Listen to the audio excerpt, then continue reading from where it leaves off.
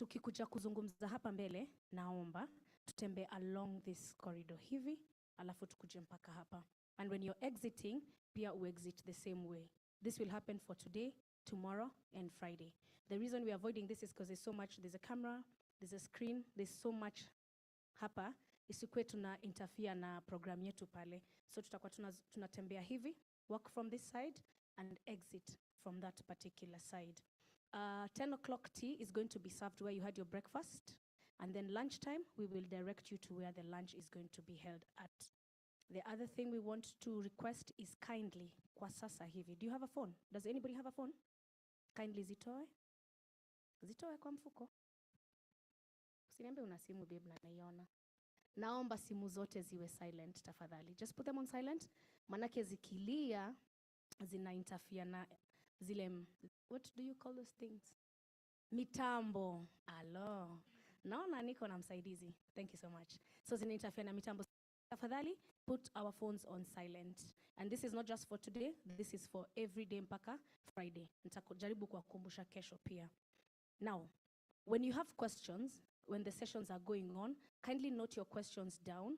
Alafu ngoja until the speaker has finished speaking. Alafu you're able to raise your questions. We'll definitely give you an opportunity to ask the particular questions.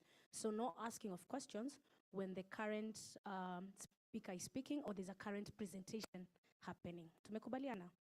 This is just for malize kuongea, alafu uweze kupresent question yako, tuweze kukupatia mic, and then you're able to be heard and you're able to be addressed properly. Now, there's media that is here that is covering the event from Stanley. I'd kindly request you to kindly talk to Olive, who's seated at the very back. Olive, wave your hand, please. That is Olive. Kindly talk to Olive before you leave. Make sure you have a chat with Olive. She'd like to talk to you. And last but not least, everybody has been given this. Cindy, it's a release form. If you haven't, kindly raise your hand. Somebody will be able to. You don't have? Anybody else? Okay, the Flown team is taking note of the persons without. Kindly make sure that you sign this na utupatie before 10 o'clock tea. Sawa sawa. Just pass it back to the Flown team. Flown team, kindly raise your hands where you're seated so that it's easy to ile meza. So when you've signed, if you can pass them to that table by 10 o'clock, these are our photo consent and release forms so that we are able to record you with your consent, take pictures of you with your consent. Sawa sawa. Do we have any questions, concerns, remarks? Yes, Lucy. Anybody else? Kuna swali lolote ambayo ungetaka kujibiwa? Yes, no, maybe, perhaps? Sawa, sawa. Chris Paul Ndongo. Okay, awesome.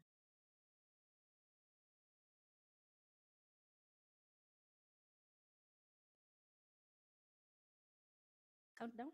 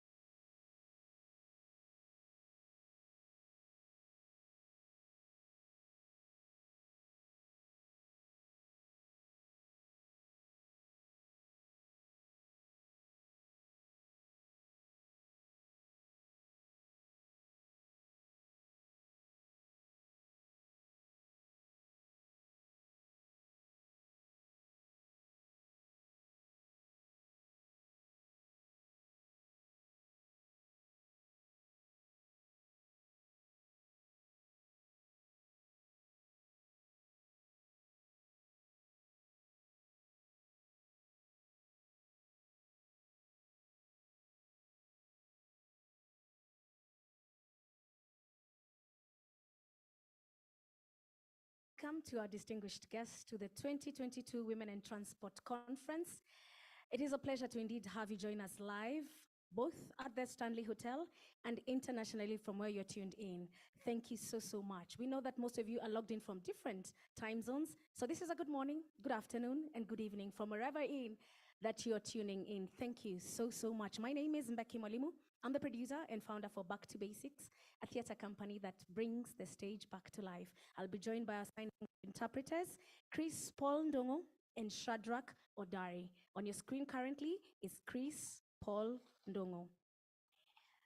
Now, this conference, being the 5th annual gathering, is organized by Flown Initiative to discuss issues pertaining to women in transport in Africa. We will be sharing a link to a survey asking you for demographic info, and this will be just to help us understand you better, understand everybody who's in attendance. So please take note that this information is not only anonymous, it is also very voluntary. So take time, kindly fill out these forms and submit to us. We're going to be streaming live from YouTube. This is the Flown Initiative YouTube page. And also you can join us on our join the conversations going on our social media handles, which is at Flown Initiative on social media. This is Instagram, Facebook, and Twitter. This year, the hashtags we're using is WTA Conference, and the other hashtag we're using is Shape the Future. I'll repeat that again. The two hashtags we're using for the Women in Transport Conference 2022 is WTA Conference and Shape the Future. Now, before I introduce our speakers for today, or rather the speakers to kickstart this conference, allow me to just note over a few things. Over the next few days, we'll be having plenary discussions and presentations from a fantastic selection of panelists. And you can find more details from this from our website, which is www.womenandtransportafrica.org. That is www.womenandtransportafrica.org. We also know that many of you may not be able to join us, will only be joining us today and tomorrow. So those who have already registered, we will give you more information on how to join and register as the conference goes along. Also, if you have any questions throughout the days or need any assistance, feel free to ask from the chat stream. We have on-time location people that will be able to facilitate your questions and hopefully guide these questions to the necessary people who will be able to answer that. Continue to follow us on Flown. This is on Twitter, Facebook, and Instagram for real-time updates. Of course, this is not possible without a lot of partners that have come on board to make this very successful. So allow me to just list the people that have made this conference very possible. We have Transformative Urban Mobility Initiative, TUMI. We have GIZ. We have FIA Foundation. We have Volvo Research and Education Foundations, VWEF. We have the World Bank. We have World Resource Institute, or WRI. We have Frederick Albert Foundation. And last but certainly not the least, Africa Women Development Fund. So thank you to our partners. We don't take this for granted. We're very happy that you're able to come on board and talk matters in relation to women and transport in Africa. Thank you so much. Or as we say in Swahili, asanteni sana. Now, without much further ado, allow me to welcome the Flown Initiative founder and Chief Executive Director, Naomi Mwaura, to tell us the origins of this convening and why it is so important to have conversations surrounding women and transport in Africa. Naomi?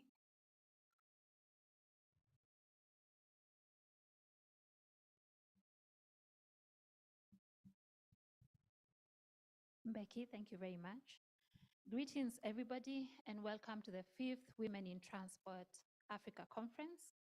My name is Naomi Mwaura, and this conference is hosted by Flown Initiative, which is a women-led charitable trust that works to design and implement interventions in public transport, conduct interventions, and also conduct research in this field, and organize inclusive dialogues and trainings that promote skill building, idea sharing, and learning to inspire new solutions to transport challenges. Allow me just to give you a brief background on Flown Initiative. And now I will call on IT to just pull up my presentation. I made a cute little presentation to go along um, with my talk.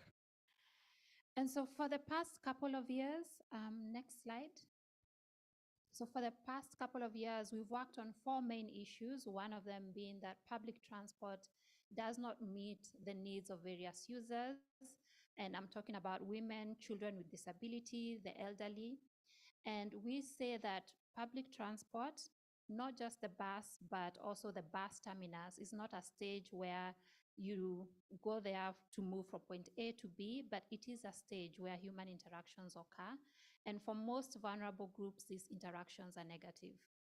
The other issue we've been working on is that public transport users are captive users. So given a choice, they would prefer to buy a personal means of mode of transport, that is a vehicle, as opposed to investing in education, business investment, medical care, and definitely savings.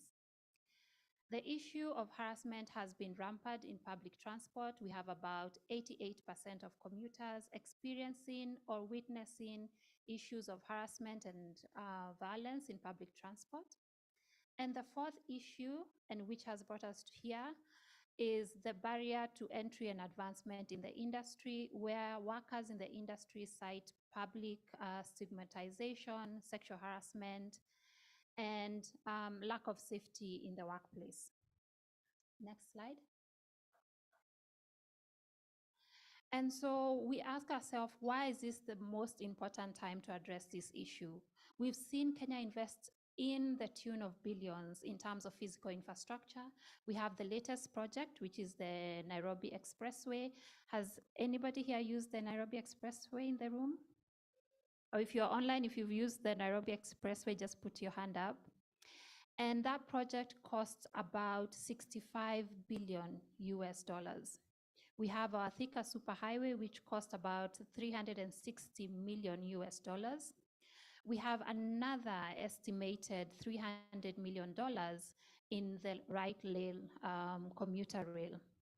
But unfortunately, there's not much investment in other aspects of road transport, and that is social governance and regulations. And so you find that with time, you will find that this physical infrastructure will increase the inequalities that are already existing in public transport systems. Next slide. And so Flown's solution is in 3 ways. One, we conduct research and generate knowledge. Our latest one being our research, which will be presented in this conference, which is a guidebook for public transport operators on how to interact and support with persons with various disabilities. Our second mandate is behavior change. And in this way, what we work with is, apologies, I think my slide is moving a bit. Advocating for behavior change, which is our second mandate, where we look at providing trainings to key stakeholders, and that is government officials, public transport organizations, and operators. Lastly, we have our movement building mandate, where we have established women in transport chapters in Nairobi, Mombasa, and Machakos. And based on these mandates, we have a couple of programs. We have Usalama wa Umma, which means public safety program, where we provide both personal and professional development trainings, as I mentioned, to government agencies, public transport companies, or in Kenya, what we call SACCOs and operators. We have a Women in Transport program that seeks to attract, retain, and advance women professionals in the industry.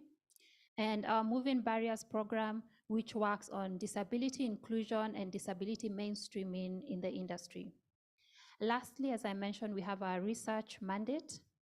And another research that we've worked on is accessibility of public transport for women with disability and the elderly. Next slide. And so one of the key questions we always get is, what does Flown mean? So Flown was started by myself and 3 of my girlfriends in university. And we were commuting to and from university, and the issue of harassment just kept creeping up in our conversations. And at that time, we decided to implement a couple of interventions in university, one of them including self-defense training. And eventually we realized that we were interested in this field. And the fact that I came from a family that ran matatus also further solidated the idea. And so in 2013, we decided to form the organization. And Flown Initiative is actually a combination of my parents' names, who are Florence and Nehemiah. Next slide. And so since 2013, we've had a couple of milestones. One of them, as I mentioned, the Usalama wa Umma program, which was established in 2013, and we moved around the country in Kenya in various hotspots. So what we did, we designed a crowd mapping platform that we called Report It, Stop It, and this Report It, Stop It platform enabled us to identify hotspots around the country. So with this program, we were able to move in various cities and towns, one of them including Nyeri, Nakuru, Githurai 45, 44, Bungoma, and Kisumu. And then back in 2016, 2017, we launched our Women in Transport program, which, as I mentioned, worked to retain, attract, and advance women professionals in the industry. Next slide. And so with the Usalama wa Umma, we've been able to conduct training to over 2,000 public transport operators, not just in Kenya, but also in Uganda. We have our Women in Transport Africa conference, which is why we are here today, which is now on its 5th year and has brought about 700 participants from over 35 countries. For our Women in Transport program, as I mentioned, we have 3 chapters, our latest one being the Machakos County chapter. And in research, I already mentioned some of the 2022 research that we've already published. Next slide. And so our target audience are in 4 ways. We have vulnerable groups who we consider women commuters, professionals, persons with disability, and the latest one has been the elderly, and we'd like to expand to look at women. Look at women as caregivers and also children. And then the next group is practitioners who are public transport organizations, operators, and women professionals in the industry. Policymakers, we've worked with county government and government agencies. The latest project has been working with Machakos County to develop the Machakos County Public Transport Sexual Harassment Policy that has been adopted and approved. Lastly, we work with researchers to generate and bridge the data gap. Next slide. And I know for many, many years, I've been the face of Flown Initiative, but there are other colleagues I have and who will also present. We have Lucy, who's our program officer, Janet, who's our program intern, Robert, Regina, and Oliver Seno. Next slide. And so part of our partners who have enabled us to do the work we've been able to successfully implement over the years is that we are part of a very strong transport network, the Socially Just Public Transport Working Group, which is hosted by the Frederick Elbert Foundation, and also another working group by the African Union, which is the African Union Women in Infrastructure Network. We partner with academic institutions, one of them including the Kenya Bus Driving School. Government agencies, as I mentioned, our recent project has been with Machakos County government.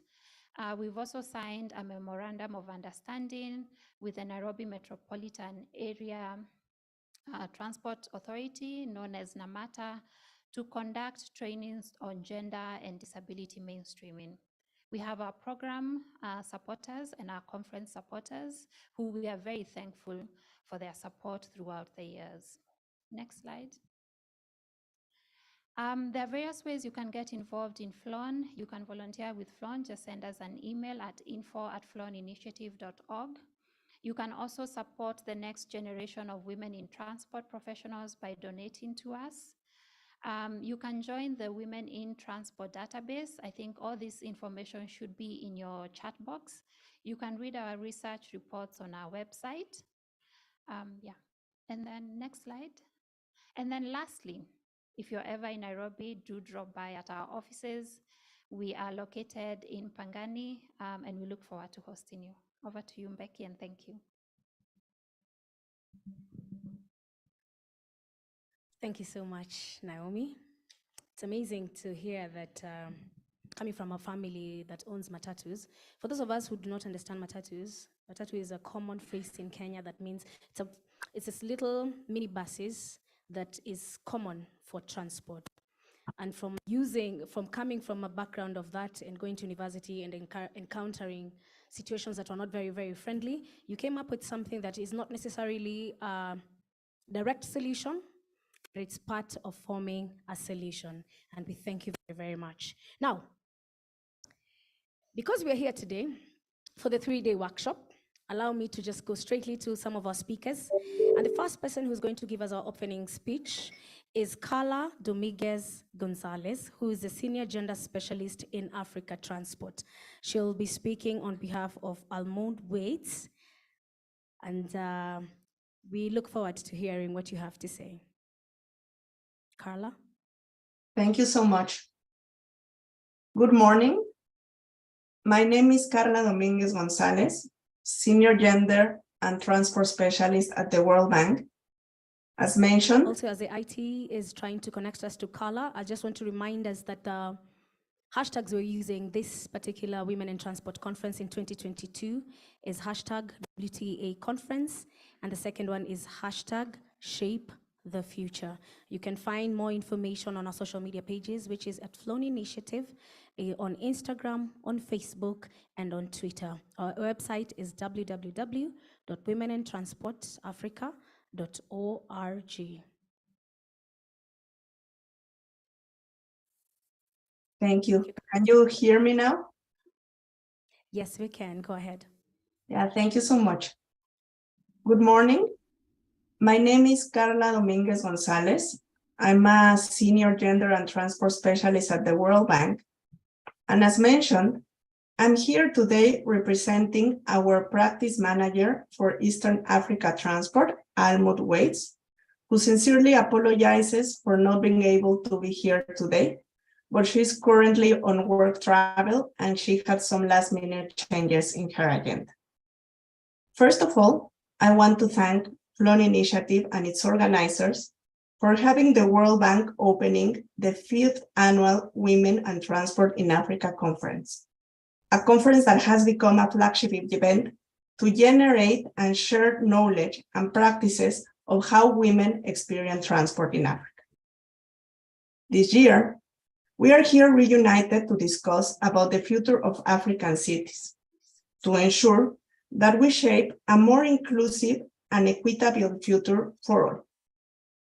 It is crucial that while we are working towards the future of the cities we want, that we plan for transport systems that work for everyone. And for this to happen, we need to bring women and girls at the front of the planning, design, implementation, and monitoring and evaluation of our transport interventions. Today, we are facing a challenge as a global community.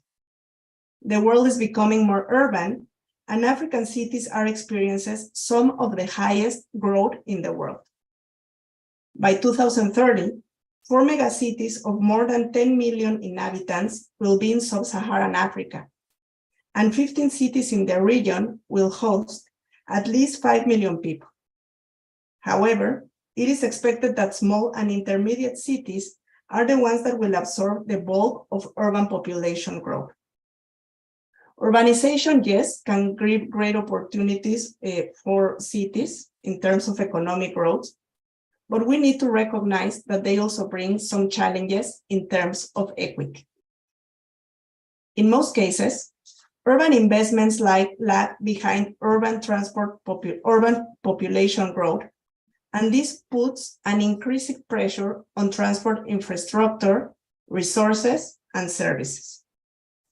Moreover, the urbanization of some African cities is happening by developing small and disconnected fragments and with limited transport infrastructure, which is further disconnecting cities.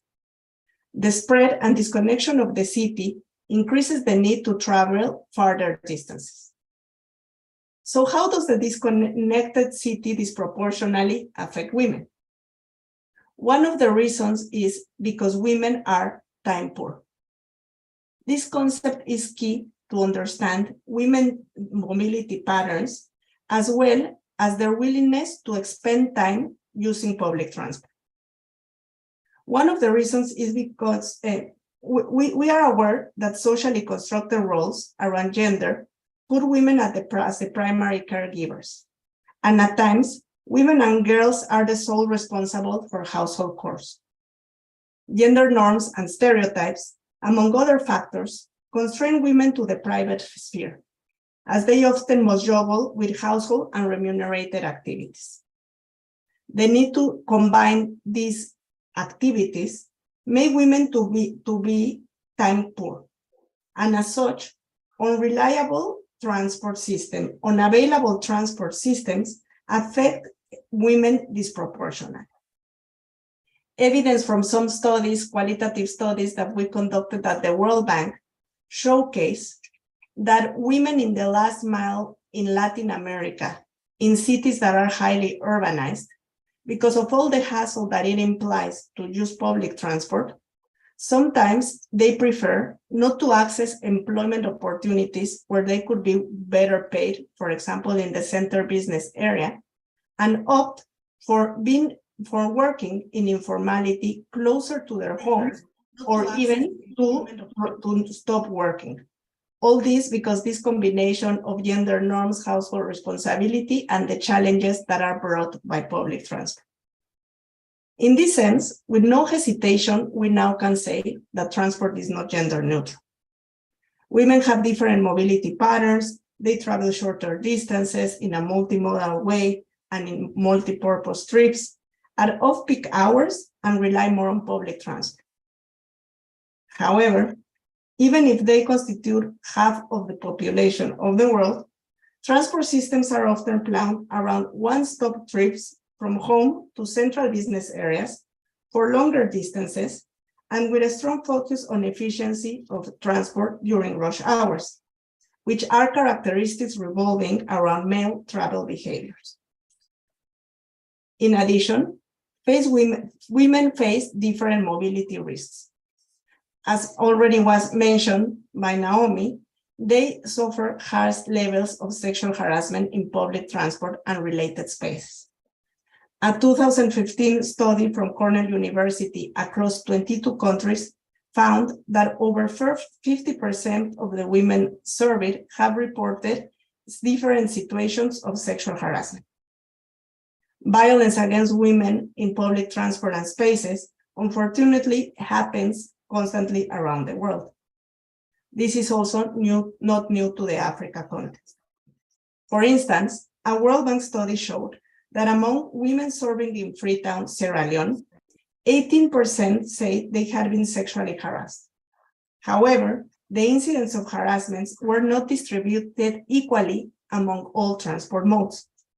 Minibuses had the most reported incidents, with 28% of women users. This contrasts with only 4% of women traveling by formal buses reporting sexual harassment. This data shows how women are disproportionately being affected by unregulated transport system. But unfortunately, in many occasions, these are their only mobility options. Violence against women and girls in public transport is not a minor issue in terms of women's rights, but also for development purposes, and it can constrain their access to economic opportunities. A study from the International Labour Organization reveals that limited access to and safety of transportation is estimated to be the greatest obstacle to women's participation in the labor market in developing countries, reducing their participation probability by 16.5 percentage points. Knowing this, it raised an eyebrow that 177 economies around the world do not prohibit sexual harassment in public spaces. Creating and implementing mobility solutions of today and tomorrow requires that we understand and address the needs and risks of a diverse society, putting special attention to the priorities of women and girls to achieve maximum economic gains, and for this purpose, more data and analysis is needed. At the World Bank, in order to generate evidence-based policy decisions, we keep documenting how women around the world are disproportionately affected by mobility barriers related to availability, acceptability, safety and security of transport, but also, as mentioned, gender norms. We look at how they travel, where they travel, and also why they are not traveling. We have developed key analytical pieces that aim to close the knowledge gaps on gender and mobility in key areas. Our work encompasses, for instance, a systematic literature review on what works and what doesn't to bring gender consideration into transport, an analysis of mobility barriers that low-income women face in the last mile in Latin America and in rural Africa, where we'll also put some focus on non-motorized transport. We also have carried several studies of the barriers that women face in the transport sector in cities in Africa and Europe around all the career cycle in the recruitment, retention, and promotion.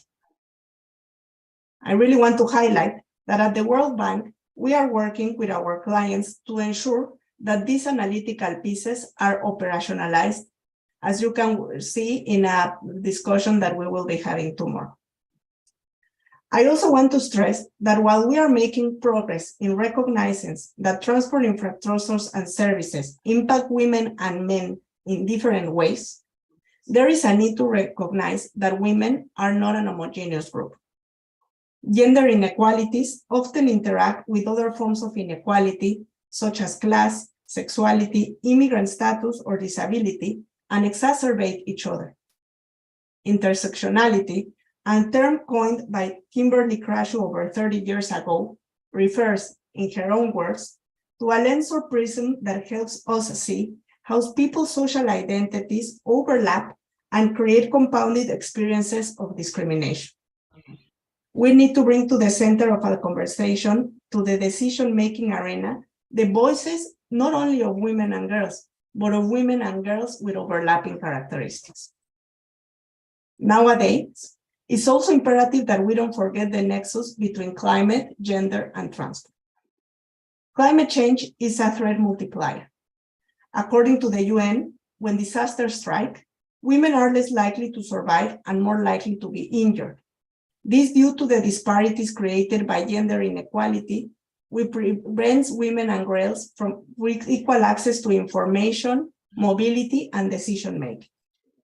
Another World Bank study conducted in Freetown and Kumasi revealed that while in general, more people in low-income areas consider they suffer a great negative impact due to floods, approximately 40 to 50% of women in low-income areas consider their lives were impacted a great deal compared to 20 to 26% of females living in higher income areas and which are more resilient to floods.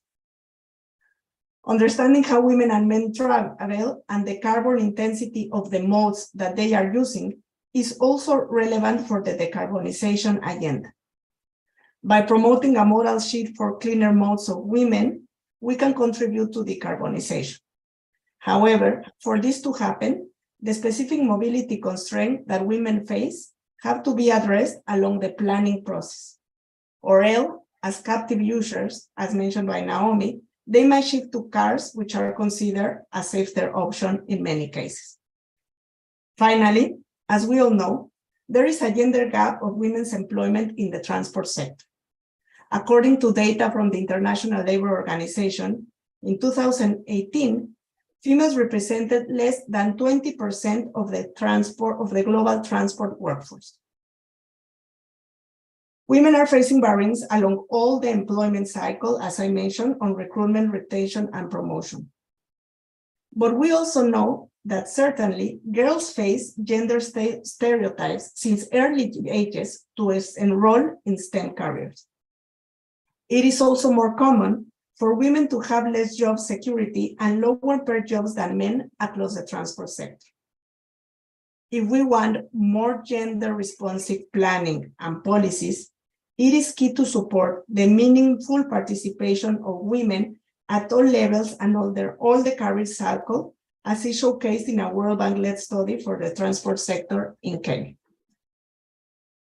Given this panorama, what are we doing about all these issues? From the World Bank Transport, we are working on key areas, including, but not limited to, first, improving gender data collection. While we recognize that collecting and disaggregating data by sex is a major step, we are going beyond. We are improving our data collection instruments to ensure that methodologically and in terms of content, they are sound to the high-end standards to ensure that that data collection has high quality and that for example, as we were mentioning, the challenges that women with overlapping characteristic face are also revealed in these studies. We are also taking advantage of technology and big data to capture the mobility patterns of different groups. We are also conducting qualitative research to bring on board the voices of women with different characteristics. Our projects include meaningful consultations at several stages of the project planning, design, and implementation, and we target specific groups such as women, girls, but also people with disability, the elders, to take into consideration the needs into the transport planning and operational design.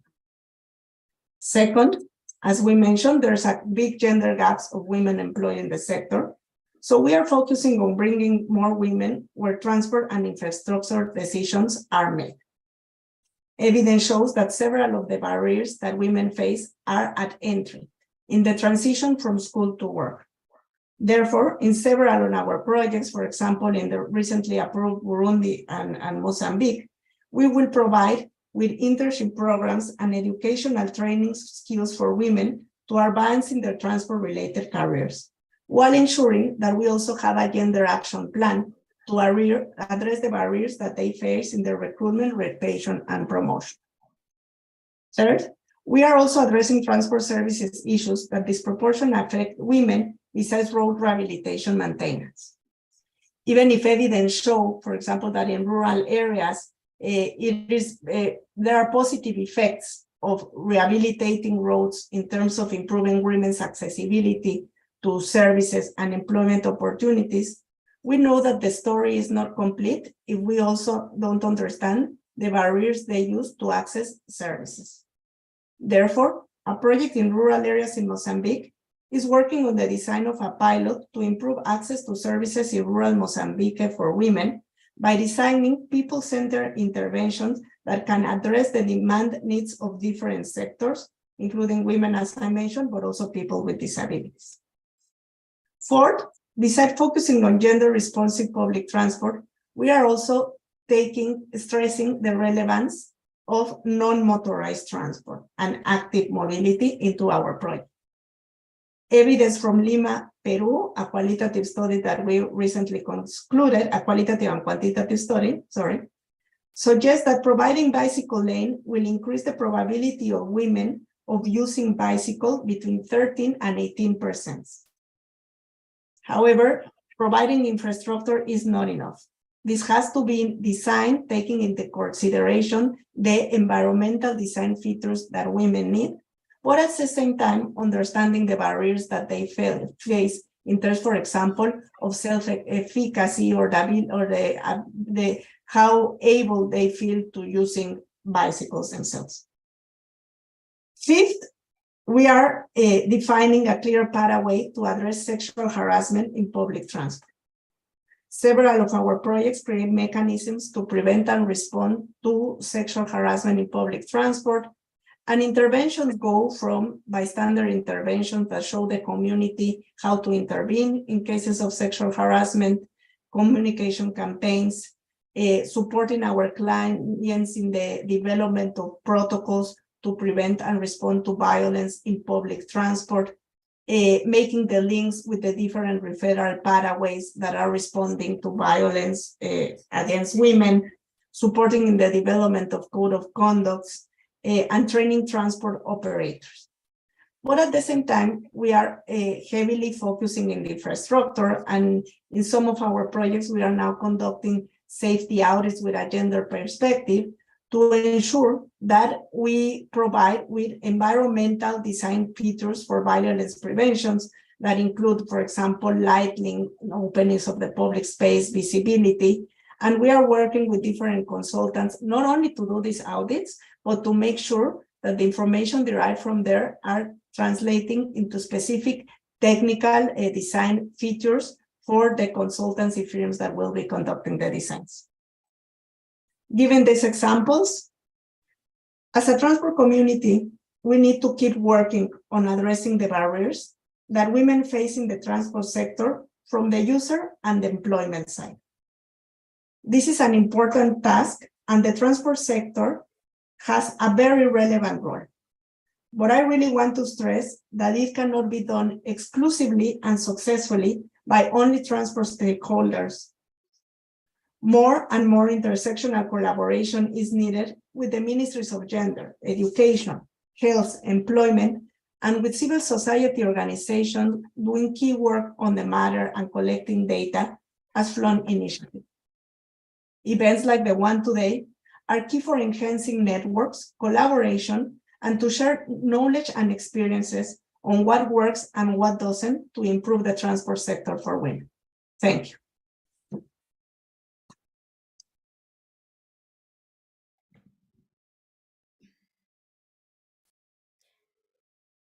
Thank you very much, Carla. Carla is a senior gender specialist to Africa Transport from World Bank. Our next keynote speaker is going to be Margarita Martinez Diaz from the University of Catalonia. Yes. Good morning. We're trying to get, can you hear me? Yes. Rita? Yes. And you me? Yes, we can. Thank you Okay. very much for joining us. Take it away.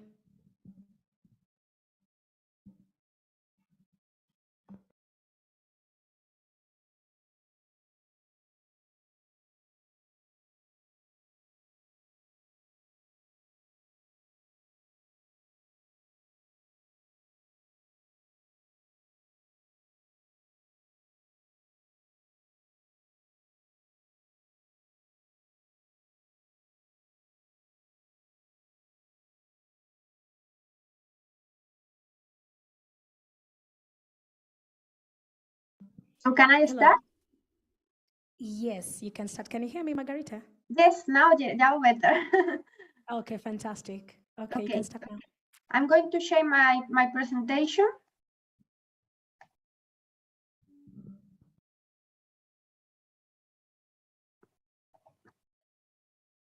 One moment.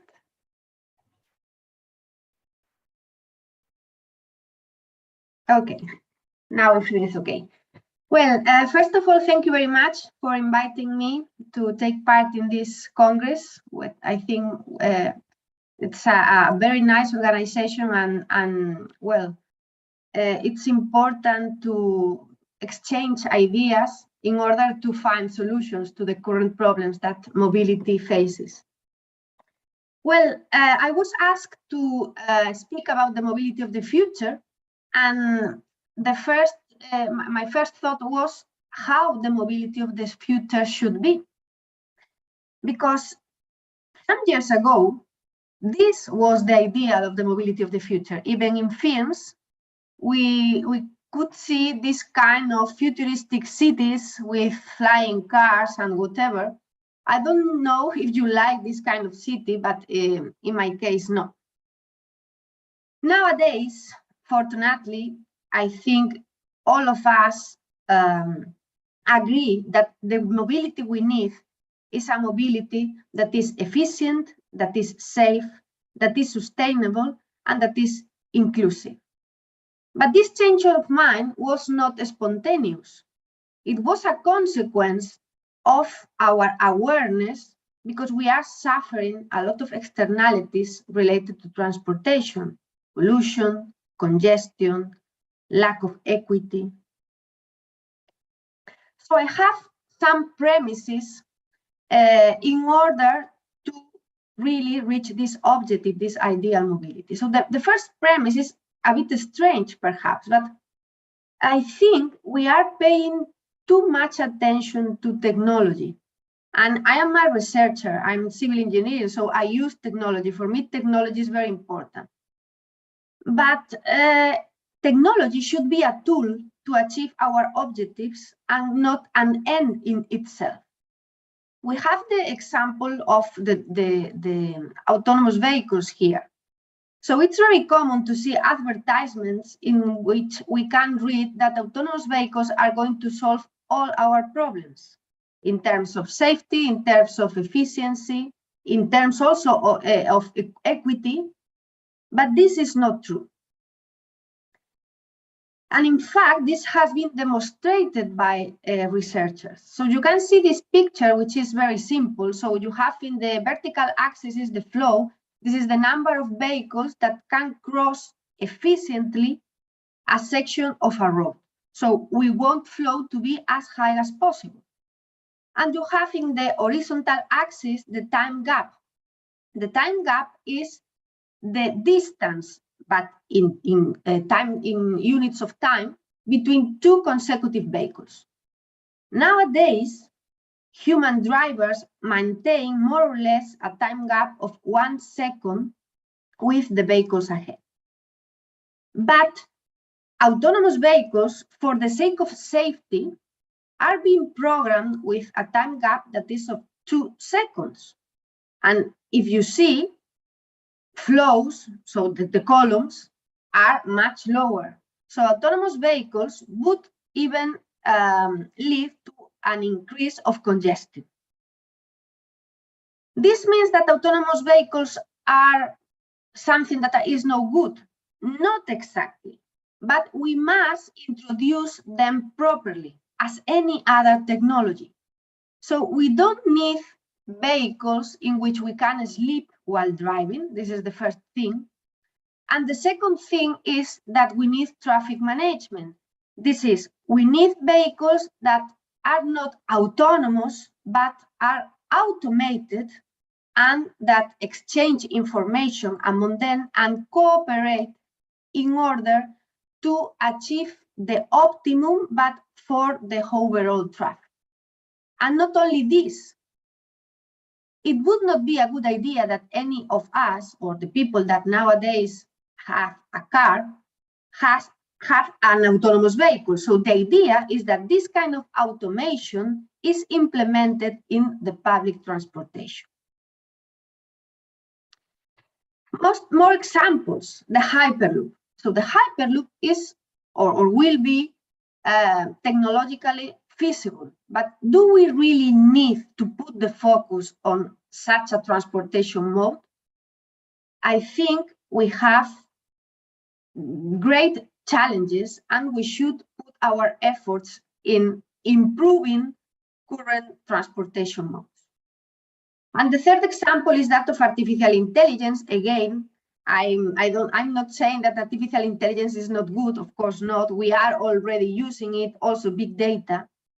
But there is like a trend and artificial intelligence can do everything. And this is not true. I think all of us know the cases of the human resources departments in some companies that use artificial intelligence algorithms. And the result was that only white men in the middle age were chosen as candidates for a job. So we must use artificial intelligence, but we must control it and we must combine artificial intelligence with the basic theories and models of transportation engineering. So the second premise is that mobility must be people-oriented, because most of our trips are done because we need to access an activity. So it is possible also that we move only because we want to move. We want to go for a walk. But most of our trips have another goal. Access the hospital, access the supermarket, access our work, access the school. So mobility should be a right. And at the moment, there is no equity. We have more or less, depending on the scenario, but we have more or less the same offer. But this is not how we must proceed, because each of us have different needs. So we need a different offer. One particular example that was already commented before is the gender perspective in transportation. Really, we have these different mobility patterns. We have also a different perception of safety. We have also these problems of harassment. And these problems must be solved, so it's key. And these kind of problems are not only, do not happen only in Africa or in Latin America. Here on the right part, you can see a slide of a survey that one of my students launched some months ago. And as you can see, most of the women responded said that they have suffered a kind of harassment in the public transportation in Barcelona. So first, not all this harassment was very severe. So I think even no nice comments are included in this number. But anyway, why should women suffer even from bad comments? And second, it's possible that most of the people that wanted to participate in the survey have suffered harassment, and that's why the numbers are, or this first number is so high. But if we look at the second number, and we see that most of the respondents said that they have suffered or seen harassment more than once per month, this is clear, indicating us that we have a problem also in Europe. Of course, women are a very important target group, but we also need to respond, to answer to the needs of people with different ages, people with different physical conditions, people that live not only in city centers, but also in rural areas or more isolated areas. One famous case of the inequity in the transportation sector was that of the dummies, these kind of puppies that are used to test the safety systems in cars, because until some years they had only one shape, again the shape of a man in the middle age. Nowadays this problem is solved, but this is a clear example of how important is to pay attention and to take into account the diversity of users.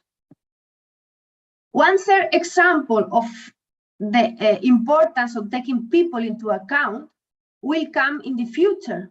This picture that you can see there is the famous trolley problem.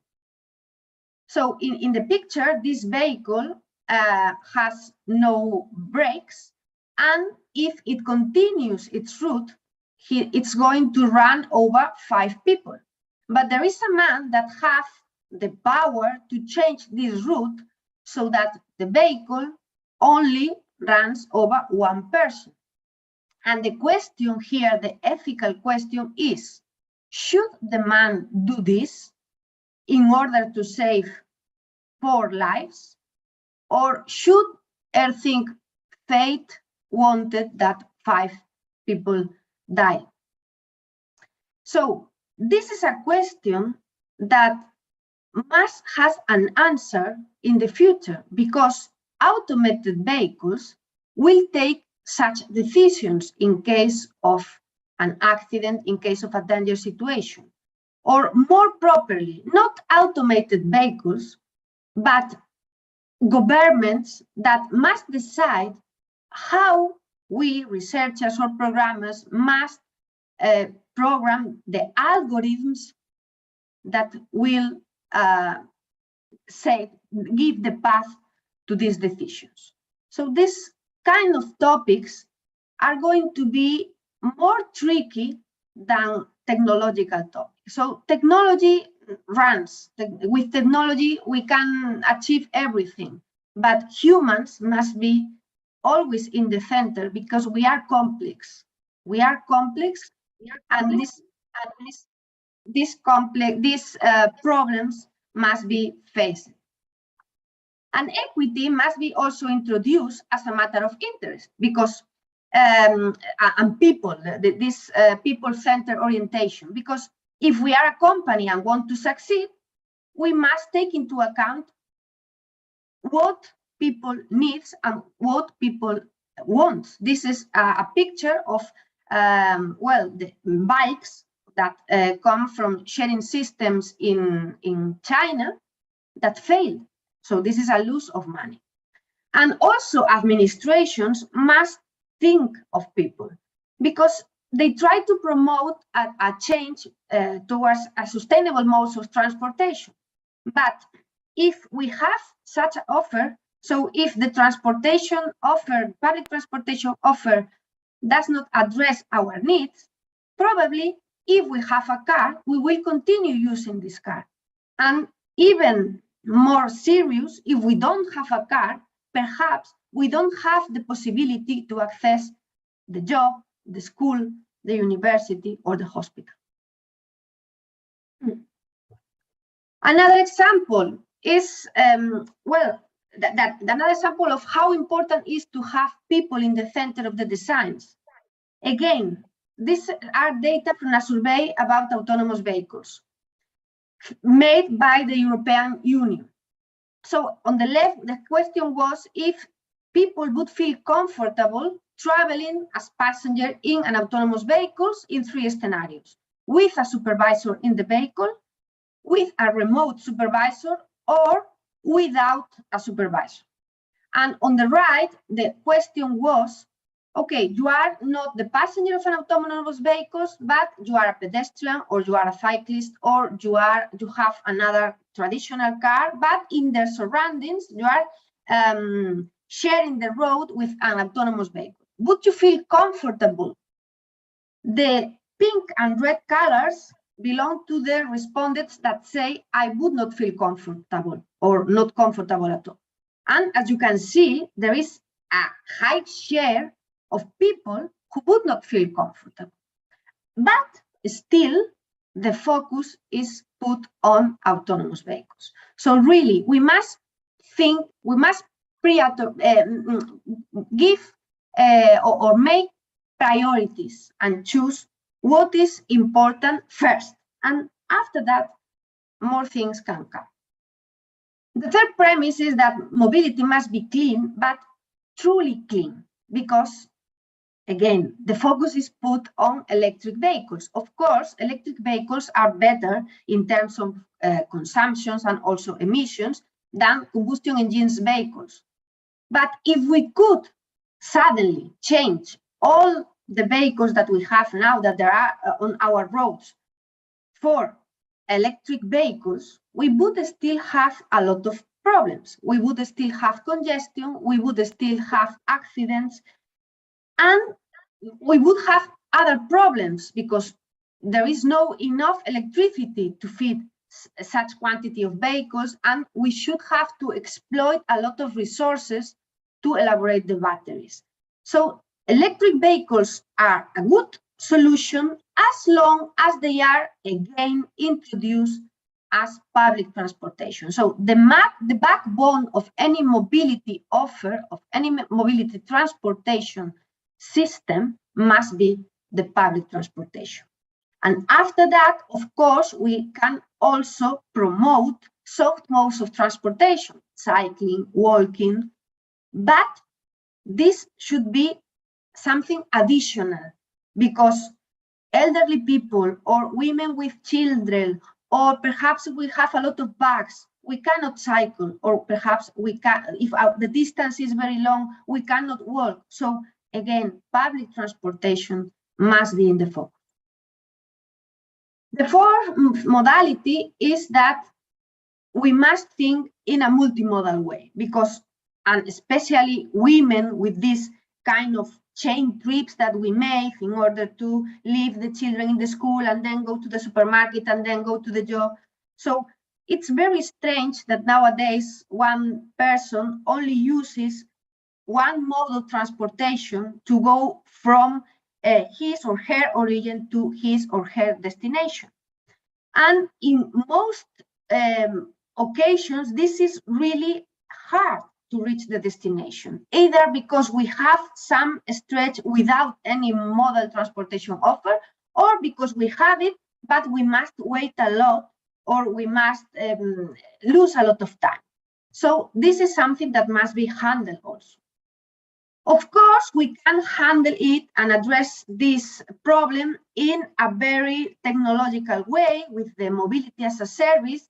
As you know, this idea of mobility as a service is that we would have only one provider. We could even have an app in our phone. We could even pay a flat rate per month, and we would be able to choose each day between a lot of transportation modes, and we would receive like a suggestion in order to do our trip, multimodal trip, but seamless, without waits. Of course, this is very nice, and this is technologically possible. But should we wait till this is possible, until this is implemented in every country? I think not. I think nowadays it's also possible to coordinate the different transportation stakeholders in order to make multimodality easy with the tools and with the transportation modes we have. And then when we have this, and we have more time and more possibilities and more money, because money is also necessary, then we can go and try to reach this perfect solution. The fifth premise, and the last one, is that if we have different tools, we have different scenarios, people is more awareness of how important mobility is, we should do different things, because to some point we are doing the same things as before. So as with electric vehicles, okay, I change one vehicle for another vehicle. This is not the option. And I have here some examples. So the first one is traffic management, because even when we try to promote a modal shift, we will always have cars and buses in our roads. So we should try to manage this traffic so that we have no congestion. And we can do this in two different ways. Imposing static traffic management strategies, this means we have some measure, and this measure is always like this. Or using the technology that we already have, and there are even cheap technologies, in order to, in real time, control how is the situation of the traffic, and then process this information and take the decisions in real time that are the better to solve the current situation. I have in the pictures two clear examples. So we have in the left two lanes that are for public transportations or vehicles with a high number of passengers, which is good. This is a good measure, because we are trying to promote the use of public transportation, or if we use private cars, at least these private cars should have more than one passenger. So this is good. But what happens if in the other lanes there is a lot of congestion or perhaps an accident? We cannot take advantage of these lanes to solve this particular problem. If we have the situation on the right, in which we have a panel that in real time shows a message and gives an advice or a suggestion or sometimes an order, in this case, it is saying these lanes are only for vehicles with more than 3 passengers, and this is amazing. But if there is any problem, these lanes could be also used for other purposes, also for emergency vehicles or whatever. So this is not so difficult to do, and we must change our mind and try to implement this kind of measures. And last examples for those of the car following models. So I'm not going to go in depth into this, but these are like very basic models in traffic engineering, because they try to mimic how consecutive vehicles or consecutive drivers behave. These models were designed or defined a lot of years ago, and of course they were defined thinking in a human as a driver. And nowadays that we have automation, which is not the same as autonomous vehicles, but we have automation in the cars, in the buses. So there are systems that can help the driver. We are using more or less the same car following models, only changing some parameters or some default values. So my thought, and that of my research group, is that we should start from scratch because we have a different situation. Also, when we are trying to, this is something that for the administrations is very important. So we have a lot of people that want to go from A to B. Okay, so administrations and researchers and also companies analyze which specific transportation modes they are going to use to go from A to B. So, and perhaps 30% are going to use the private car, 20% are going to use the public transportation. So these numbers come from other types of models that are discrete choice models.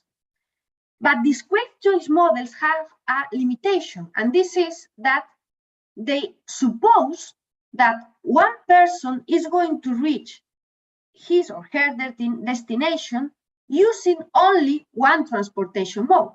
And as we have seen before, this is not the case usually, because, for example, people that live in rural areas and work in the city center, they must use different transportation modes. This change trips, this multimodality I have spoken before. And there are new models, but they are not being used, this agent-based model. So this is the last premise. So we have new tools that are easy, that are not very expensive, that require some technology, but not the most advanced technology, but still we do the same things as before. So as a conclusion of my speech, we must, of course, take advantage of technology, but much more important is to have people in the center of any policy, of any strategy, of any design. And in order of this to be possible, we need diverse teams. We need diverse teams in the design process and also in the decision-making process. Of course, teams with women, with men, but also teams with people coming from having different backgrounds and different interests. People from the administrations, companies, users, researchers, because all of us, even if we want to do our best, we have some ideas in mind. So the best solutions can only be found if we combine these ideas, if we exchange these ideas, and we agree in good and nice decisions. So thank you very much. That was my presentation. Thank you.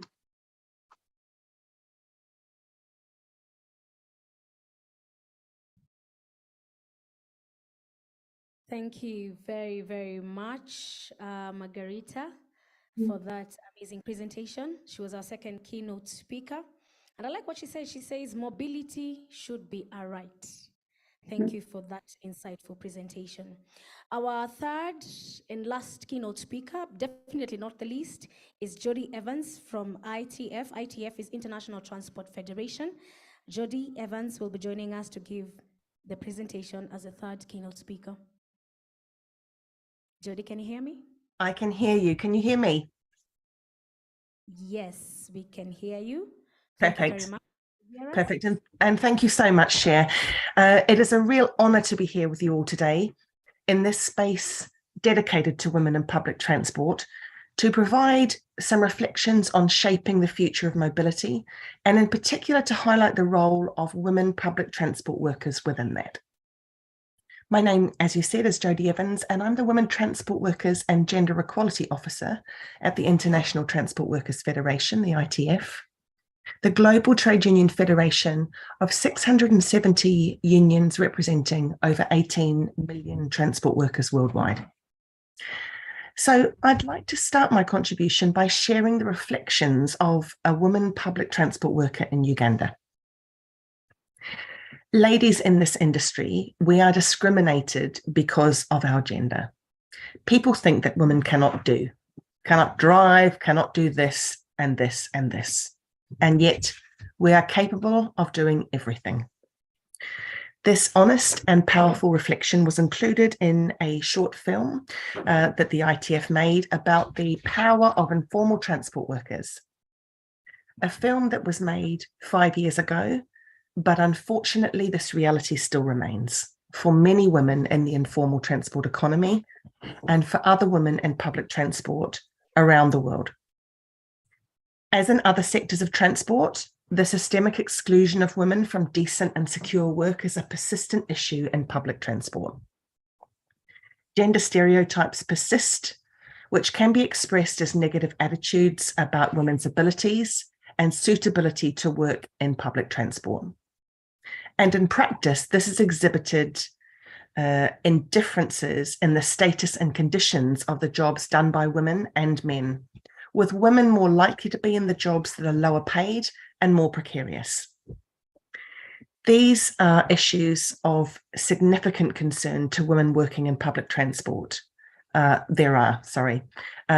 as a lack of maternity rights, long working hours, poorly designed vehicles and uniforms, wage inequality, exposure to violence and sexual harassment, and inadequate facilities, including safe access to decent sanitation facilities.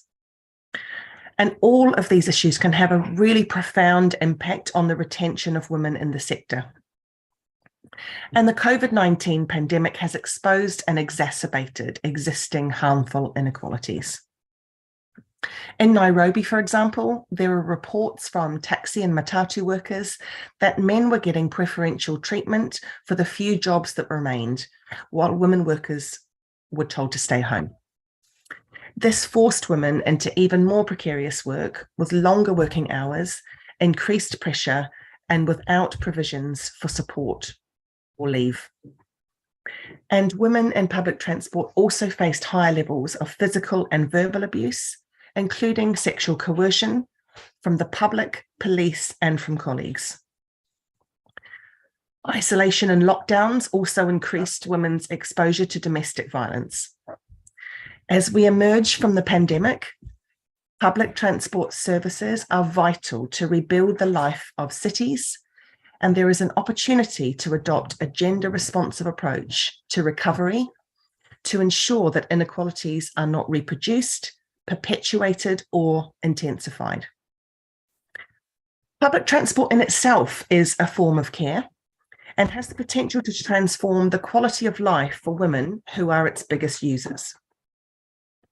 The expansion of public transport is vital to provide women with safe, affordable, equal access to their place of work and engagement with a wide range of rights, including the right to work and rights at work, the right to education, the right to healthcare, and the right to political participation.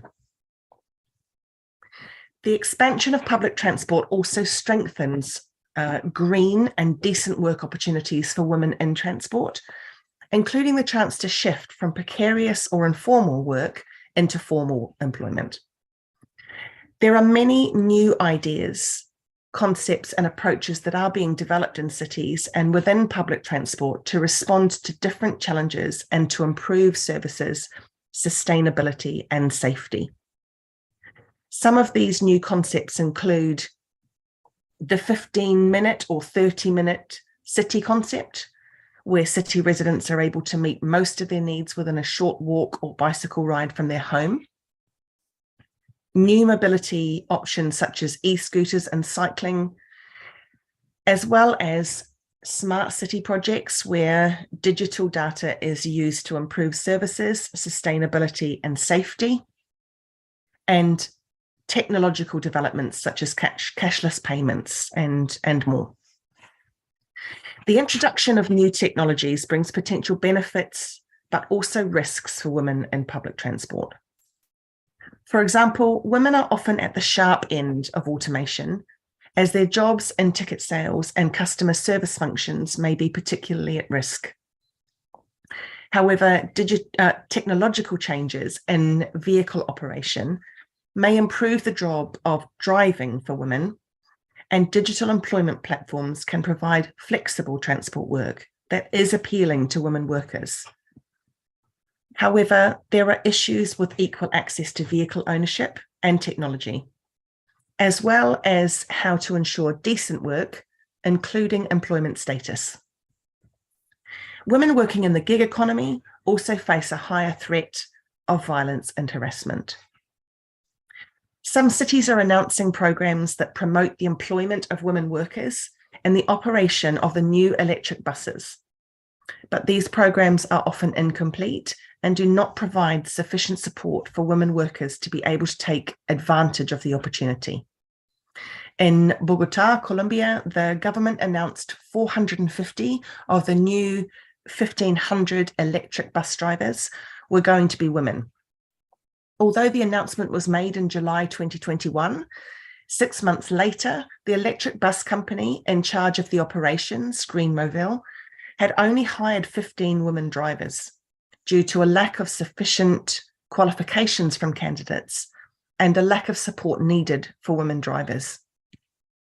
Many of these new ideas and developments will shape urban life for workers and citizens for decades to come. Women's needs in as public transport users are often prioritised over the needs of women as public transport workers. However, the two aspects are interconnected and can be mutually beneficial, and so women public transport workers should not be forgotten. And public transport can only be gender responsive if there are women employed in the industry at every level.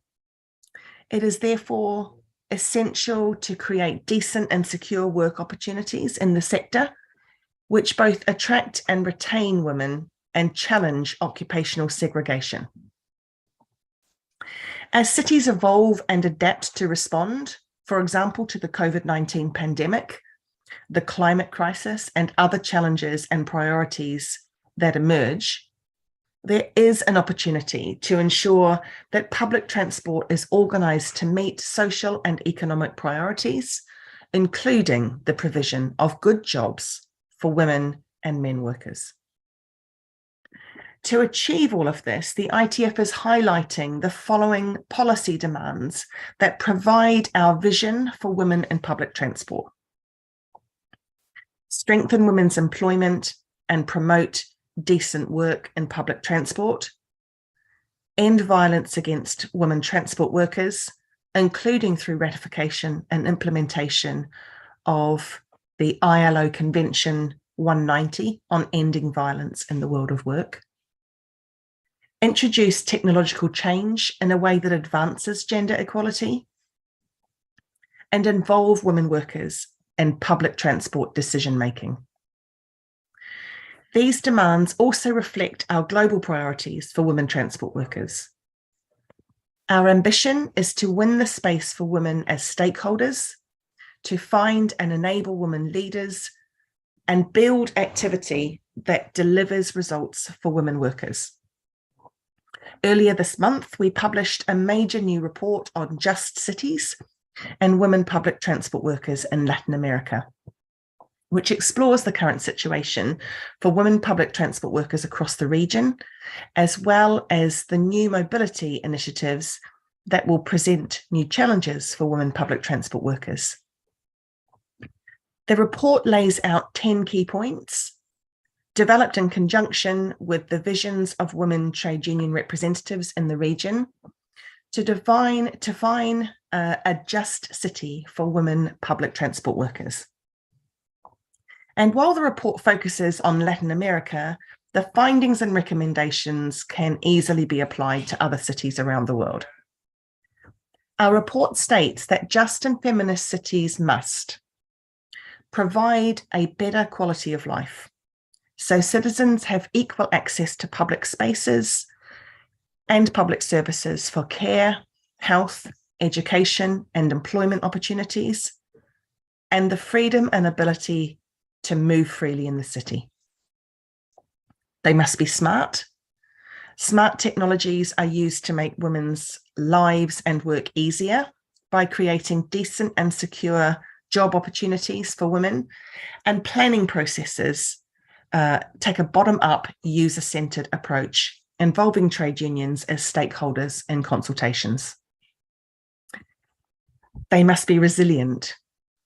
There are positive adjustments towards sustainability and transport policies that support operators and workers in rapid change and adaptability. They must be sustainable. Climate policies that improve and expand public transport are promoted, including public transport powered by clean energy and technology. Just and feminist cities must be inclusive. Policymaking and financing starts from the embodied experiences of different population groups, and the intersectional approach is applied that is responsive to the diversity of needs and inequalities emerging from gender, age, race, ethnicity, or ability. They must be creative. Alternative urban futures and spaces are imagined and created with the active involvement and participation of transport workers, unions, and marginalised groups in the transformation of our cities. They must be safe. All citizens can live and work in the city, and public transport is a space free of violence, harassment, or abuse. They must be equal. Dignified, equal, and inclusive opportunities are provided for women workers. Women's voices are heard, and women's rights are respected in social dialogue, negotiation, and consultation, and women are involved in shaping public transport policy. They must be caring. Networks of care and support are provided in the workplace and beyond. And they need to encourage activism as a fundamental part of societal change. Efforts to better engage and represent women in decision-making about public transport is fundamental, and there should be gender impact assessments using gender disaggregated data, gender responsive planning, gender responsive investment, and proactive policy interventions. Labour impact assessments that include gender and the use of gender disaggregated data are really vital to help to better understand the economic and social impacts of public transport projects, the specific impacts for women, and to identify how policies can be developed to meet the needs of transport workers, ensuring that equality issues are addressed. The ITF has commissioned labour impact assessments, including gendered impacts, in Nairobi in 2019, Dakar in 2020, and Abidjan in 2022, to look at the potential impact of the introduction of new bus rapid transit systems on informal transport workers' livelihoods and working conditions. The assessments present recommendations for the introduction of BRT, outlining practical steps for a just transition from informal to formal employment in transport. Visibility is given to the experiences and work of women, and recommendations include steps related to women's employment and gender equity and addressing gender-based violence. This is what we're doing in the transport workforce, but for it to be effective, there will need to be joint leadership, commitment, and action from all stakeholders in the sector. In particular, these measures must be negotiated with trade unions, by employers and political decision makers. Public transport is at the heart of sustainable cities, and there is no sustainable future without gender equality at its heart, because this is our world too. Thank you.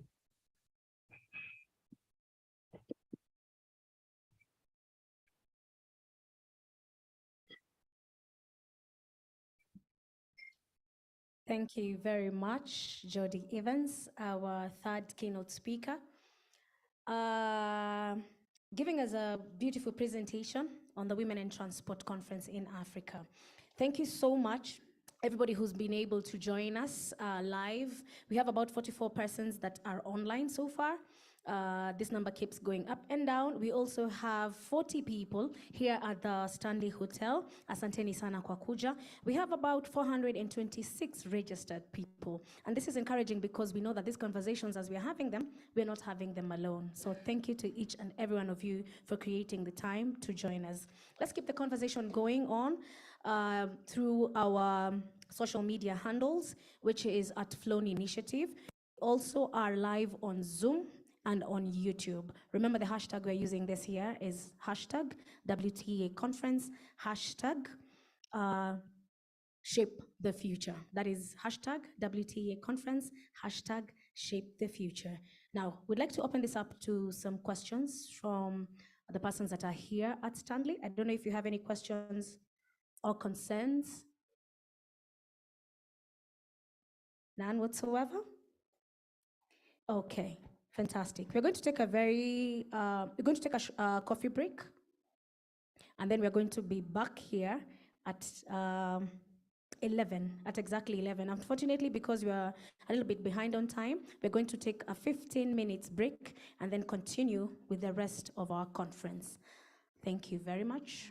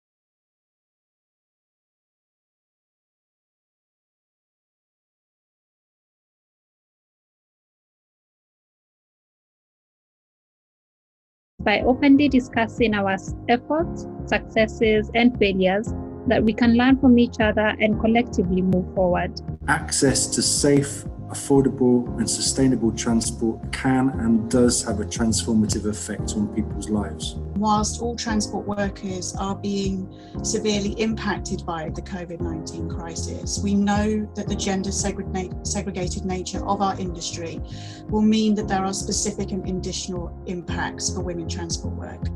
Because of the COVID-19, we now have the occupation health and safety committees in place in our various organizations.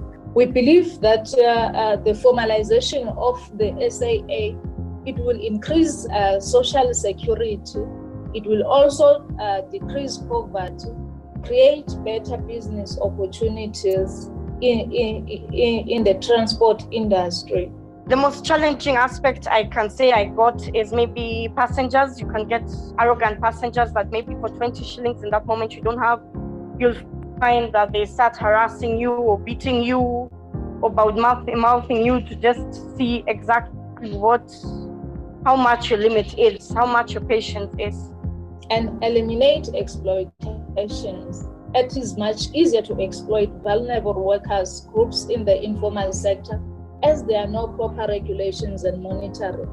And the process must take account of specific needs of transport workers, such as menstruation, pregnancy, disability, menopause, and pre-existing health conditions. Whether we like it or not, from a planning perspective, we have to have a proper understanding and review of laws and policies before engaging in projects, okay, and also plans that the public sector has. It's so important to do research with the people on the ground. So we dealt mostly with the people in the offices in the big city, and obviously they would say yes and think that this project is going to change everyone's lives. Don't overpromise, and don't overpromise local communities. Don't give them hope that we're going to come and we will build this and that and whatever, and you're really not 100% sure that you're going to engage, get to that level. There were not so many women doing this job, but I have seen many, many more women join and starting to have a mentality of their own, not to wait for their man to provide or not to rely on anyone. The world we have today, most women are the breadwinners of their family. So we need the support of everyone, the government, the employers, the union, the international organizations. So it's imperative that the global narrative and response does not exclude women transport workers, as can so often be the case.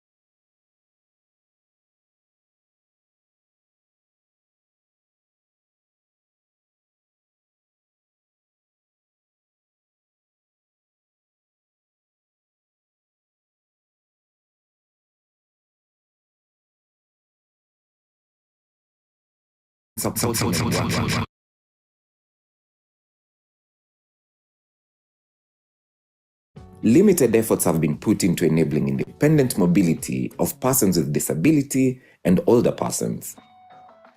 Our aim is to continue this dialogue with your help and empower other stakeholders to promote disability-friendly public transport and associated spaces.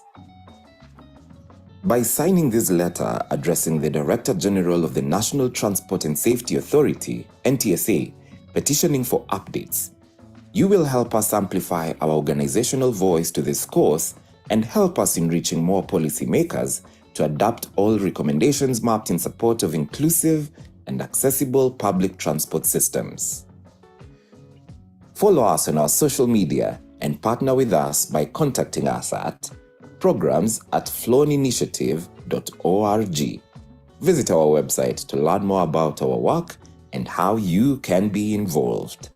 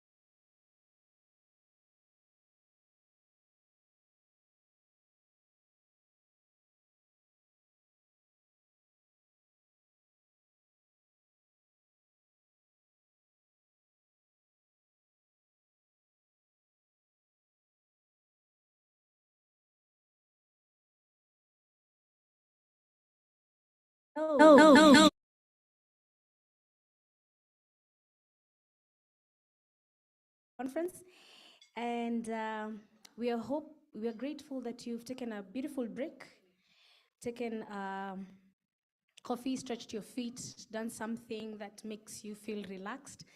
And allow me to introduce the next session, which is presentation of conference themes. And this is going to be led by the Flown CEO, Naomi Mwaura. Naomi?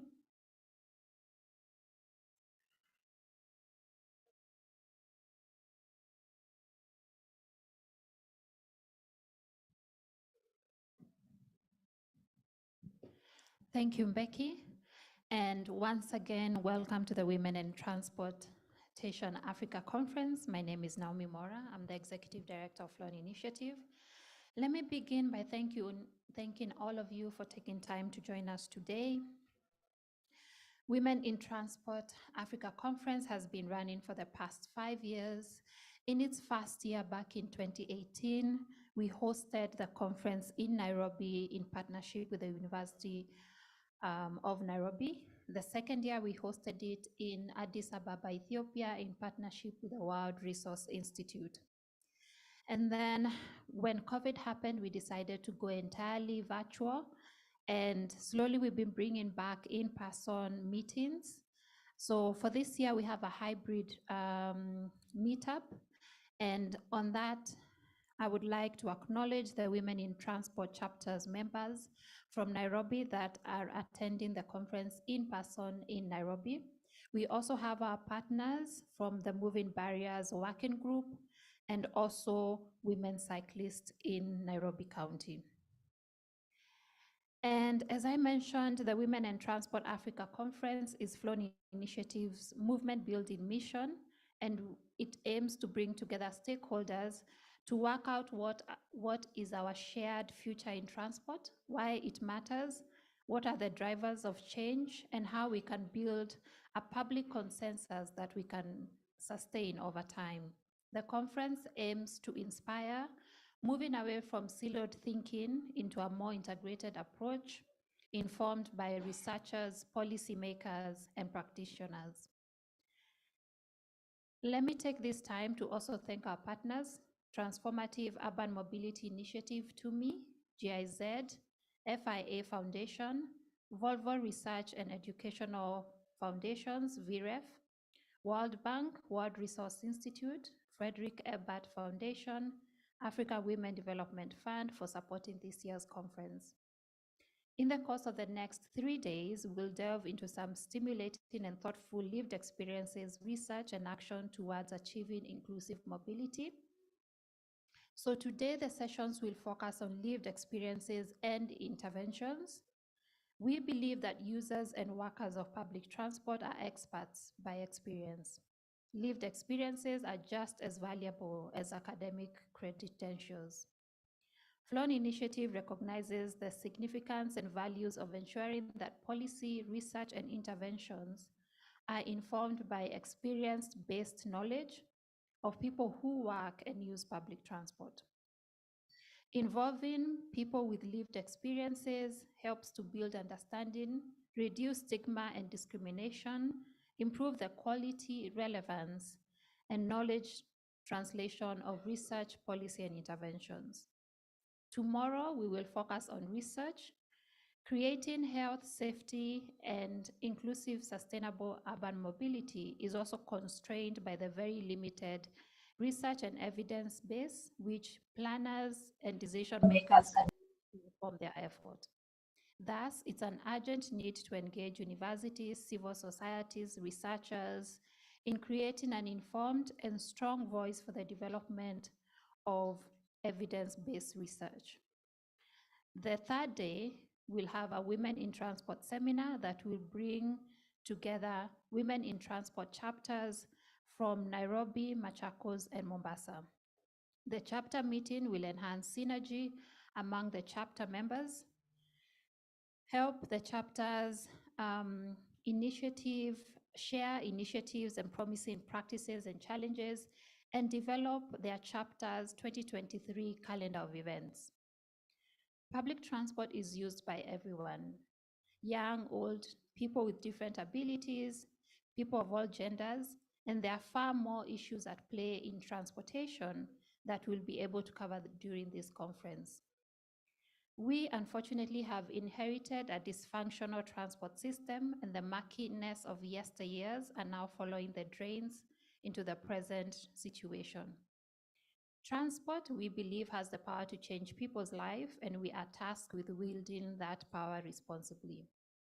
So what happens every year during the conference is transformational, and a diverse and talented set of people spend 3 days in deep conversation, getting insights and innovations, finding ways to collaborate, and clarifying our path forward together.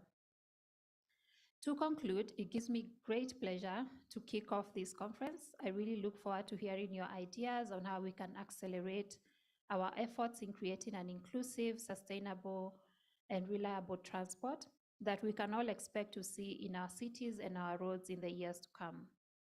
I am confident that we will leave here with a greater sense of what we must do to accelerate our efforts, and also a renewed sense of purpose. As Flown, we like to say that our work are love notes to the East African community, and we ask you to continue supporting us as we write these love notes. Once again, thank you for making time to join us.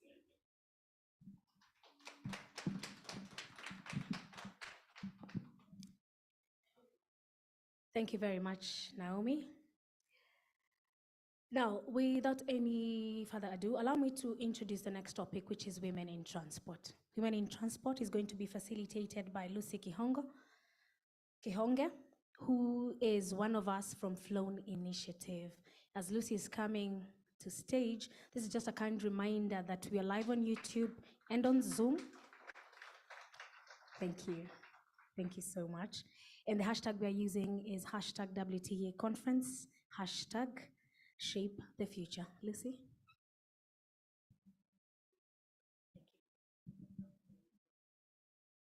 Thank you so much, Mbeki. Greetings and welcome from wherever you're joining us from. It is with great honor to welcome you to this session. I am excited to be making this presentation on lived experiences among women in transport. Also joining me on location is Elizabeth Njoki Kinuthia, who is a woman in transport from Nairobi, Kenya. Virtually, I'm joined by Jacqueline Danu Mauta, County Director, Public Transport and Safety from Machakos County, Kenya.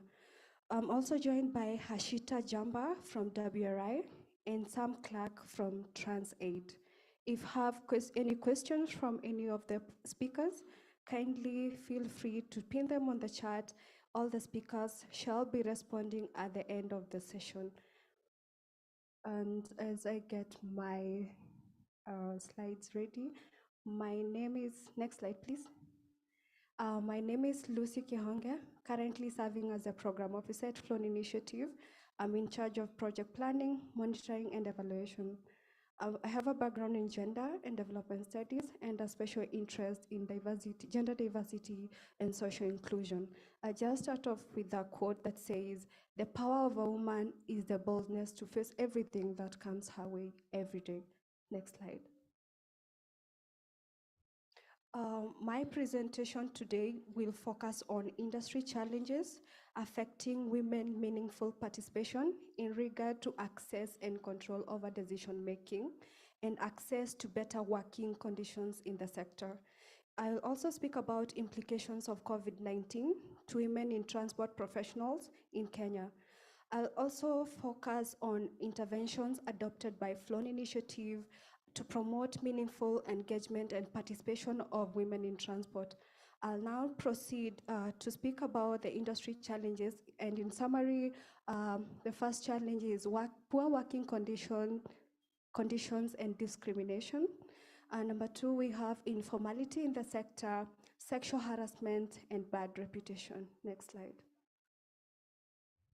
Just to go deeper into the sexual harassment bit, about 60% of women in transport do not feel safe while using and working in the public transport sector.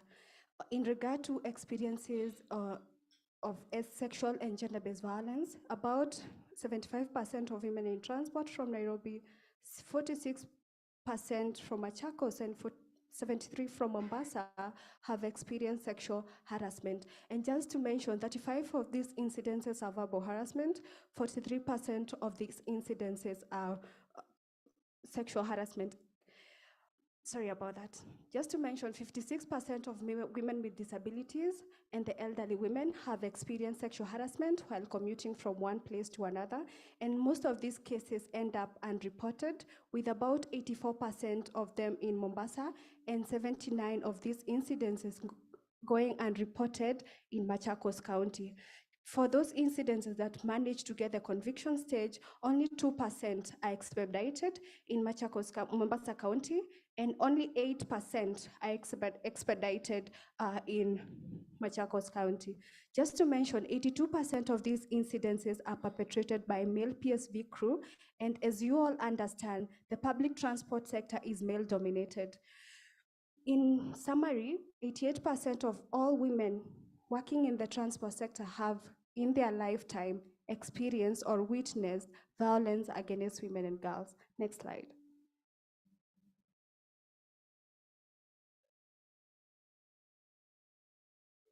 I'll talk about the poor working conditions and discrimination. And as mentioned previously, the public transport is primarily male-dominated, with about between 4 to 10% of the public transport workforce comprising of women, and less than 10% of these women serve as drivers. In Kenya, the driver's role is considered as the most promising role, because people have more access, the drivers have access to more income, and also they are guaranteed of job security in one way or another compared to working as a tout or a conductor. During COVID-19, about 52% of the women in transport lost their job, and this again had a ripple effect to their mental health and also how they were able to navigate through that session in regard to family care and providing for basic need for their loved ones. About 52% of the women in Kenya have concerns on sanitary facility, where their argument that there are no accessible washrooms, and the few available facilities, either they have a cost implication attached to it, whereby for someone to use a public toilet, they have to pay some amount of money. And also, considering these women work for more than 12 hours in a day, even taking a shower in the course of the day at that time of the month when, for example, they're having their monthly period, becomes quite difficult. From a study conducted by Flown Initiative in Mombasa, Machakos, and Nairobi counties, about 57% of women would consider other forms of employment. And when asked which other forms of employment, they responded that they would prefer jobs that are more permanent and pensionable, because majority of them, about 60%, are women, single parent with children, between 2 to 3 children, who are dependent on them solely. A large percentage will consider professional development trainings, but again, it's so difficult to access this training in as far as the informality of the public transport sector is concerned, and also imbalance in how the women balance between care work and also their engagement at the community level. Next slide. The next challenge is the informality in the sector, where about 81% of women in transport professionals are engaged on a casual basis. And again, this comes with its own challenges, considering it's characterized by poor remuneration. Number 2, there is summary dismissals without notice. And again, this is a violation of the NTSA Act and also Convention C190, which calls on all employers to ensure that all employees have a working contract and they provide better working conditions for them. But due to the informality in the sector, women are not able to enjoy these rights. 15% of women professionals commit over 12 hours to work. And again, as mentioned, this has a ripple effect on how they balance between care work and working in the transport sector. And when you talk of 12 hours, these are women who have children who are going to school every day, and at some times they have to work for even 18 hours. So if you have a child, that means you need to leave that child with a caregiver or someone else to take care of that child. We also have job insecurity after maternity. And just to be clear on this, in Kenya and other countries in Africa, based on the informality of the sector again, for example, getting pregnant is a form of losing your job. You are not guaranteed, like, after I give birth, I can come back. And when we are interacting with these women, they're like, okay, someone is telling me to get a baby, but that means I might not be able to feed this baby because at the end of the day, I'm losing my job. Next slide. The last challenge is bad image and reputation, whereby the industry is characterized to be a main space. And for the women who show up and who decide to take up opportunities in the sector are regarded as people who are going against the norms, women who, quote unquote, cannot keep marriages, women who basically cannot be ruled by men or their spouses. So that has been a great challenge for them. And also there is discouragement from family members and friends who do not really want to be associated with these women or be proud of them and introduce them, and also be able to state what these women do to meet their daily needs. Next slide. I'll speak in brief on COVID-19 and its implication to WIT professionals. And again, this was a study that was conducted by Flown Initiative in 2020. And from the study, it was established that 52% of the women in transport lost their jobs in Kenya. But again, the 52% of these women were working in touts and conductors, and losing a job meant for them, they've lost an income, and due to paralyzation of the public transport system meant that these women had to go home, back to their children who are solidly dependent on them. In 2020 also, 97% of these women, one of the challenges that they highlighted was food insecurity, because the income, sometimes the amount of money that they get from the sector, it's so hard to save. So because it's so minimal, and that means they have to feed from hand to mouth. 30% had defaulted from paying rent, and some of them actually had to send their dependents up country to stay with family members because they could not cope up with the life in Nairobi or the major cities, and having family members around them was a burden at that time. And again, they feared that they could contract COVID-19 by basically going to work. 36% were not able to purchase sanitary towels during COVID. And again, you know what that means, because if you don't have money, you can't access like basic amenities. And lastly, some of these women faced police brutality during curfew enforcement. And in Kenya, most of the public transport operators operate between 4 a.m. in the morning to around midnight. So you can imagine the curfew was running between 6 to 6. And then when you are caught on the road, then you will be able to face the law. Next slide, please. Flown Initiative have, for the past 7 years, focused on interventions to ensure that we promote and also ensure that women working in the transport sector are able to access better opportunities, are able to go up the career ladders by providing that platform for women to network, access peer-to-peer mentorship, and also provide professional development trainings such that the women can increase their competitiveness and also be able to run for leadership positions in the transport sector, and also ensure that they are able to bargain for better working conditions conditions in the sector. So Flown initiative focuses on 3 major strategies. Number 1 is attracting women in the transport sector.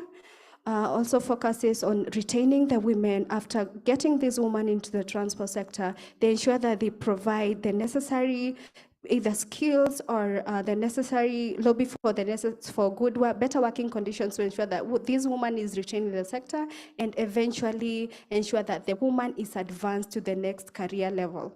Next slide.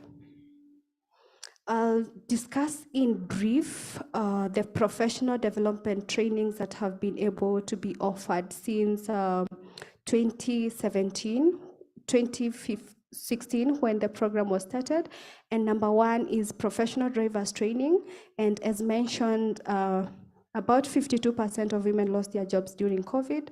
And again, a majority of these women serve as conductors and touts, which is not really a good position to be in. And to just have that sustainable source of income for the women, Flown Initiative, in partnership with the French Embassy, was able to support 33 women to train as professional drivers, and some of them have already been employed. We've also provided training on supporting and interacting with persons with disabilities in public transport. And again, this marries well with the Moving Barriers program that seeks to promote disability mainstreaming in the public transport sector.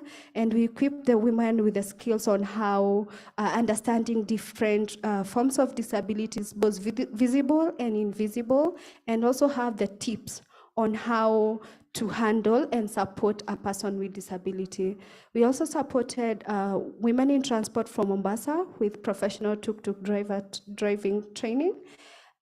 Also offered another training on professional conductors training, and these are training that are basically meant to elevate the women to better positions in the transport sector, so that they are able to lobby for better working conditions and have like a sustainable source of income. We've also provided trainings on basic mechanics, and this again, it's just ensure that the women have those skills in case they do not have access to a near garage or the vehicle breaks down on the road, they are able to do like minor repairs. Lastly, we've provided women and BRT, and as you all know, most of you know, sorry about that, like the government of Kenya is rolling out the BRT system in Kenya, and we are really hoping to see that more women will take up opportunities in the system and be able also to participate in technical committees in promoting gender inclusion in the BRT system. Next slide. We've also, to support these women to ensure that they are elevated in their careers, we've been able to provide financial management trainings.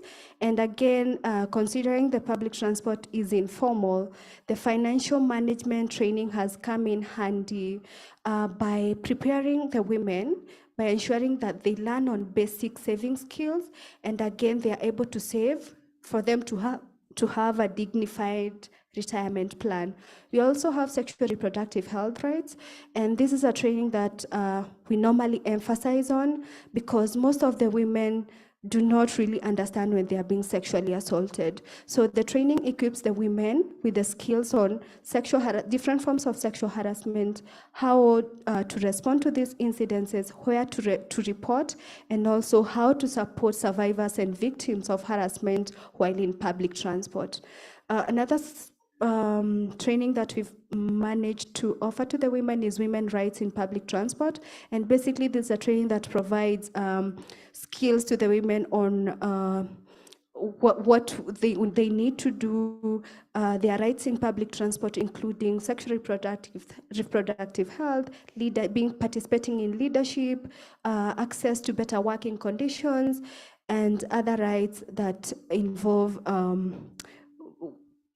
working in a pensionable and also being able to sign contracts. We have gender mainstreaming training that focuses on ensuring that women understand their contribution in the sector and how they can be effectively engaged in advocating for the rights in the transport sector and meaningful participation. Customer service We also have self-protection training that equips women with basic skills on how to protect themselves in case they face a threat or they face some sort of sexual harassment. First aid, and lastly, CV writing. And the last bit of it on CV writing, it's basically to prepare the women for better opportunities, not only in the informal sector, but also to enable them have the skills to present themselves in interviews and also be able to apply for opportunities in the formal public transport sector. Next slide. Flown Initiative have also focused so much on economic empowerment of the women. And first, we've managed to organize the women into table banking groups. And first of all, we've managed to organize the women in transport into chapters. We have 3 chapters: Women in Transport Mombasa, Women in Transport Nairobi, and Women in Transport Machakos. So these chapters are able to provide a platform for these women to get that collective bargain, have a voice, access peer-to-peer mentorship, and as Naomi mentioned, to promote their visibility and contribution in the transport sector. So the table banking groups, which have been further registered into self-help groups, have provided a platform for the women to ensure that they have access to support from state and non-state actors in regard to financial in-kind donation to basically be able to boost their daily earnings and be able to access better opportunities. We have also been organizing development of investment strategies and organizing investment clinics where women get an opportunity to brainstorm on how best to participate in the transport sector and also translate that to their families, and also have like a clear plan of where they want to go and have a clear plan of how they want to retire. Next slide. We haven't achieved this by ourselves, but we've worked closely with different partners and friends of women in transport. And some of the support that we've received so far includes bursary support from National Gender Affirmative Action Fund. And these bursaries are meant to support school fees for women, for the children of women in transport. And we are grateful to the Office of the Women Representative Nairobi, who have been so supportive with this. We've also been able to lobby for support from Machakos County Government, who are currently leading chapter activities in Machakos by providing sign language training for the women. We've also worked with Boda Boda Tuk Tuk Association and Taxi Association, who have been so instrumental in sustaining and supporting the Women in Transport Mombasa chapter by ensuring that these women have a venue to attend meetings each and every month and also chair the meetings when flown staff are not on the ground. We've also worked closely with Synergy Women Organization, who have been so instrumental in supporting the economic empowerment program for the women in transport in the 3 chapters of Machakos, Mombasa, and Nairobi. We've also been able to lobby for grant support for to WIT Nairobi table banking groups. And again, these are small grants that are used to boost the table banking kitty for the women so that they are able to basically have that like growth in their savings and also improve on their investments, and also act as a motivation to these women to continue growing and empowering themselves. We also received training support from Institute of Transport and Development Policy on BRT mainstreaming in the transport sector. And we are so glad that most of our women are so prepared to start working in the BRT system. And lastly, we've received amazing support from the Nairobi City County by ensuring our women participate in different technical working groups, providing feedback to different government agencies in as far as women inclusion in public transport is concerned. Next slide. And thank you so much for listening to me. If you have questions for me, kindly just pin them in the chat. I'll be able to respond them at the end of this session. And now I would like to introduce Jacqueline Mauta, Director Transport and Safety from Machakos County Government. Jacqueline has a background in education and currently enrolled for a master's degree in strategic management. She has over 20 years of experience in public service with county and national government, and also leading conversation in gender mainstreaming in public transport at local and international levels. She is currently leading conversations on inclusion and adoption of policies to end sexual harassment in public transport systems in Machakos. Jacqueline, if you can hear me, kindly take it up.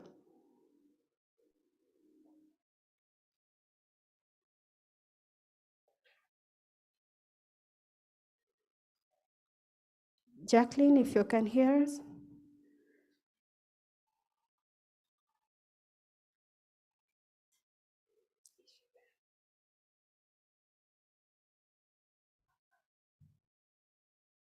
As we wait for Jacqueline to set up, there is one question from the chat.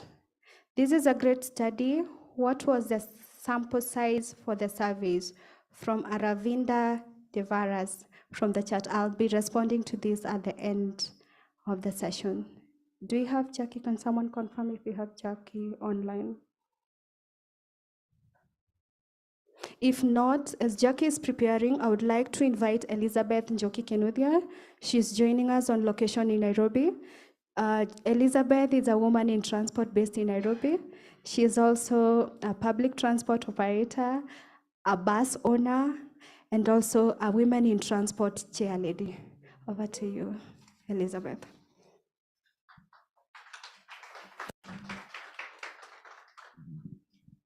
Thank you so much. As you have heard, I'm Elizabeth Njoki Kenuthia. I serve as a chair lady for the Women in Transport. I'm from Embasava Sacco. I work as a conductor and a bus owner. And my role as a chair lady is to mobilize and advocate for women in transport. The Women Mobilize Women initiative has impacted our lives in many ways. Namely, it is a safe where women can share their challenges, achievements, and share their opinions without being victimized, criticized, and undermined. Women's rights are advocated for in the sense of leadership and inclusive in the male-dominated field. Collective bargains where the union negotiate contracts with employers to determine our terms of employment, including pay, benefits, hours, leave, job health and safety policies, ways to balance work and family, and more. Economic empowerment, like table banking, has given women independence and the ability to support their families as well. Women have been able to help out when it comes to paying school fees and rents, as well as purchasing groceries and other household goods. It has supported women in transport field by creating a platform to encourage behavior changes and designs that accommodate women and persons with disability as part of stakeholders in the public transport field. We have been part of change. We seek important opportunities to put an end to gender-based violence, ensuring that the public transport sector is safe for everyone. Also, it has attracted to retain and promote women in the industry by providing skills and support necessary to realize a safe, sustainable working environment that's free from violence. We have benefited from a lot of skills and training, such as first aid, self-defense, financial management, customer care, and many others. This has led women coming together and creating an association where women have each other's back and empowering one another. This has led to women coming together and creating an association where women sorry, I'm repeating. This has helped us have banking within us. Table banking has enabled us to be financially stable in that we can be able to cater for our basic needs, school fees, and expanding investments. I believe there's a need involving men in supporting the women in transport. For them to be part of advocating women access to employment, rights, and opportunity. To ensure inclusive of all gender in public transport aspects, e.g. decision-making, leadership, initiative with men should also be involved in to understand the women's way of life and the needs to empower them. For them to be key players in gender equality by introducing fair employment, practice, anti-discrimination measures, and gender-inclusive decision-making, and by combating sexual harassment in the workplace. They are also beneficiary of the fruits of the women in transport, e.g. table banking helps in settling the bills. If I'm given an opportunity to work in the women in the transport sector, I would love to serve in the transport sector as an operation manager, where I can have the opportunity to listen and meet people with different problems, and also have a chance to be a solution to their problems through education and skills that I have gained. And also I'll make the public transport sector for us all by involving men in the decision-making of issues that involve women in the industry. I would also ensure the safety of all persons by ensuring the rights of women and vulnerable groups are respected in every aspect, and keeping advocating for inclusivity of all genders and vulnerable groups. I would also ensure that women in transport are involved in the savings, whereby they'll be beneficiaries of the loans in the SACCO, because for now, most of us are denied the chances in saving in the SACCO. Thank you so much.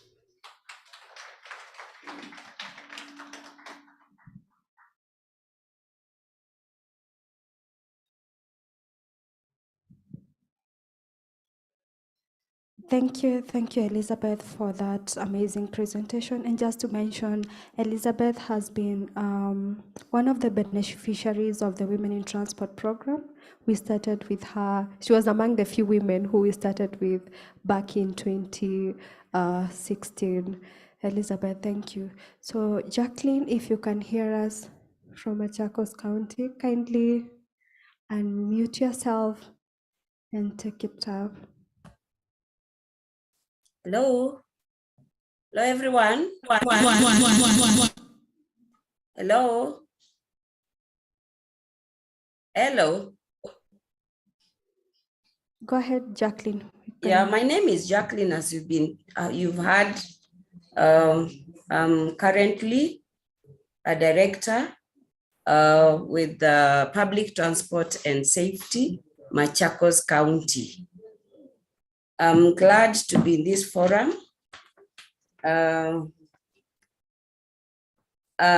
2022, in collaboration with FLON Initiative, the county government launched the Machakos Women in Transport chapter. The longest time, the Department of Roads and Public Works has been focusing on infrastructure, primarily the road designs and construction. But this year, 2022, we have an opportunity to incorporate a new perspective in women in transport. Through the chapter, I have been able to connect and interact with female operators. The chapter, which has about 30 women, has served as a collective voice for women in transport from the county. In the chapter, we have drivers, conductors, female investors, motorcycle riders, and government officials. The chapter has brought together women from all walks of public transport. We convene each month for table banking, where we access short and long-term loans to supplement our daily earnings and support our dependents. We further registered 2 self-help groups, fully constituted with their own officials. We also opened bank accounts to lobby for support from government and non-governmental organizations in preparation for investment and retirement. What does the chapter do? It promotes visibility of women in transportation, and especially at the intersections of their contributions to public transport workforce. It also adapts mechanisms to address sexual and gender-based violence inflicted on women and other vulnerable groups. It is through the chapter that the county approved the Machakos County Sexual Harassment and Gender-Based Violence Policy. The policy has guidelines to prevent, protect, and respond to incidences of sexual harassment and gender-based violence in the county. Through the chapter, the county has committed to taking part in rolling out awareness campaigns on the need for women's inclusion in the public transport sector. WIT, as we call it, Women in Transport chapter, shaped the country's perception of gender in transport, especially the exclusion of women in the design and implementation of county projects because of their invisibility. The county has been actively engaged in implementing the gender mainstreaming agenda in transport. The county is currently promoting or leading the chapter sustainability plan by offering monthly basic sign language training to promote disability inclusion in the county, as earlier mentioned by Flon. As a woman in transport leader, I have been able to see the benefits of professional development trainings for women, especially in customer service, sexual reproductive health, rights, and financial management. These are skills that have improved women's autonomy to make informed decisions at the household and community levels. Their confidence has improved, and they can bargain and negotiate for better opportunities. However, the chapter has faced its own challenges. And one major challenge is inadequate budgetary allocation from the county to support the activities. We've seen the activities that we've been doing. There are many: training professional drivers from the women, training customer care, giving even the sign language trainings to help those who are in a situation where they need to use the sign language. So there's such budgets have not been brought on board, and there's a major challenge. Another challenge would be few partners to sustain the chapter activities.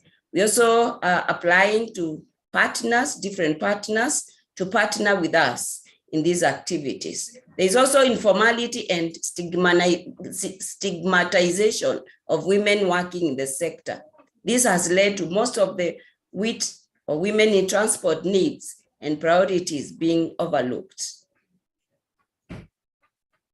I am looking forward to the growth of this chapter, and also calling on other supporters to plug in the much needed support to elevate the voices of the women in transport. We cannot achieve this by ourselves, but we also need to be supported by all state and non-state actors to ensure the gender is mainstreamed in the transport sector. and you women are organized and prepared to lead, then their voices will remain at the grassroots. Thank you.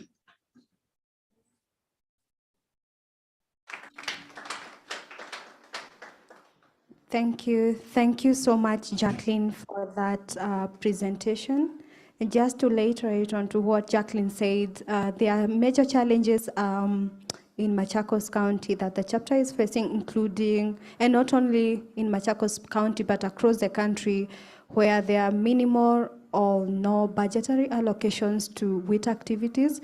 But again, this is something we are lobbying for and encouraging the national and the county governments to support the women in transport activities. We cannot keep talking about women in transport without allocating the necessary resources and also providing the necessary support to empower them with skills, to empower them with their freedom to speak for themselves. They normally say, don't speak for a person, but just give them the mic to speak for themselves. So I will welcome the next speaker, who is Hashita Jamba from WRI. If you're online, kindly take it up. And if you have questions for any of the speakers, kindly do not shy off, just type them in the chat. We'll be responding at the end of the session. Hashita, if you could hear us. I am here. Thank you. I'm just trying to share my screen. Give me a minute.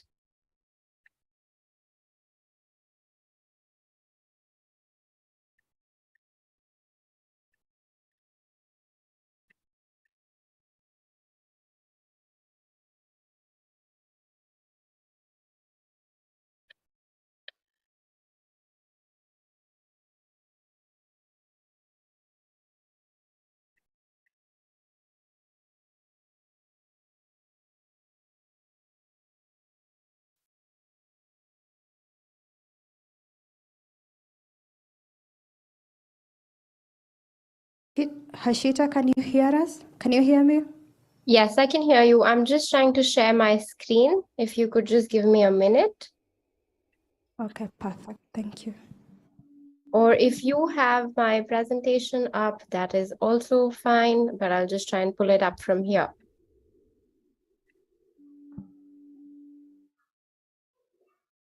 Kindly, I'm being advised that you share your screen. Okay, then just take a minute.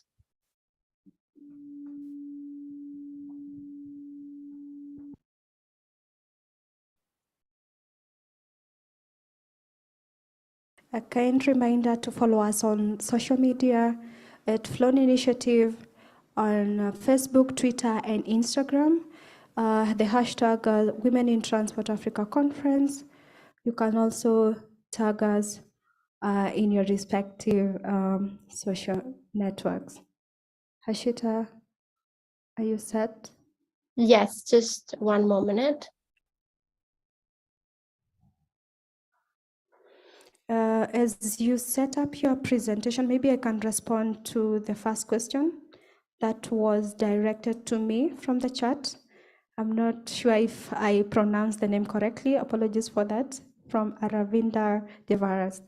You asked about the sample size for the surveys. And in Mombasa County, the sample size was 100 respondents, same to Mombasa and Machakos. But in the sample size for Machakos was 100 respondents, Mombasa 100, and also Nairobi 100 respondents.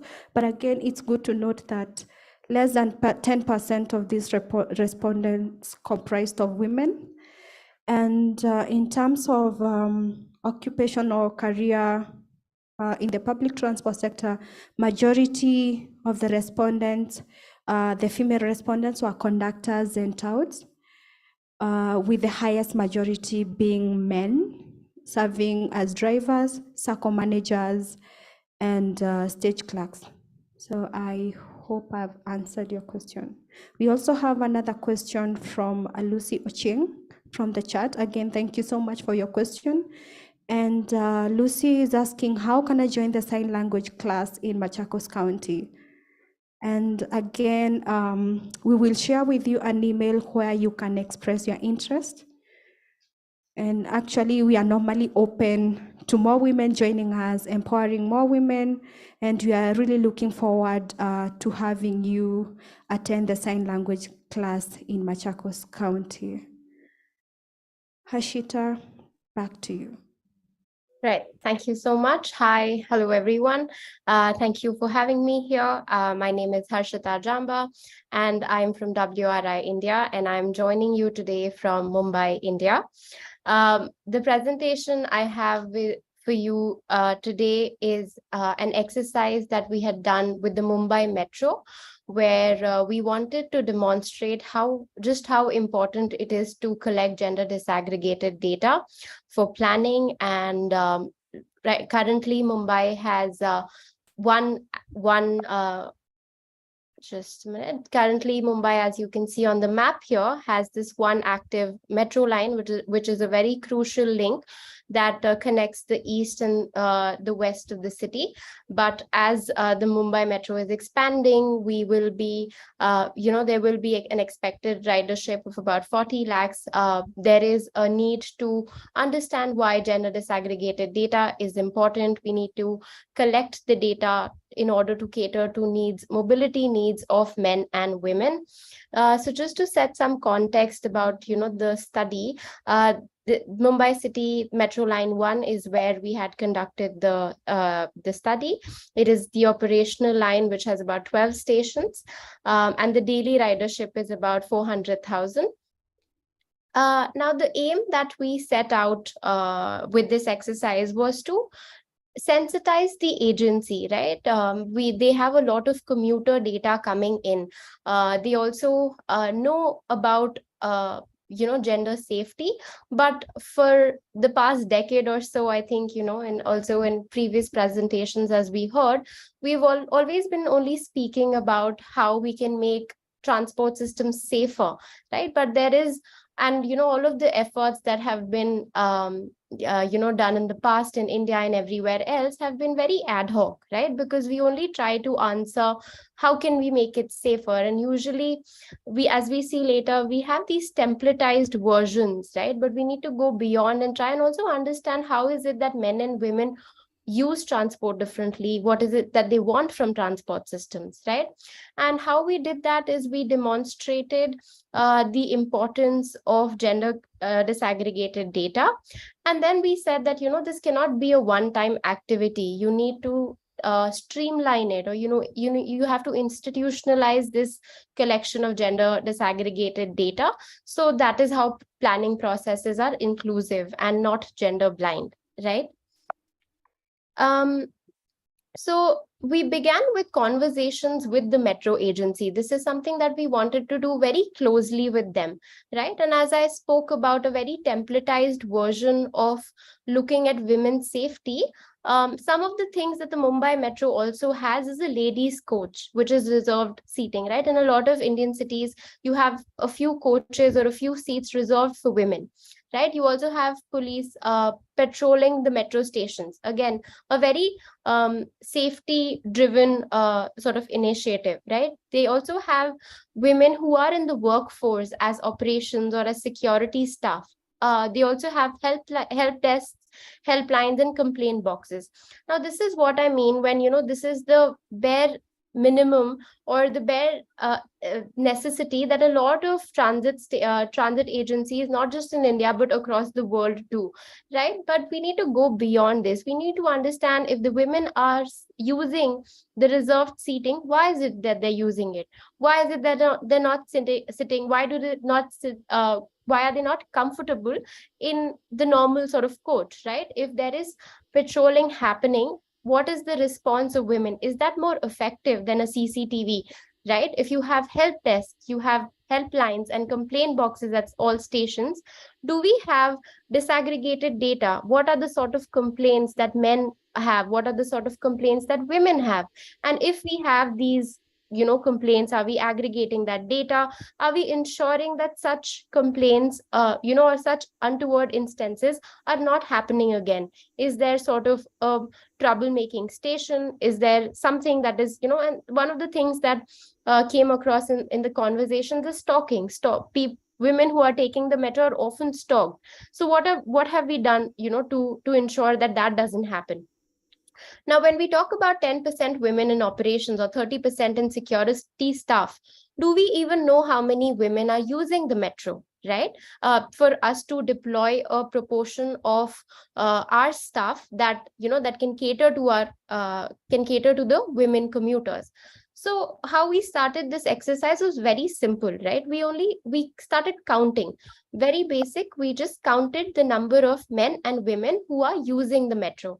On the right here, you see the map of the metro. And what we did was every 15 minutes, we had people manually counting the number of men and women entering and exiting the station, right? And we found that 31% of, we found that this is the average metro ridership of women, that 31% of women in the Bombay metro use the metro. Now, we have this data. Now, we also wanted to ensure that we know at every given point in time during the day, how many men and women use the metro. So we tried to determine the AM peak, which is the morning peak, the off peak, and the PM peak. And we found that most of the women are using the metro between 5:30 to 7:30 in the evening, right? So if you have gendered data, this is the sort of this is the kind of data that you can get. Moving on, after this very basic counting of just trying to understand at any given point in time how many men and women are using the metro, we did another thing, right? So this on the left is the metro station, and all of the numbers that you see are the entries and exits of the metro, right? There are escalators, there are stairs, and there are elevators. Now, traditionally, if you were to collect data, which is gender blind, this is what you would get, that at gate number 1, you have 2,432 people entering or exiting. But if you were to collect gender disaggregated data, then you see the number of men versus women using particular gates to enter and exit the station. And usually you will see later in the presentation that, anywhere above 40%, the red is women, anywhere above 40%, these are the most used entries and exits by the women, and mostly there are escalators or elevators, right? We will also see a correlation of the built environment. You'll see that these entries and exits that women use are the ones that are they're lit, they have they have active edges, and they're not like lonely streets, because women will not walk on these streets. So we'll also see a correlation between what gate they use versus the built environment.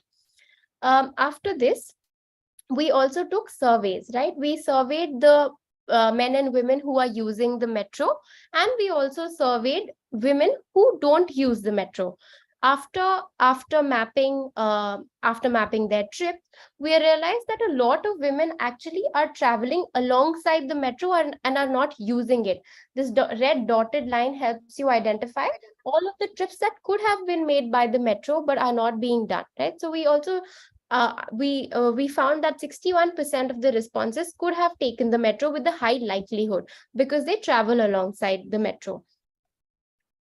Now, again, if you collect traditional commuter data, this is what you get, right? Who are your commuters in the metro? You've got workers, you've got students, and you've got non-workers. But if you collect gender disaggregated data, you realize that 76% of your commuters are women workers, 6% of your students are girls who use the metro to go to education, and 18% of your metro users are actually homemakers, right? Now, what is the difference in the way they travel? We see that their purpose of travel between men and women, it varies. Other than work, men use the metro for social visits. Women use the metro for shopping. Now, this is shopping for groceries, getting anything for the house, medical visits, which mean either they are going and seeing a medical practitioner or they're accompanying dependents for these visits. And then we realized that if we were to collect traditional data, the first thing that people go out and use the metro is for work. The second is to visit friends or relatives. And the third is education. But all of these have an element of caregiving, which women cater to. And if that is accounted for, we realize that mobility of care is actually the third reason why women leave the house and take these transit systems, right? And if we do not record these, we can never ensure that mobility of care, trips done for mobility of care, are catered to.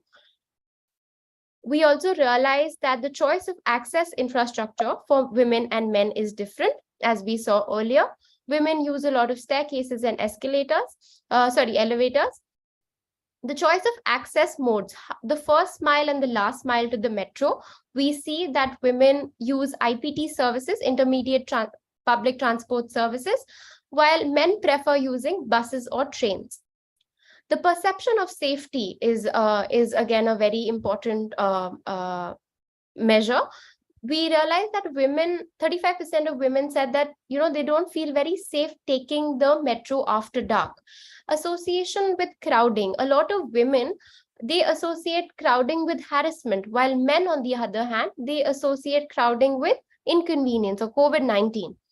These are the sort of differences that will come out when we have gender disaggregated data. Now, even within the two commuter groups that we have here, men and women, within women, you also have, homemakers whose their trip patterns are very different. Now, just to take an example, an able-bodied man will cover this trip, which is a 10-kilometer trip, in about 40 minutes, and it will cost him around 100 rupees, right? Now, women usually travel shorter distances. So ideally, if they travel for 5 kilometers, they should be completing that trip in 20 minutes, and the cost should be 50 minutes. But we see that for the same distance travel, their cost is 80 rupees and the time taken is 30 minutes, right? Now, this is because we don't cater to the needs of the trips that homemakers do. Homemakers usually travel in off-peak. Their waiting times are longer. The mode that they choose for the first and the last mile is usually more expensive. They want to ensure that they are comfortably traveling with dependents, which does expect them to shell out more money. They make these trips one after the other. Their trips are not usually point A to point B. They trip chain, right? And they are penalized for that. That is what is known as the pink tax. Now, we also asked the commuters of the metro, how can the metro improve, right? And some of the things that came out that women said were about lighting, accessibility, crowding. Men did also complain about accessibility, crowding, the frequency, fare. But if we were to look at, if this is not aggregated, this is how it looks like. There are a few things that women want and a few things that men want. Now, if we streamline this process, we realize that women, most of their needs are about safety, making the metro safer, followed by convenience and then service quality. On the other hand, for men, they need more convenience. They are talking about improving the metro's convenience, their service quality, followed by safety, right? Again, the third thing we did was we audited. So we audited the stations and we the 200 catchment near all of these metro stations to identify the PM peak. This was done during the evening peak hour of the metro.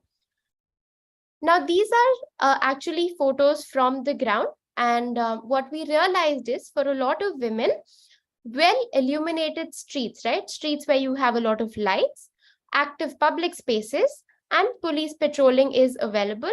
These are considered to be safe.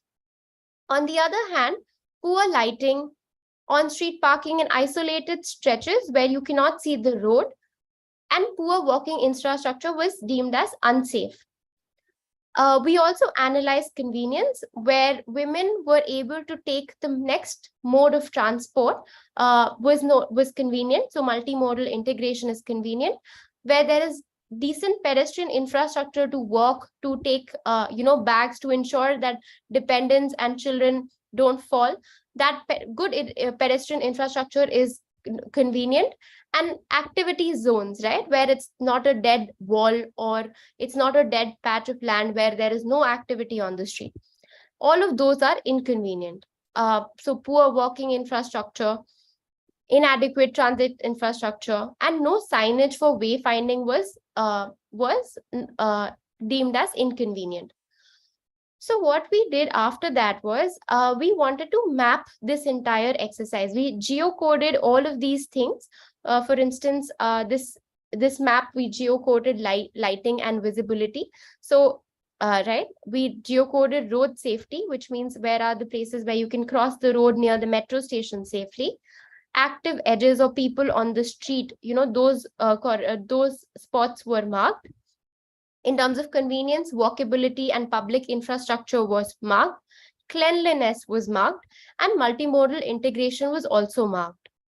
What we did then is we compiled all of this in a GIS software, in a sort of a spatial board on GIS, where we had, so if you were to add up all of these safe and unsafe, you have these green and red zones, and then you correlate it to the entries and exits of the metro that we earlier saw, right? So now, to the authorities, to the metro agency, they really have these favorable zones marked and unfavorable zones marked, geocoded. So tomorrow at any given point of time, they want to ensure that lighting is there, they can do that. Right, so this is what a spatial dashboard sort of looked like, where in a particular metro station, if you just, if you uncheck lighting or uncheck if there are no public conveniences, they can sort of have these very structured and very pointed solutions on the ground. What this helped do is visualize all of the data that we spoke about, right? The trends that we saw. If you have this gender disaggregated data on the dashboard, then it helps in policy making, which is not gender blind, right? It also helped to identify what are the gaps when women are using the metro. We also ensured that this study had the first and last mile options, and what are some of the problems with multimodal integration. This entire exercise enables data processes, data mining, analysis, and repository. And this also can be a platform to coordinate between the metro and other agencies that are at play in the larger urban transport systems of our cities. With that, thank you for your time and thank you for listening. Thank you for your patience.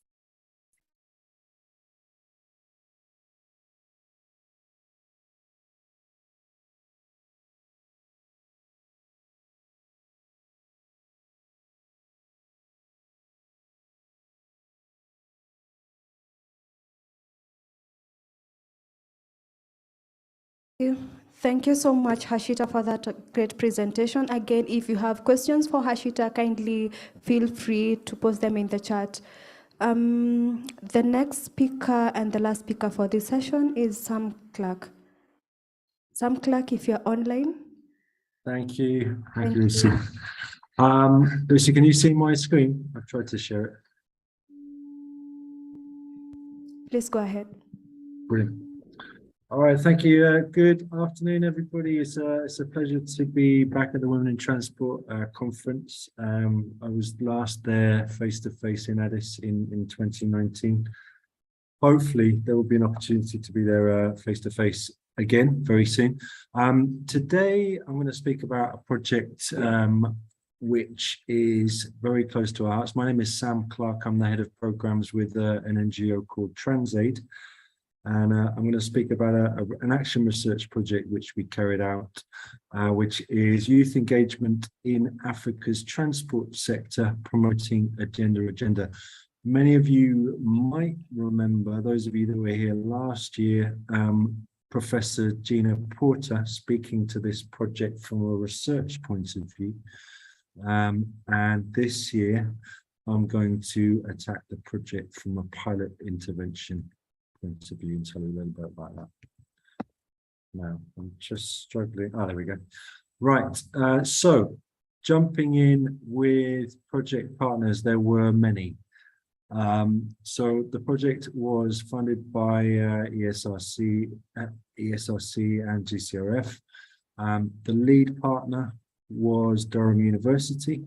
TransAid were brought on to implement pilot projects linked to the findings of the research. And within each of the target countries, we had a number of local partners as well, a mixture of academia and also local implementing NGOs. The approach, a summary of the approach. So the main objective was for us as a team to understand the day-to-day challenges that young women face, specifically young women living in urban peripheries, so on the edges of cities, where there may be obviously more of a requirement to travel on a day-to-day basis. And more of a necessity to use public transport. And the study and the pilot interventions focused on women both as users of public transport, but also women as working within the public transport sector. It was a comparative study, 3 major African city regions, so Tunis in Tunisia, Abuja in Nigeria, and Cape Town in South Africa. And actually this choice of different locations was an interesting mix in terms of the types of transport used. Tunis is sort of categorized, I guess, more in a formal sense of public transport, which is government run and government subsidized. In Abuja, greater use of informal modes of transport, which are obviously sort of unregulated and provide certain challenges in terms of safety in many respects. And Cape Town, which sort of fell in the middle, slightly a mix of informal and formal transportation. But everybody, I'm sure, in the room and online will have heard that the transport sector in South Africa is strongly characterized with incidents of violence, frequent incidents of violence. In fact, we're talking about in Western Cape, which is obviously the province that Cape Town is in, there are 123 murders within the minibus taxi industry alone in 2021. The focus in terms of who we were speaking to, who we were trying to address the concerns from, are young women aged 18 to 35. And TransAid was tasked with local partners to implement pilot interventions in each city, one each for users in the form of user skills workshops, and for employees with employment skills training. So let's start with the user skills workshops. The first country is Tunisia, focus on Tunis. Pretty good participation, high level of participation there, and you can see the target areas, both of which are sort of located in the outskirts of Tunis. Now, I don't know if many people know this, but Tunisia actually, in terms of legislation protecting women's rights, is generally considered to have the most developed law in that respect in the Arab world. Of course, implementing that law is a very different matter, and what we do find is that in practice there is still a high level of discrimination against women, not least on the public transport system. But what we discovered as part of the research was a really low level of awareness as to what laws were there to protect women. So activity 1, targeting this group of women, was very much around improving that awareness and alerting women to the fact that there are rights by law that protect them in daily life, but also in terms of the usage of public transport. So that was very much, there are actually, in terms of, I'll tell you a little bit more about the Tunis system. I've already mentioned it's a sort of a more formal service provision, but the provision is actually dominated by one company called TransTu. So a lot of that sort of energy in the public transport system is very concentrated and centralized. To their credit, what they do have is systems, mechanisms in place to take complaints. But again, that low level of awareness in terms of how to use that, and also to some extent low levels of confidence in terms of will anything actually be done if I make a complaint, were there. So there was a reassurance section there with government coming into that section to raise awareness amongst women, but also the legislative context as well. Activity 2 was the development of a customer service charter. Now, what a customer service charter is to me is effectively a pledge from the public transport company, the public transport provider, of a guaranteed level of service which it would apply to its customer base equally. So what we thought was the perfect place to start was for these women to actually participate in developing a customer service charter themselves. The activity itself speaks to the fact that in all 3 target locations, the primary finding of the research, unsurprisingly, was that women felt excluded from the process of providing transport, that their opinions, that their concerns were not incorporated in the way that service delivery was taking place. So we had extensive discussions towards putting together a customer service charter, and the customer service charter sort of covers areas such as quality of service, personal safety, customer service, staff, and sort of a code of conduct for staff working on the transport, a commitment to equality, that these codes, this charter, the outcomes of this charter are applied equally to everybody, and also sort of feedback mechanisms to encourage sort of influence from outside as part of that process. Now, it's all very well and easy to say, right, here's your customer service charter to the public transport provider, and say, can you stick this up and action it? But actually, in many cases, in other countries, which I'll sort of go into in a little while, actually actioning or implementing the customer service charter presents another challenge altogether. So each of these customer service charters were developed with a detailed action plan for every single element, and support offered to actually implement. Moving on to Abuja. Again, high levels of, whoops. I think my screen's just done something. 1 second. Oh, I think there's someone on the system.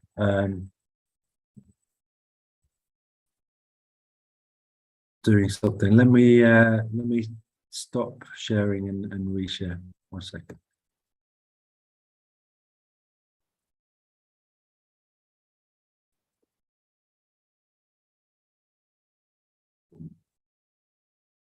No, I think someone has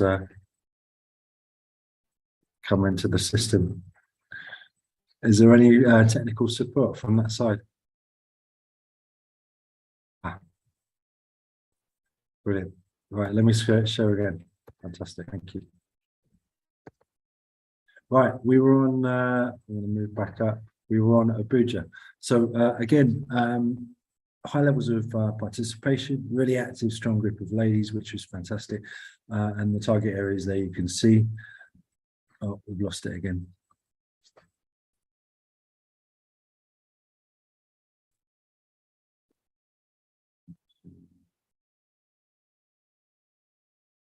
Sam, you can proceed without the PowerPoint. I think it's long. Okay, all right, let me try and do that. Okay, so Abuja, the focus here spoke very much to women's concerns around safety and security, which was a primary factor here, and that's what came out of the research. I must admit that activities, probably more so in this project than any other project we've actually delivered over the last few years, was highly disrupted by COVID the travel sort of restrictions that put in place were quite restrictive in terms of what we could and couldn't do. We initially planned a face-to-face road safety session with women over a couple of days, with the Federal Road Safety Commission as well in attendance. That then became a film, as it became evident that we weren't going to be able to get the team to the project site.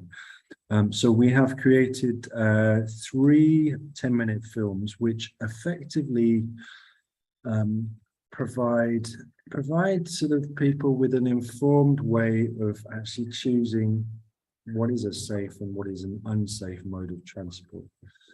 Here, the predominant modes of transport were 2- and 3-wheelers, so the Okadas and the Kekuna Peps. And it was about providing women with the ability to do a rapid assessment when you're choosing which bike, which 3-wheeler to go on. You know, what is the condition of the rider and what is the condition of the machine itself.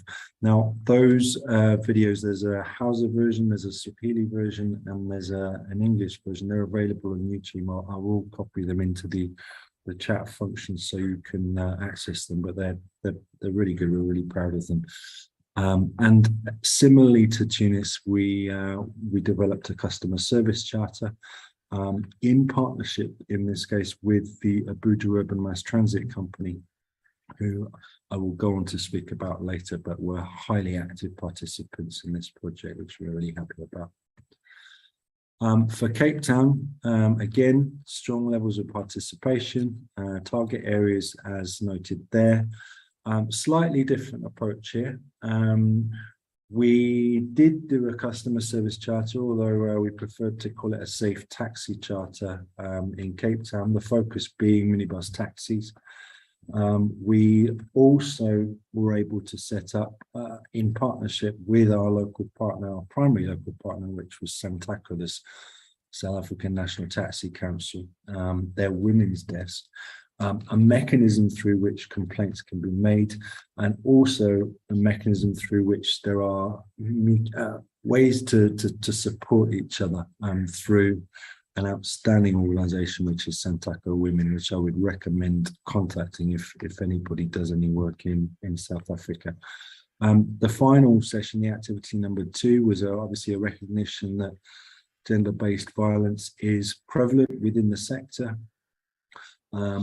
That despite the facts, some research points to gender-based violence, well, actually the issue around sexual harassment reducing in theory over the COVID period, as we saw less people traveling. A movement of gender-based violence back to the home was still very much evident, and therefore obviously a priority in terms of training. Some of a summary of the findings from these 3 user skills workshops in the 3 countries. I've already mentioned COVID being incredibly disruptive, you know, limits on gatherings, transportation, travel, etc., and also sort of competing priorities at the time. Certainly in Abuja, that safety issue around the use of Okadas and Kekes was so evident, and there is such a need to do something about it in a sector which is largely unregulated in the country. But a really strong, participative, vocal group of women who are willing to be our champions and make sure change happens. In Cape Town, there was a spike in violence when we were implementing back in, actually just before we were implementing back in mid-2021, which basically argued the fact that this was actually even more necessary at the time. Really strong partners, as I've mentioned, SANTACO Women, but also Sonke Gender Justice, which is a South Africa-based NGO. And also Sonke Gender Justice presented an example of quite a unique organization which had experience of working to support women's rights, but also that collaborative experience of working in the transport sector as well, which was quite unique and made them a really strong partner. SANTACO Women, lots and lots of opportunities going forward to implement some of their plans as well. And in Tunis, the COVID measures, many of you will have seen in the local news, in the international news, of the political uncertainty over the last couple of years in government in Tunis. Delays to the project and the restrictions around COVID also did present a constraint to building relationships, and obviously building that relationship with a government transport service provider is absolutely key to the success of that project. And just to provide a bit of context, I mean, what we saw in Tunis was a public transport system which, quite frankly, is underfunded and has been for many years and is slowly deteriorating. But the positive being, we had a really strong local partner, which was Tunisiet, which was an NGO in Tunis. On to employment skills training. So in Tunis, our focus was TransTu, the main public transport provider, and our target were women working in TransTu, of which there were not many. But we provided transport management systems training to them. We provided in-situ support to apply the learnings within their daily work schedules, and then followed up with transport management systems 2 training at the end. This was an aim to, I guess it was in response to some concerns from the research about journey planning and scheduling and the impact that this has on women's safety, and a need to improve that capacity, that skill within TransTu, and to place women at the forefront of making those changes. In Abuja, this comes back to that partnership with the Abuja Urban Mass Transit Company, who we were very positive about. We still are very positive about them. They have, the reason we chose them, because they had a demonstrated commitment to advancing women within the organization. The major public transport provider in the Abuja metropolitan area. There are 30, well, there actually, this was a mix of women from conductors to administrative staff as well.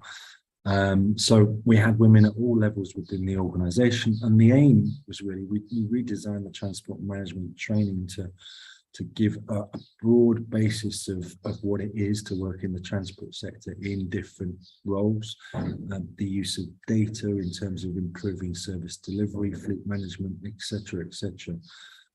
With a view, and this is with the Abuja Urban Mass Transit's commitment, with a view to advancing or providing an avenue for these women to advance through the company to decision-making level posts, which again would come back and benefit the women users. Finally, Cape Town employment skills training. Again, working with Santaco women, but also not excluding the male drivers, of which there are obviously many in South Africa. Our training was specifically designed to match the results of a consultation with female employees within the minibus taxi industry. In fact, an interesting outcome of the violence within the sector is that it's actually pushing more women into the industry, because in many cases, when a male driver is unfortunately a victim of the violence, loses his life, his registration details as an operator pass to his spouse. So what we have in South Africa at the moment is many women entering the industry, which is as you'd expect, a very male biased industry with next to no knowledge of basically what working in the industry entails. So Santaco women provide an absolutely crucial role in supporting women, answering their questions and supporting them into those roles, and that's what we wanted to do as well.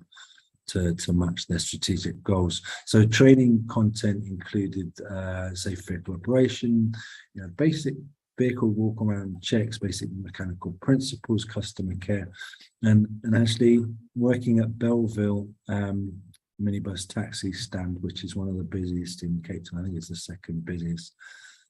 We did some sessions with some of the drivers you can see in that bottom picture, all male, on gender-based violence, sort of discussion sessions, exploring their views around that and trying to raise awareness around GBV. You can see second from the right is Shirley, who is one of the line managers within Belleville minibus taxi stand, and has a huge amount of influence. There aren't many women in her position, and she was a fantastic champion of the project. A summary of the findings. So yeah, attendance was relatively low in Tunis, largely due to the number of, or the lack of women within TransFU, but also due to the fact that despite us trying to be as flexible as possible in terms of timing the training, there were competing priorities, particularly during COVID.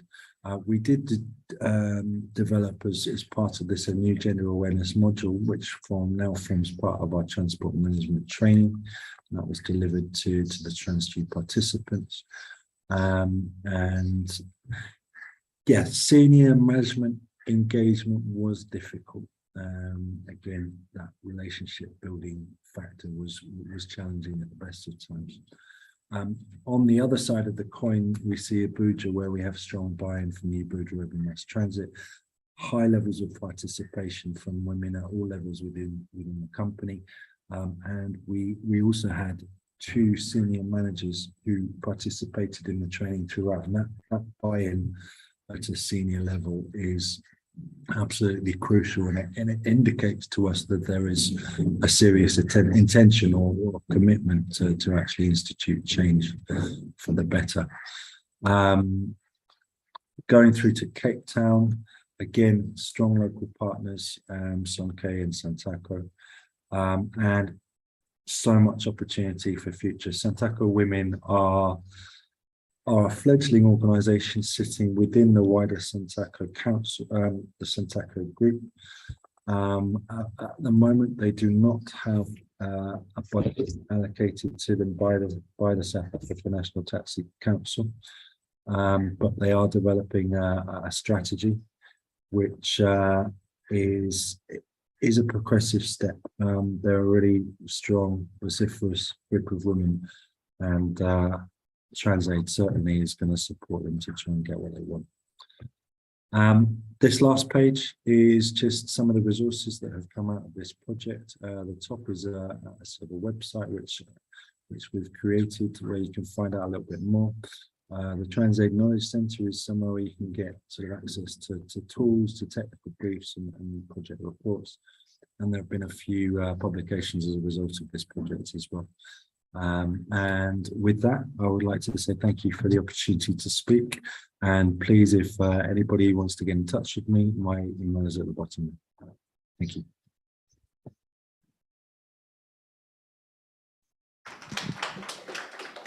Thank you very much, Sam, and thank you, Lucy, for facilitating this beautiful session, which was Women in Transport. We'll very, very quickly move on to our next session, which is how can the open street empower women and lead to a more equitable street design. Leading this session is Anne Osley.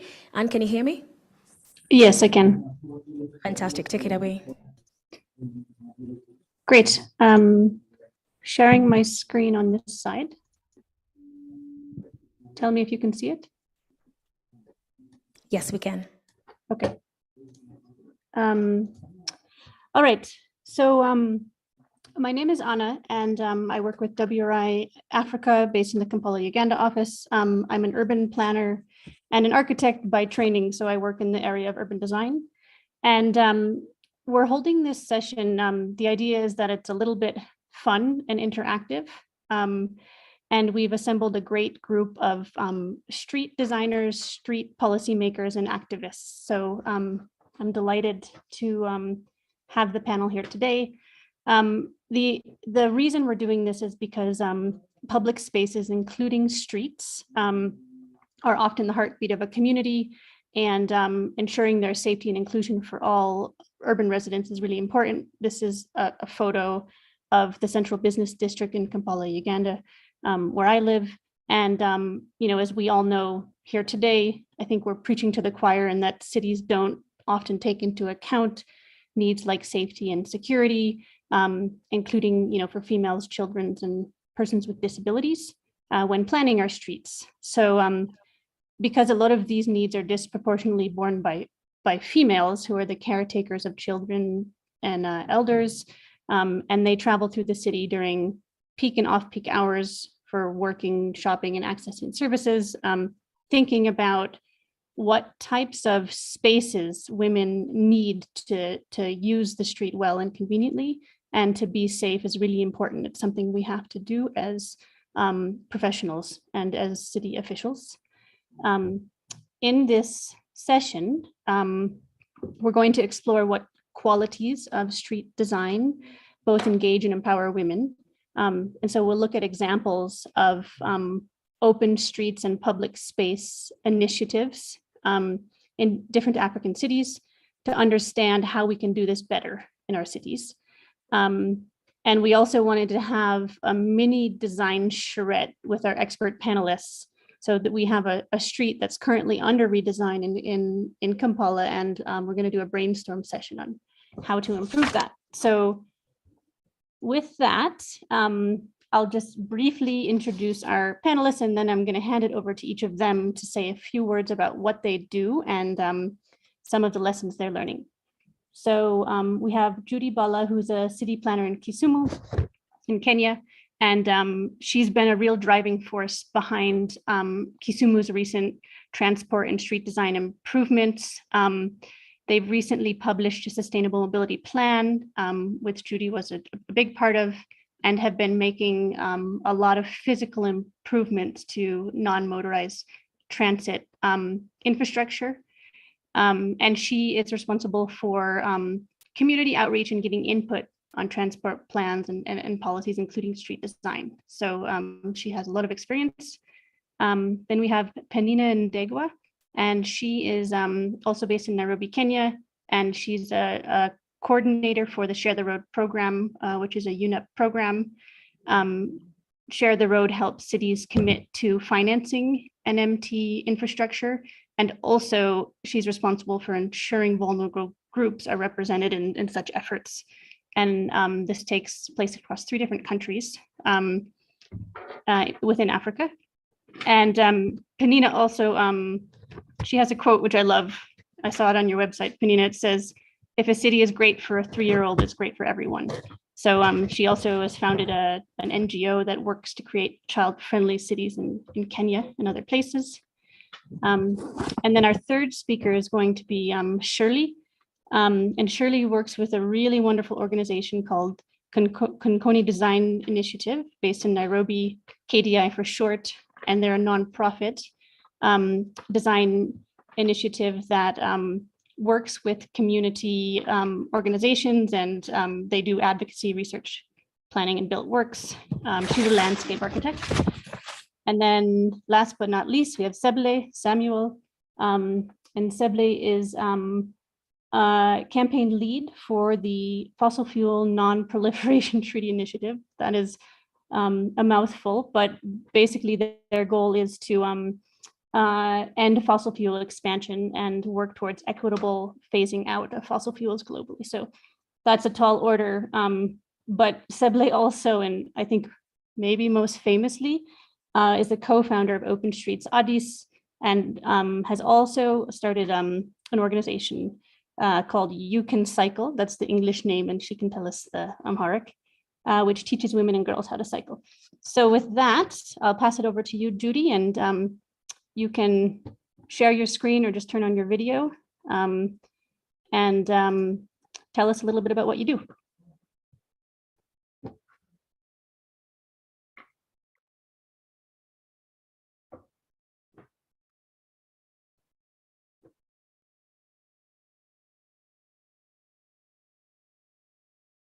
And Judy, if you're having any problems with the mic, we can also skip to Penina. And you can go after. All right, I think I'm on. Can everyone hear me? Yes. All right, as has been introduced by Anna, my name is Judy Bala. I'm a city planner at the City of Kisumu, working with the county government of Kisumu.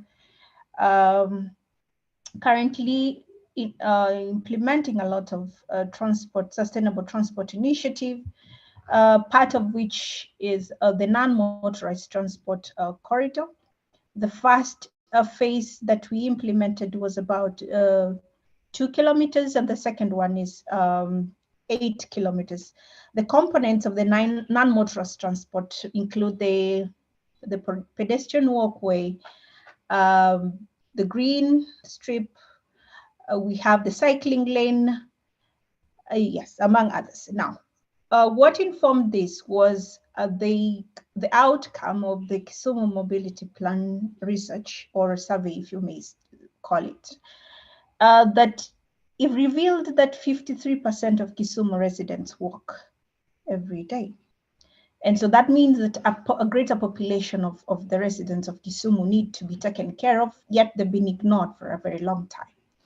And so the Kisumu, with support of ITDP, Ford Foundation, they developed a policy, a transport policy. It's an all-encompassing sustainable transport policy, really, that guides the transport, the mobility of the city.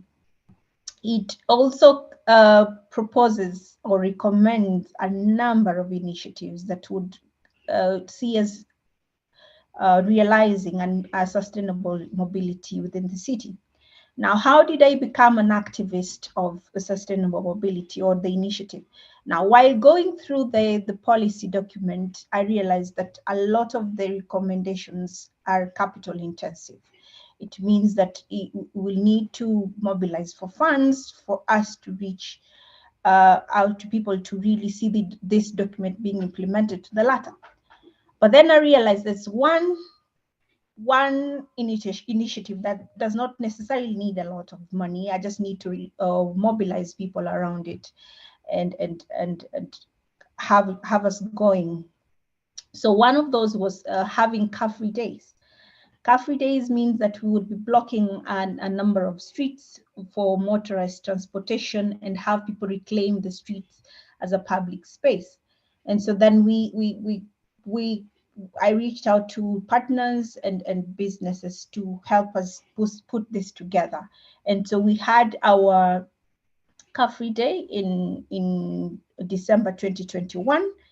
That really was to sensitize the public on the already developed non-motorized transport corridor. How do we use it? So a lot of people were seeing, a lot of residents of Kisumu were seeing the county developing this transport infrastructure, but they were not really sensitized on how do we use this, or why do we really need this in our city. I like to make reference, and you feel pain in your body, but you do not realize that you're sick until you go to the doctor and you get a diagnosis. So while a lot of Kisumu residents were walking, they really did not understand that they needed a transport infrastructure that supports the walking. So then when the city implemented it, still they did not understand, why do we need this? And they kept questioning, why do we need, we call them down here, we call them cabro. They kept questioning, why do we need cabro? While this, the NMT corridor was being implemented, a number of people were displaced from their businesses. Those were street vendors. So the street vendors, most of them were women who would be selling goods that mostly are perishable or food, vending food that they will be supplying to offices within the CBD. And so a number of them were displaced. And so you can imagine how they felt that we are being displaced to put up this infrastructure that we really do not understand how to use. So then the car-free day was meant for that. The first car-free day was meant to sensitize people. Why do we really need this NMT. So then, who did we invite to the car-free day? Of course, we blocked about 4 streets from access of motorist transportation, and we had the public claim the space. We had a placemaking event, we had bicycle riding, we have the skating. We also invited business communities to come and showcase. And we were also trying to see if they can use this shared space, or on occasion we can open these streets for street vending. While I acknowledge that this still is quite a journey for us to reach there, even with authorities, but we realize that it is something that we can do. We can easily do. We just need to keep mobilize people around this initiative. We had another car-free day this year on 26th of November, and this year's theme was to promote road safety and to promote community, or rather local solutions to sustainable transportation. So then we were inviting communities to give solutions, their own solutions. How do you think we can make transport sustainable without really investing a lot of money and resources? Again, communities came about. We had the border borders, the non-motorized border borders. We gave them the reflectors, the safety reflectors, so that they are included, and also they are part of the providing of local solutions to transportation, because that is what they can afford at the local level without transiting to the motorized border. Now, what are the lessons that I learned? First lesson was that a lot of these policies that we come up with, a lot of them risk being put on shelves and gathering dust. So what I learned big time is that when we took out an initiative from this transport mobility and highlighted it in the form of a car-free day, then it got people looking for the document, and they interacted with the document. And a lot of government agencies, as recommended in the policy document, they started interacting with the document. They kept asking, how can I get this document that is making you block our roads from accessing it? So then some of those initiatives have made, I'm glad to report that have made it to the CIDP. That is the document that informs what government can finance every financial year. And other partners have started looking into the document and seeing where can we invest. Investors have come forward to look at the document, and they're asking questions. We've interacted, we've had meetings, and they're asking questions, how can we implement this? So I'm glad some of these outcomes some of these initiatives have come out of made outcomes that make people to interact with policy documents outside government, government offices. Now, another thing we realize that a lot of, regardless of having non-motorized transport, a lot of women still face safety in mobility daily. Street vending is still invading the non-motorized transport, but most of them still are women. So then how do we solve this? The government has had an initiative of building a market that is close by the road, so that they are, instead of using the NMT corridor, they're able to have a market that people can easily access, because these are people that target the commuters, people who are driving by, people who are walking by the roads. The street vendors target these people. So then the government has had a market, a Uhuru business market, that would take care of these people, the street vendors, so they're safe. As opposed to vending their wares on the street, they can now vend at a proper market, designated market. They have spaces, and it's safe, and no vehicles are going, passing by there, and these women are safe, really. Judy, I just wanted to let you know that we should shift to the next panelist, but you'll have a chance to give more comments when we get to the design session, okay? Sure. Okay, thank you. That you have a wealth of experience, and we are glad that you're here to share it, and thank you for taking the time. All right, so the Penina and Degwa, you can turn on your video and share your screen if you'd like. Sure, thank you so much. I hope you can hear me clearly. Sorry Yes. about the background noise, and I may not be in a position to turn on my camera. So my name is Penina Ndegwa. I'm the program coordinator for Share the Road program at United Nations Environment. And we are so glad to be here today, to be invited by Flown Initiative to talk about some of the initiatives that Share the Road program does in promoting women and open street development across Africa. So just a brief background on what the Share the Road program does. We mostly support governments, national and city governments, in development of policies that really promote active mobility, that is walking and cycling. And one of the things that we also do is also we do a lot of advocacy, because for a very long time we are all aware that there has been walking and cycling has been neglected, and so we really spearhead government to really prioritize investment in walking and cycling across cities across the world. And we also do a lot of capacity building, whereby we convene city leaders, ranging from champions, thematic groups, government officials, or people in decision-making capacity, to just equip them with knowledge and skills that they need for to get them in developing for walking and cycling, particularly for women across the cities in the world. And maybe highlighting some of our few recent initiatives, some of the policy activities that we are currently undertaking. I think Judy has really highlighted on the benefit of Kisumu Sustainable Mobility Plan. That's actually a project I happened to really work on in my previous engagements. And for sure, I've seen firsthand what policy can do in terms of guiding the city or setting precedents in how cities need to be designed. And so at UNEP, we do support a lot in policies. And one of our recent policies that we are currently working on is known as Pan-African Action Plan for Active Mobility, which is an African-wide policy aimed at ensuring that government commit to investing in walking and cycling across Africa.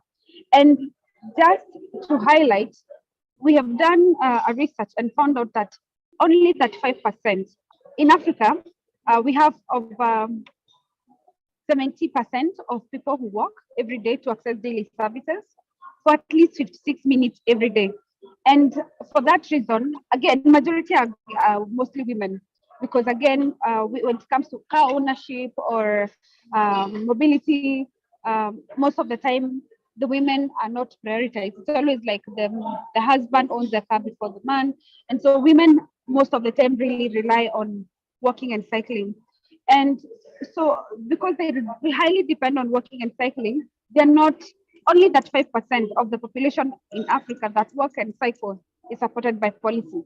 So we know through this PAPAM, or what we are calling the Pan-African Action Plan for Active Mobility, we are going to increase governments across Africa to commit to implementing walking and cycling policies for the residents. And maybe just to highlight one of the key aspects, how PAPAM is going to work, other than just developing a policy, we are coming up with commitments whereby we are going to push government or bring government on board to really sign up or to commit into investing in walking and cycling. And one of the key commitments that we are still developing is actually on gender. How do we actually ensure that women are provided for, their mobility needs are met in terms of when they are implementing active mobility? And of course, finally, not finally, but another great commitment that you are developing currently is also on financing, because at the end of the day, we've seen less prioritization of active mobility for walking and cycling in the city. I'll give an example for Nairobi. We've just done the expressway, which is one of the most expensive highways across the world. But then what we've learned is that they have neglected, well, as a motorist, it's pretty efficient. But then as a pedestrian or as a cyclist, you're neglected. And now again, considering that majority of the people who will actually walk and cycle are women, then that means their needs are not articulated. And maybe now going back to how women travel, and really maybe what also got me to this space for advocating for open streets on equitable designs for women, is that women travel differently. Especially in Africa, we are the caregivers. We are the people moving around with the babies. We are the people helping our family members access services that they may not be able to access. Of course, we are also working to support our families. We are also, just doing other errands like any other person, like the men would do. But now most of the trips, because of other responsibilities, our trips are shorter, and short trips, frequent trips, sometimes off peak. Not necessarily off peak, because again, our work, majority of the women and how they work, they're able to just make trips off peak, when unlike the men who will either travel from work to home, mostly in employed opportunities. But for women, they're either running a few businesses here and there, again, supporting the families. For that reason, that's why they end up, just traveling off peak. And if you think about their needs, what do women need when they're traveling? A woman needs a place they can comfortably cross the road, for example, because they're always carrying loads. And I've seen a lot of investment or prioritization, again, in investment in footbridges. And some of our women, especially like the mama mbogas, who are maybe carrying goods from the market, they have to go take them to their shops for selling. They are carrying heavy goods, and that woman is expected to go up the stairs, cross a road, over the footbridge to cross the other side, and it's extremely inconveniencing. Think about, again, a mother traveling with a child. Is it actually comfortable to carry a child, or even be accompanied by more than one child when you're accessing services across the city? My experience is that it has been extremely uncomfortable. There is no provision at all for those facilities. Another thing is that you will find that women will not use a street that is dirty or poorly lit. Yeah, because first of all, there's an aspect of insecurity that comes with dark streets or poorly lit streets. So women, again, I actually like to say, other than just children being the indicator species of cities, even women are. If you don't see a woman in a street, that should tell you that that street is not safe, that street is not comfortable and convenient.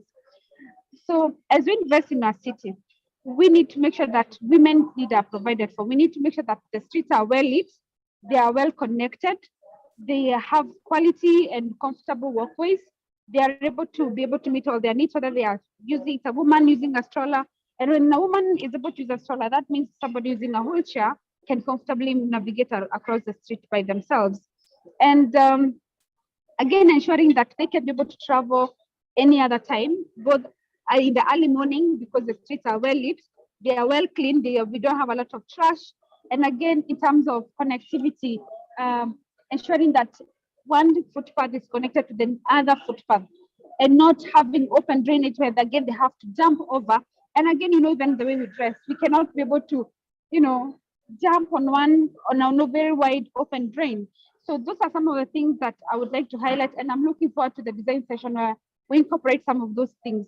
And again, streets just do not only need to meet the aspect of mobility, like moving from one point to another. They also need to be places where women can hang out. Let's meet friends or wait for another person, or just have a moment to sit down, relax on the street, and just be able to feed a baby or change them. So we definitely need to design our streets, not just for mobility, but again, we provide some benches where they can sit down and relax and tend to a young baby or an elderly person they're traveling with. And those are the things that actually bring more women to the streets. And finally, now going back to even promoting of policies, is that I mentioned that UNEP is really working hard to make sure that we equip champions or stakeholders or practitioners in urban mobility with the skills that they need to be able to design for some of these streets for the women and the general population. And one of the programs that you also have at UNEP is known as African Network for Walking and Cycling, which is really it's a group convened by UNEP and Walk 21. And what we do there is that we convene champions and we have organized them into different working groups, whether it's academia, whether it's cycling, research. And through that, they're able to come together, get training, share knowledge and opportunities. That now for champions like Judy, who are spearheading Car-Free Days in their cities, they're able to meet with other champions across other cities in Africa, and they're able to share knowledge and experiences, which really help them leapfrog some of the challenges that they may experience when it comes to implementing some of those facilities. I'll end it there and looking forward to the other session on street design. Thank you very much. Thank you, Penina. That was an excellent list of design strategies you gave. And I wanted to ask you, what % of the streets in Nairobi do you feel have the things that you listed? Well, I think it depends. Honestly, we've not done like a proper audit. I may not be in touch I may not have the proper statistics on the number of really good design streets that have been done. But I remember at some point participating in the development of Lipuli Avenue. And to be honest, right now it's back to the mess that it was before. At least we had tried to demonstrate what a good, beautiful street would look like, fully pedestrianized, with some benches for pedestrians to sit on. But right now, again, it has been encroached by vendors. But I do know for Kisumu. Kisumu is being my favorite street in Kenya. I know Kisumu is really great and they have done a lot of things right in terms of ensuring that the footpaths have proper effective width where you can comfortably walk together. They're making sure that there's safe crossings, actually tabletop crossings that are very comfortable, and they're doing away with the footbridges. They're also ensuring that there's provision of cycle tracks, which is really amazing. And they've actually provided even public toilets along the footpath, which for me is really amazing because again, think about women. During pregnancy, especially, those women need to access toilets more frequently than they would in normal circumstances. Or at least maybe you need to change a baby before you go to the public transport system. So Penina, you're breaking up a bit. Having public toilets along the walking, the pedestrian zone is very important, and I've seen that being done in Kisumu. So I may not be able to define exactly, but I know people walking and cycling. I do know in the near future we are going to have really great streets. Thank you. Sorry for the Penina. network. Okay. No problem. Thank you very much. You're giving a big compliment to Judy's work in Kisumu. Thanks a lot. Let's hand it over to Shirley. Shirley, if you'd like to share your screen or turn on your video, you're welcome.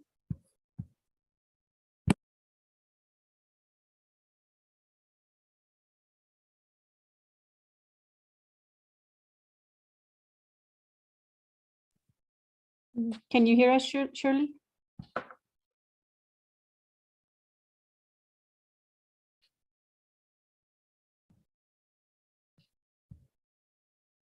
All right, if Shirley isn't available, Seble, can we skip to you and Shirley can go after you? Yeah, that's fine. Can you hear me? Yes, we can. Okay, perfect. Hi, everyone. I'm going to share my screen.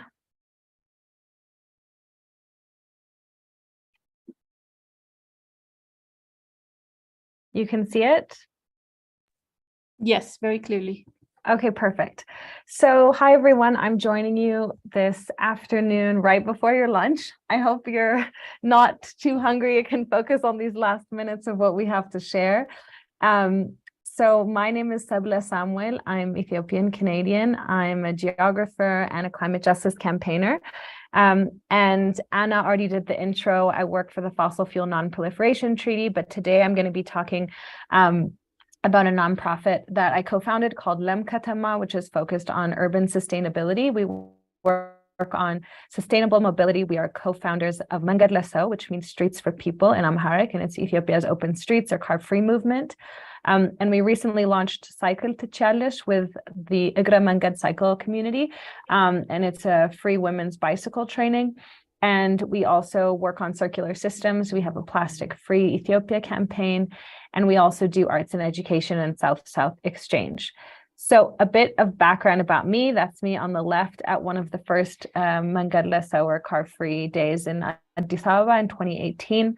I lived for a few years in Latin America, which is where the whole open streets or car-free movement started in the 1970s. And I experienced this in Bogota, Colombia, and Quito, Ecuador. And I was really excited to kick off something similar in Addis Ababa, where I moved in 2016. And I hadn't before that been super interested in the city space. But after living in such a chaotic city like Addis Ababa, I focused a lot of my activism here. And on the right-hand side, maybe some of you in the room were also in this exchange, but Open Streets Cape Town organized an Open Streets Exchange for African cities in 2018. And there I was able to meet a lot of the city officials from the transport space in Addis Ababa, who were also looking to create a car-free movement in Ethiopia. And so we came back to Addis Ababa and started organizing, created a really diverse collective to form what would become Mangad Leso, or Streets for People. So for those who have not been to Addis Ababa, this is a photo of Masqal Addababai, the main square in Addis Ababa. I took this photo a few years ago, so it's changed somewhat, but it's just basically, I wanted to tell you about the streets of the place where I live. Around 55% of people walk to move around the city, and around 30% rely on public transportation. Despite the fact that 85% of people do not own a private vehicle, surprise, surprise, the city is really designed for this car-owning minority. And so there's a lot of work from the transport space, from activists, et cetera, to really shift this model and think about what can our streets look like if they're genuinely reflecting the majority. And that's the whole idea behind Mangad Leso, is flipping the streets from this to this. And so these are different photos from Mangad Leso over the years. We use a decentralized model. On the last Sunday of every month, we take up between 15 and 20 kilometers of streets in 7 of the 10 sub-cities of Addis Ababa. We block them to cars and we open them to people to ride their bicycles, to walk, to skate, to play. And we want to democratize public space in this way and show what our streets can be when the majority is given space. And we also want this to influence urban design. So here's a few more photos from the open streets movement we have going on in Ethiopia. We want this basically to be a space for social connection in a society that's really stratifying economically. We want to reclaim the streets as public space for everyone. We want to encourage ecological sustainability, safe streets, and we want this to influence how we plan our city and making sure that non-motorized transport is really prioritized. And then I just want to talk about a little bit about my personal shift of how I moved through the city. We all saw with the pandemic this rise of pop-up NMT infrastructure to really move around the city in ways that didn't rely on motorized transportation. And across different African cities, we also saw that movement take place as well. For me personally, it caused a shift. I used to mainly move around in public transportation. And then once the pandemic started, I became really nervous to move around in public transportation for fear of getting COVID. And so I started riding my bicycle, which is normally what I do in most cities that I live, but was very fearful of doing this in Addis Ababa. And when doing so, I couldn't see any other Ethiopian women riding bicycles. I just know one other person, and she is a close friend. And this is not the reality in smaller Ethiopian cities. You see a much more diverse kind of cycling culture in Ethiopia's smaller cities, but this is not the case in Addis Ababa. So actually last month for the Africa Network for Walking and Cycling, which I'm happy was just mentioned, I interviewed different women in Lagos, in Cape Town, and Nairobi about what is their experience cycling in the cities that they live, and really what stops us from filling the streets and how can we change this reality. So I wanted to share a couple of the quotes that really stuck out for me. On the right is my friend Jaime learning to cycle in our cycle program, which I'll tell you about in a second. But these are the words of Juliet, who coordinates the African Network for Walking and Cycling. And she grew up in Nairobi in the 1980s. And she said it was not acceptable for a girl to cycle. It was not the norm for a parent to buy you a bicycle. I remember my mom would always pull me away from the boys so that I didn't engage in what she termed as dangerous things, such as riding a bicycle. But the boys were allowed. And back then there was this notion that if you're a young girl, you're likely to break your virginity riding a bicycle, which I still don't understand where it was coming from. And I can share that in Ethiopia, that myth is also very present. And then this is from Lebo, who's in Cape Town, and who was the inaugural bicycle mayor for Cape Town. She said, there are gendered patriarchal views around the person for whom the bicycle is made, and that person is never seen as a girl or a woman. There are gendered stereotypes about the bicycle as a men's mobility instrument and not for women. And maybe that's subliminally linked to really wanting to constantly constrain the freedom of women's movement in society. Fundamentally, I think it's also linked to just not wanting us to move as freely and as far as a bicycle would allow. So getting all of this and also duration my own what our streets can look like together, our NGO Lam Katama with Igra Mangad, which is a cycling community in Addis Ababa, we created Cycle Tchalish, which in Amharic the verbs are gendered. So Tchalish means you can, specifically for a woman. And so this program is basically a movement that we're collectively creating for women to fill the streets on their bicycles, and we've started this a couple months ago. And we're collaborating, like I said, Lam Katamar NGO with Igra Mangad Cycle Community. And on one of the car-free spaces of Mangad Lesa, we've organized 6 free weekly sessions from 9 a.m. to 11 a.m. on Sundays. We've had 17 women register. This is all word of mouth. We had to close the registration because it was overflowing. We now have 50 women registered for future cohorts. We developed a curriculum so they could learn, and the government also has this target that half of the riders will be women in 6 years' time. We've had challenges. Obviously, bicycles are very expensive and it's hard to find storage, but I think this movement is worth it despite all these challenges. The students in a mere month's time have been able to kind of learn how to ride a bicycle. They feel this freedom and pride in their accomplishments. They encourage each other. They want to become future trainers. They're riding outside of the actual programming that we have. They're buying their own bicycles and cycling places outside of this now. So just to close, I want to share a quote. This is one of the participants. We have Saron on the right, who learned how to ride a bicycle last month, and a quote from Olamide, who is the director of the Lagos Urban Development Initiative that I interviewed also for this story. She said, we see the bicycle as a tool for freedom, so women feel like they can take over street space that isn't always theirs and still feel safe in those spaces. So that's all I have. Thank you all so much. Thank you, Seble, very much. Quick question for you. What is your favorite African street that you've ever visited, like Benon, and why?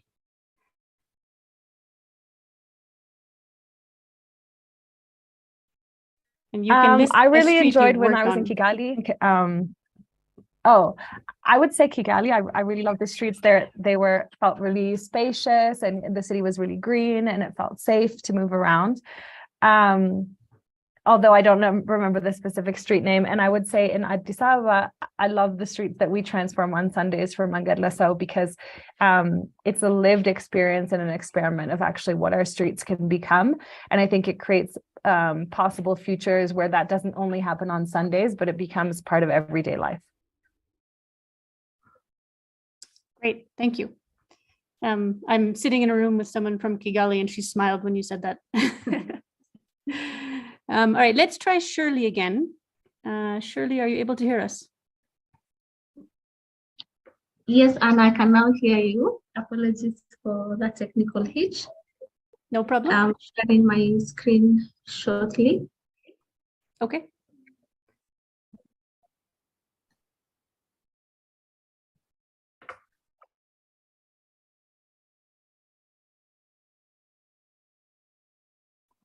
So as I share my screen, maybe just a short introduction about myself. My name is Charlotte Chebet, and I work with an organization called KDI. We are a non-profit that was started way back in 2016.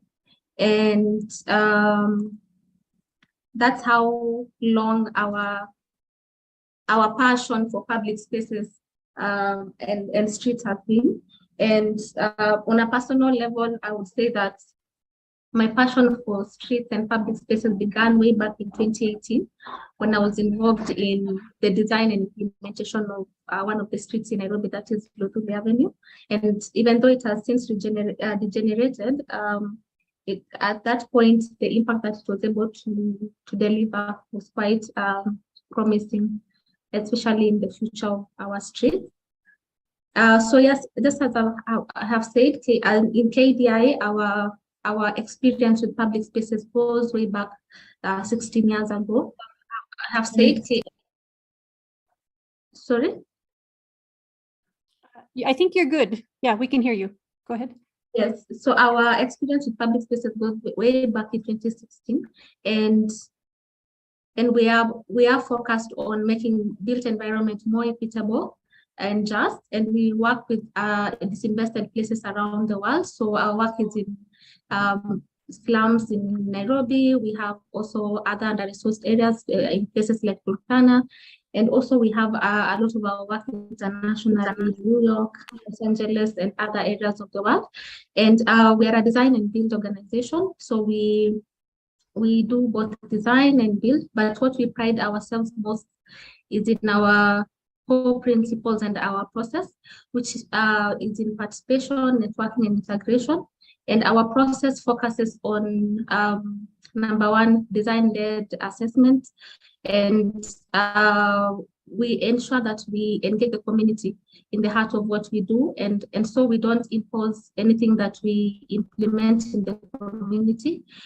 We ensure that everything comes from the community, and in that way we are able to ensure sustainability in our projects. So why public space? So public spaces is a place that is open and accessible to everyone, regardless of your gender, race, ethnicity, or even socioeconomic level. And that's why we are very passionate about public spaces.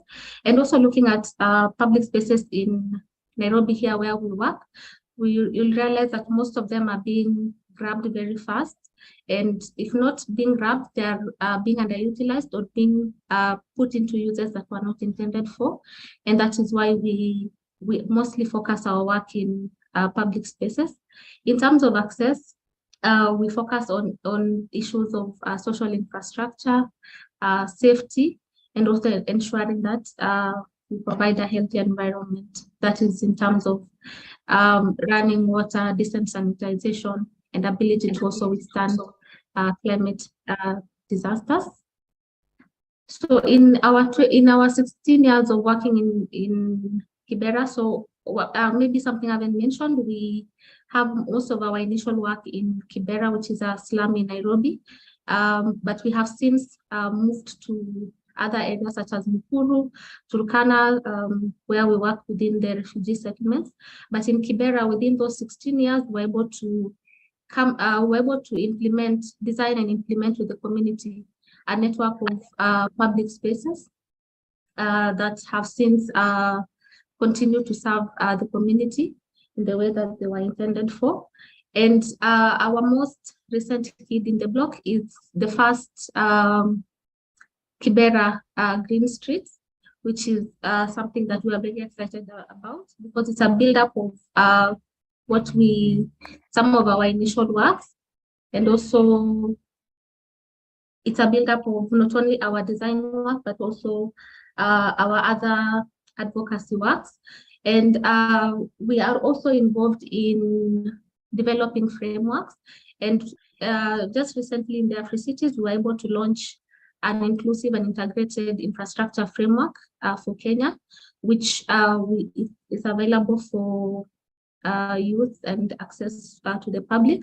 And we are in the process of testing out some of the tactics and methods that we proposed in this framework. And you will see when I'll be expounding on our Kibera Green Streets project, which is a build-up of this framework. We were also involved in the development of this handbook for gender inclusive planning and design for World Bank. And this is something that is also available internationally for use in decision making. And in terms of streets, it's been able to inform how people move around, how people move around the city, issues of city safety, and issues of also affordability in terms of transport. So this is the site that we are currently implementing the first green street in Kibera, and it's within a Wayleaf. And so in terms of the framework that we are testing here, we are testing issues of streets for people, and we are also testing out issues of meanwhile use, since it's within a Wayleaf. And in future, a big bridge will be likely connecting here to the adjacent bypass.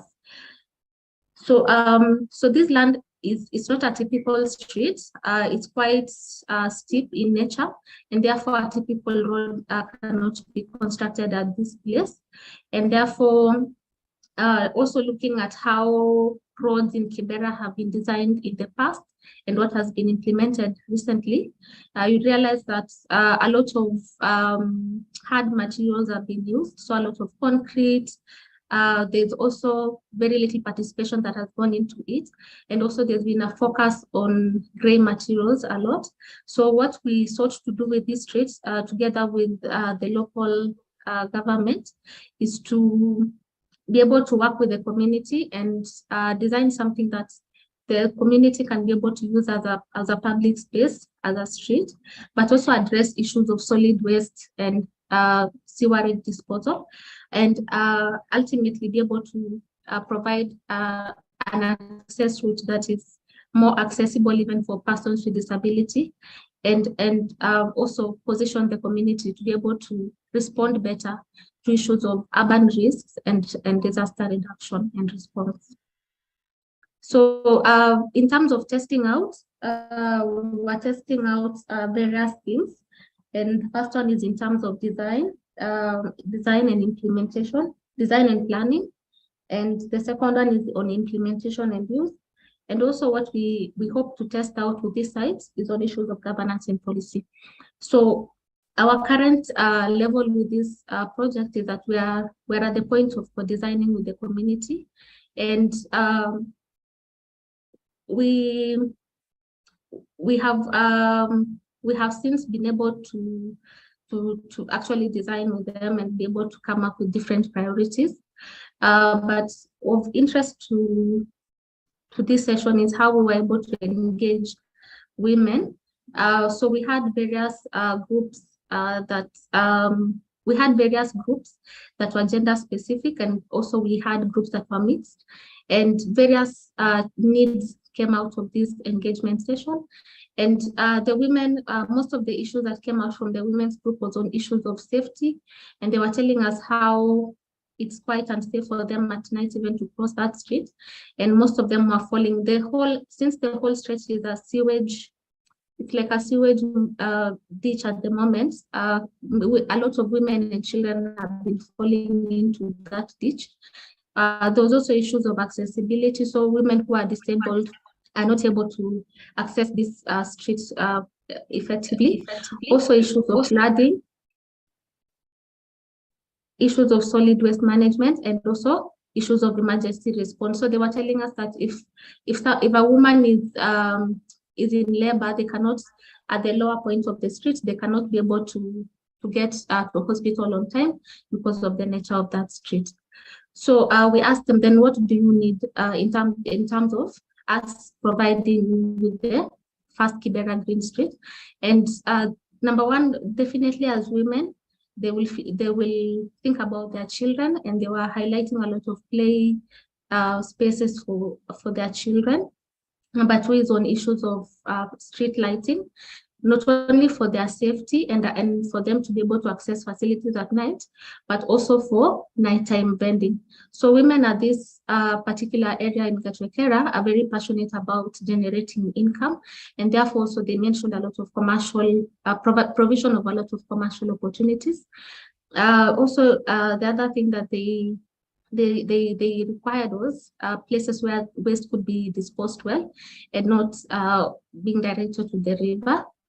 The other issue is safe access through provision of ramps and steps, but also thinking about the elderly and the physically challenged, and how do they even hold themselves getting up there? And in case of emergencies, how do they get up there as fast as possible?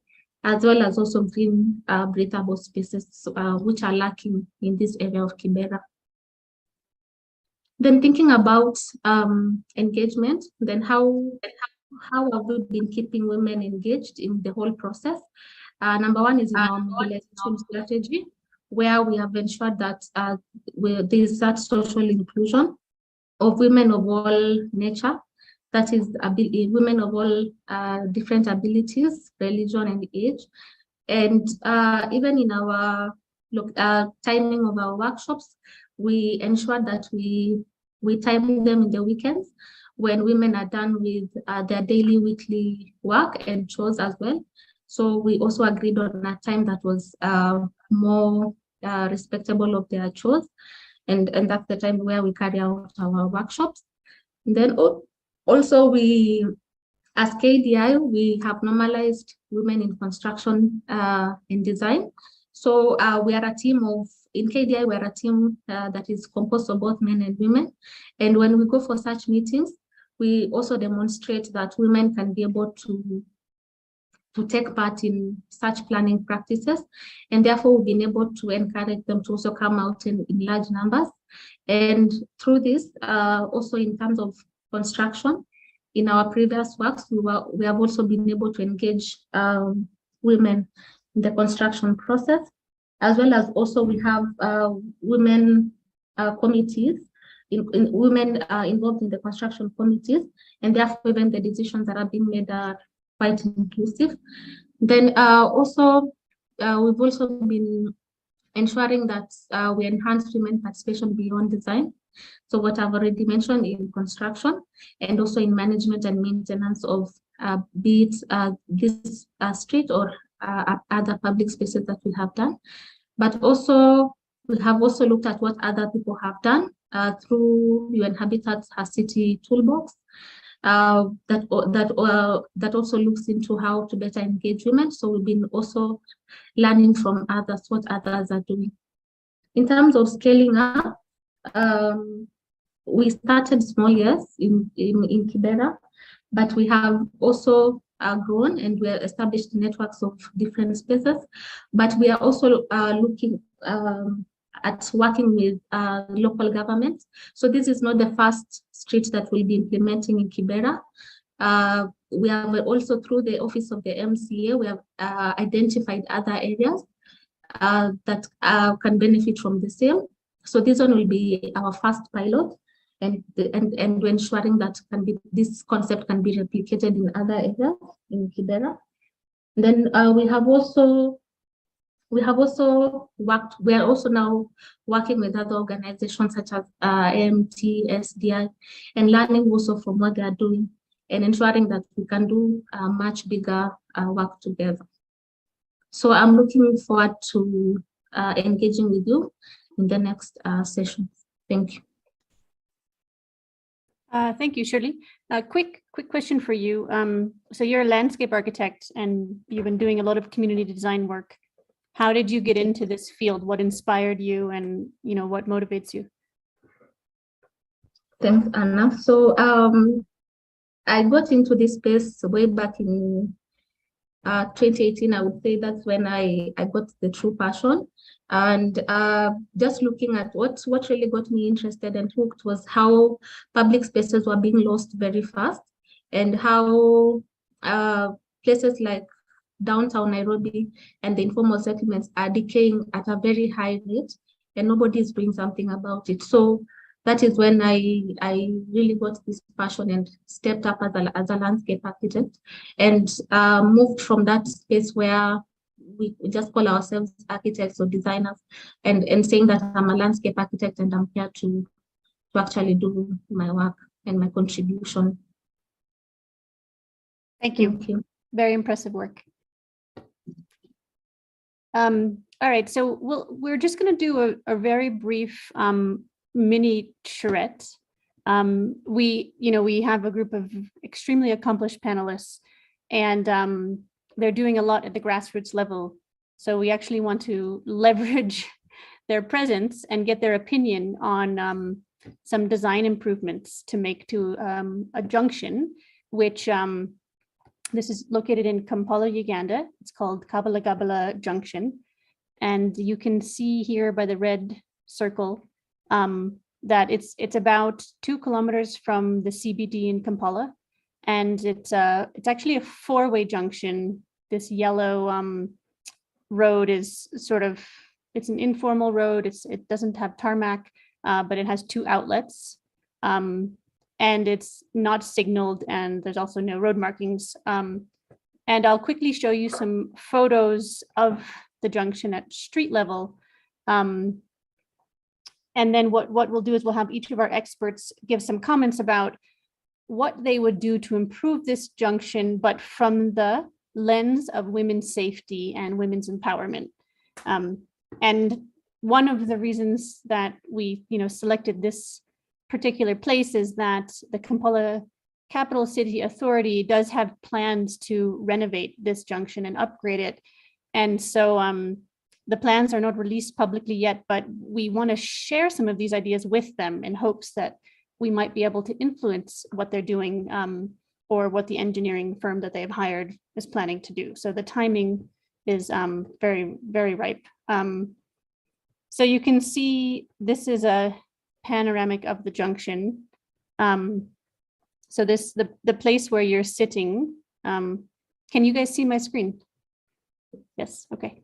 This pink dot, if you can see actually on the map down here, is where this photo is taken from.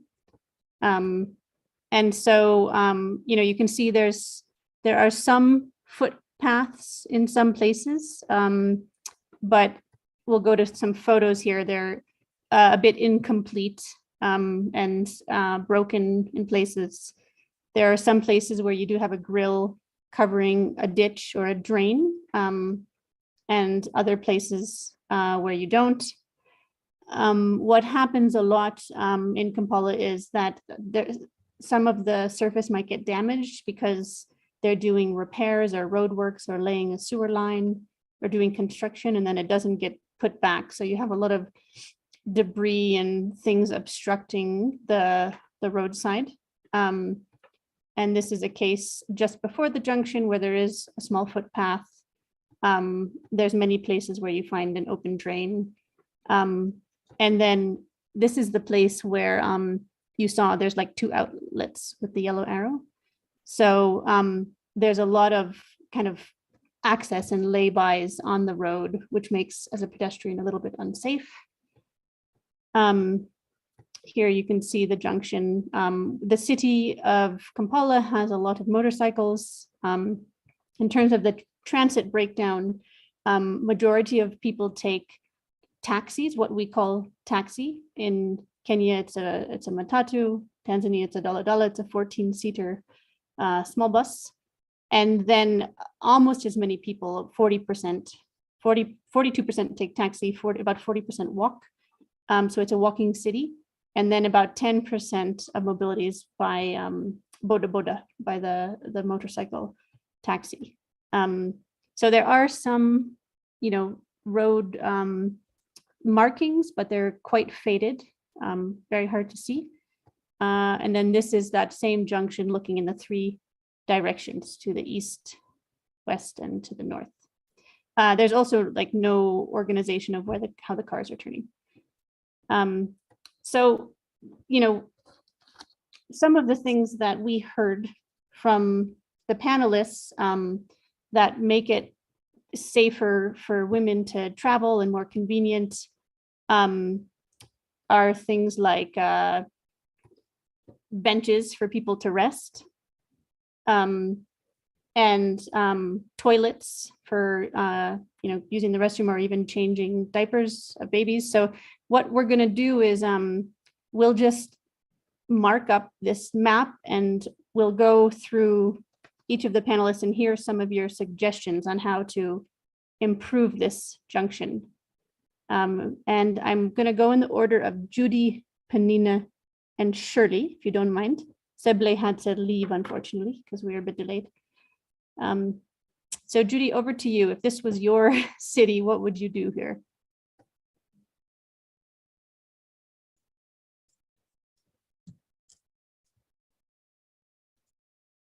Can you hear us, Judy?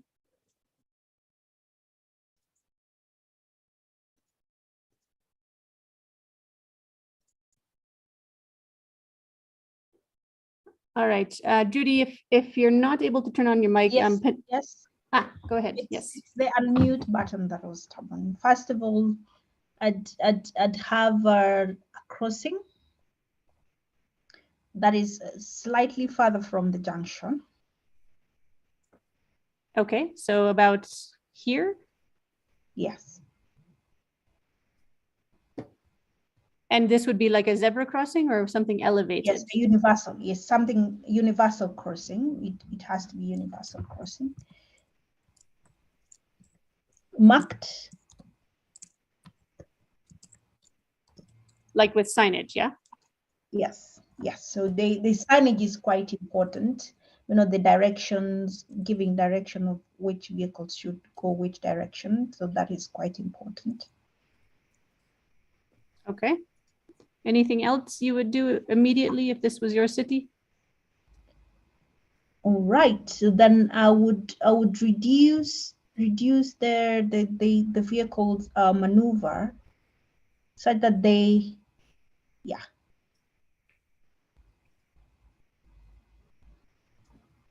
So there's less space for vehicles to travel. Yes. Right. Yes. So would that be like an island or something? Yes. That you would put in the middle? Exactly. This is a truck. Big black thing is a truck, by the way. Yes, and then of course I would make sure that the pedestrian walkway would be properly laid. So repairs to the pedestrian walkway. Yes, yes. Right. Anything else with females in mind that you would do? A bench somewhere for waiting. I believe there would be a waiting area for the public transport. Some would have a bench with a shaded bench. With trees, right? Yeah.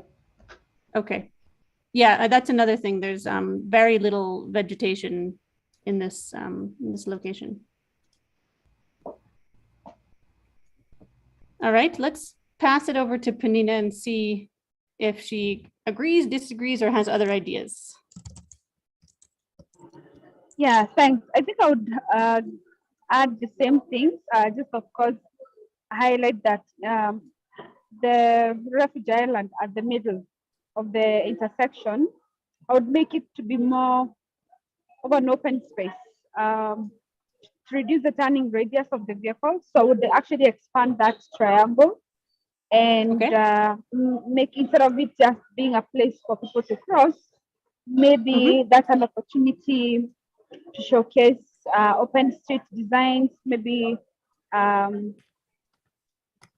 some, sort of a small public space within the, because I can see it's like it looks like it's a busy urban setup. So it would be possible to have a place where people would just relax and chill and and perhaps have some trees and some benches that people can relax.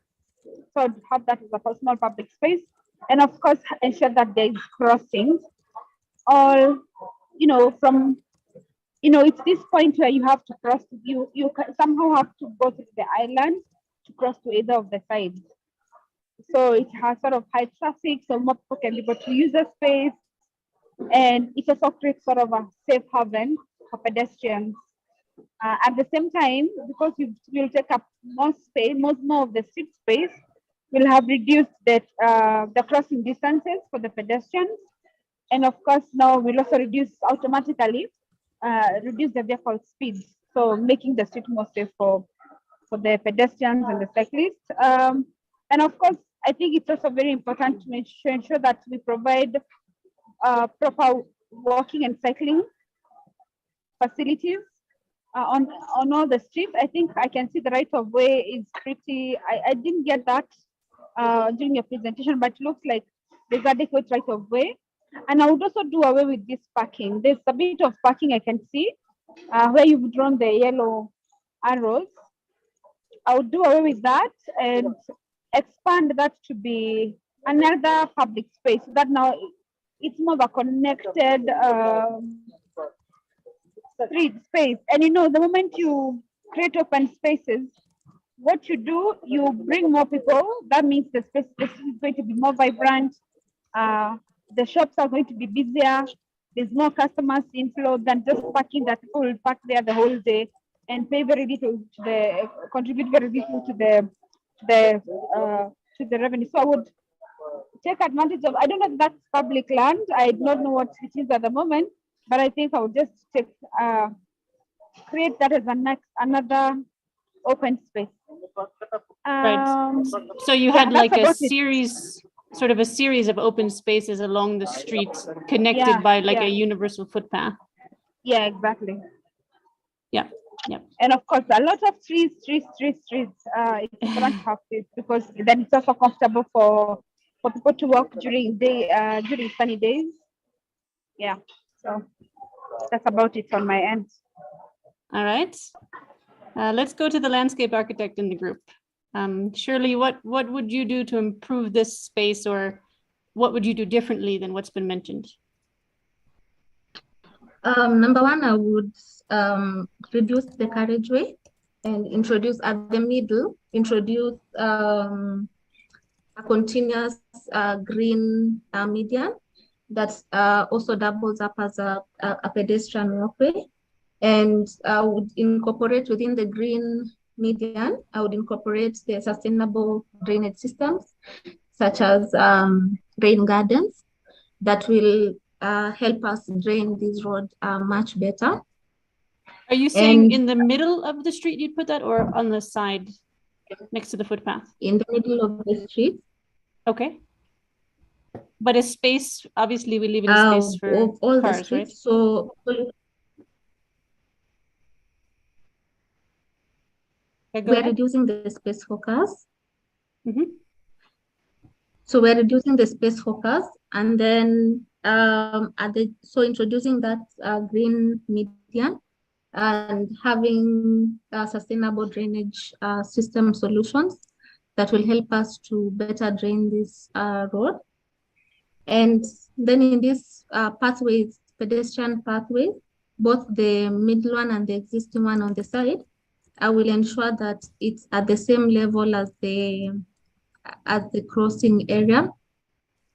So someone without, if it's a lady with a wheelchair or any form of disability, then they're able to just cross along the same level without having to go down or up a level. So I would ensure that they're on the same level. Okay. Then at the intersection itself, I would also ensure, I would also still reduce the size of the carriageway by introducing traffic calming systems. So where the pedestrian walkway sort of comes into the intersection, and so it narrows at that level, so that when the vehicles are near the crossing, then they are able to slow down, and therefore we're able to calm the speeds of these vehicles. So it's kind of like something a little like that, is what you're saying? So where the road narrows before the crossing, or even including the crossing, yes. yeah? Okay. Got it. And then maybe this is a bit bigger. Yeah. Yeah? Yeah. This is going to become a proper public space, I think. Yes. All right. Yes. And then on the public space, I would introduce a parklet. So so it won't be only a space for people to cross, but people can linger and rest if needed. Let's say you're an old person, you can rest as you and then continue with your crossing. But I will also ensure that within these green spaces, introduce also lighting, and within that middle public space, introduce lighting so that women can feel safe crossing that street at any time of the day. Then in terms of the introducing greenery, I would also introduce other new trees that sort of do not limit sight lines. So it's when you're at one end of the junction, you can still see very far, and still the trees will still serve their purpose for shade and comfort from other the heat island that seems to be also existing there. And also this vegetation will help in absorbing fumes and making that space more livable for pedestrians. Okay. Yes, so that is what I would add on my end. All right. Well, I'll be very honest with you. This is actually my neighborhood in Kampala, so I'm very excited about these changes, and I think it's one of the, in my opinion, it's one of the worst junctions in the city. And the point of this exercise is to say that in just 10 minutes, with the right people at the table and the right thinking, putting pedestrians and vulnerable road users first, we can do a lot, and we know what needs to be done. And so I think the question on our side is, are these pieces of advice getting integrated into policy, and are we committing the financing to make it happen? Because in terms of experience and what the best design practices are, they're contextual, but we also, those of us in the context, understand, what is needed to improve a place. So I guess I'll stop there. We will share the design plans when they come out. It should be in the next probably 2 or 3 weeks. And I'd be very curious to put this drawing side by side with the engineering firm's drawing that, they've been hired to do this upgrade, and see where we're falling short. And I guess with that, I just want to thank the panelists and let everyone just say a quick, goodbye or a closing, any thoughts they have after listening to the other speakers. And just keep it to like 60 seconds if you can. So Judy, do you want to say anything, closing remarks first? All right, so the closing remark would be, first of all, thank you for inviting me to this panel. It's just adding my voice to the activism that we are doing around active and sustainable mobility, that I would like to recognize that we are quite far, while those of us who have a passion around these initiatives understand what we are doing. But I'd like to bring people more on board to push this, especially on decision makers, to understand why we do this and why we are shifting from, the motorized transportation to a more sustainable transportation. And our biggest obstacle is the buy-in and getting them to be included in policy, everyday policy. So added voices is needed. Thank you.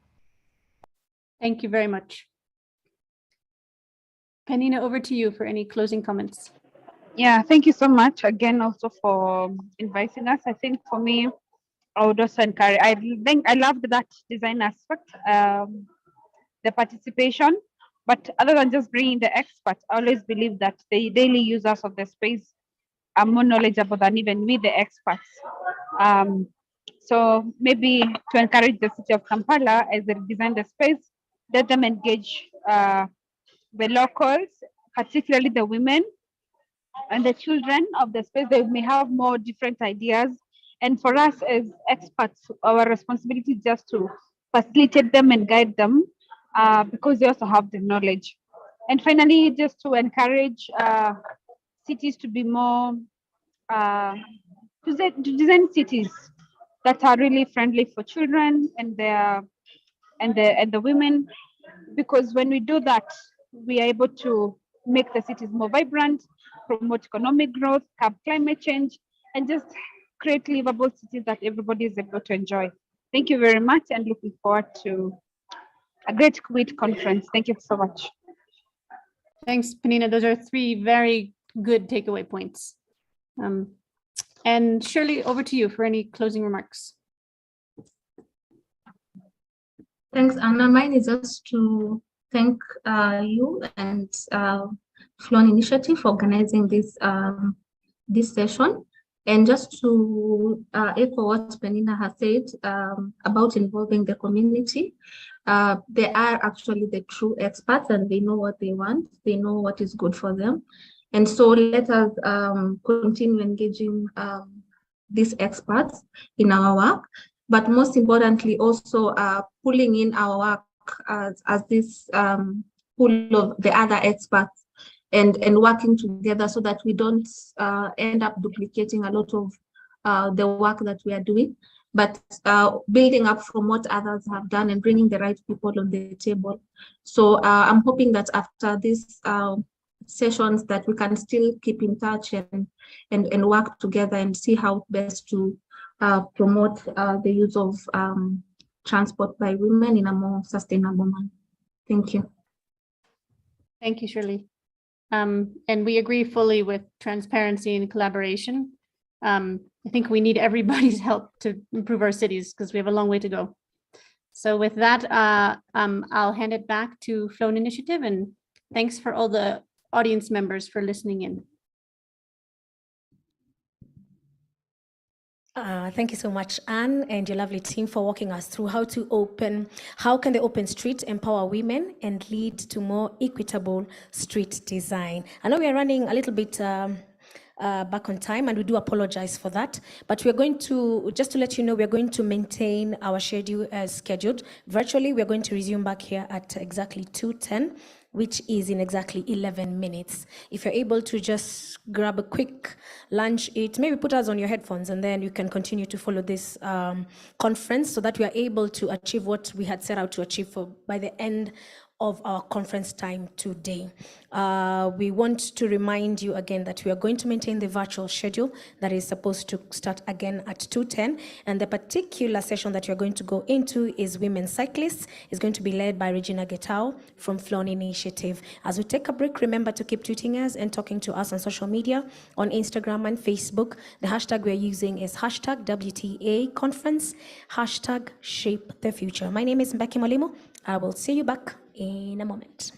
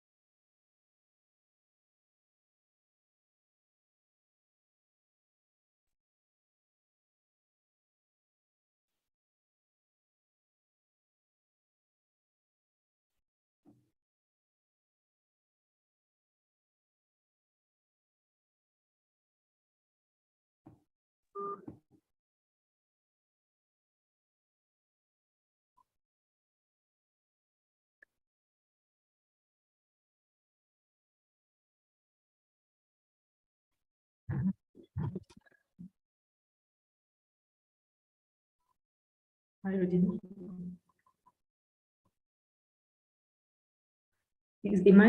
Am I the first one?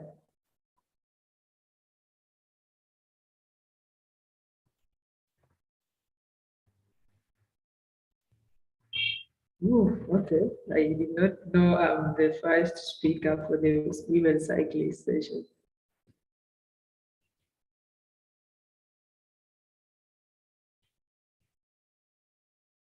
Oh, nice. So,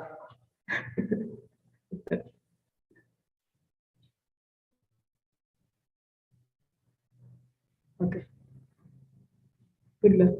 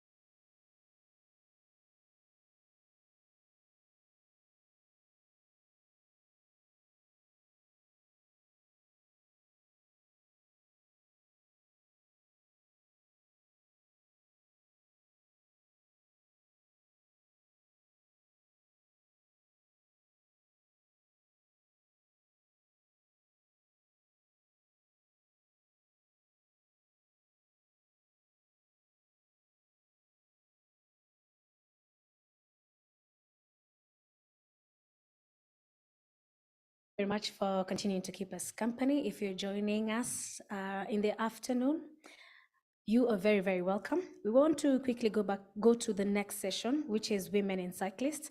And to lead us through this session is Regina Gitau from Flown Initiative. Regina.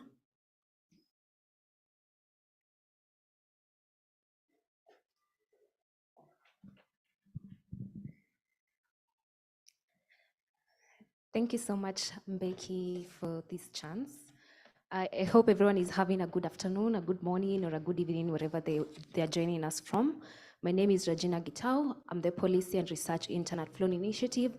I'm an urban planner by profession.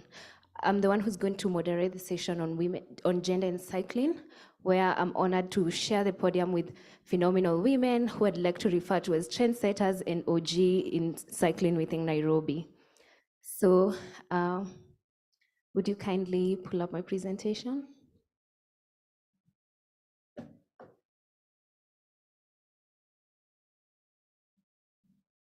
So I'll be presenting on our recent research, which is titled Breaking Barriers, a study report on increasing the participation of women in cycling in Nairobi County.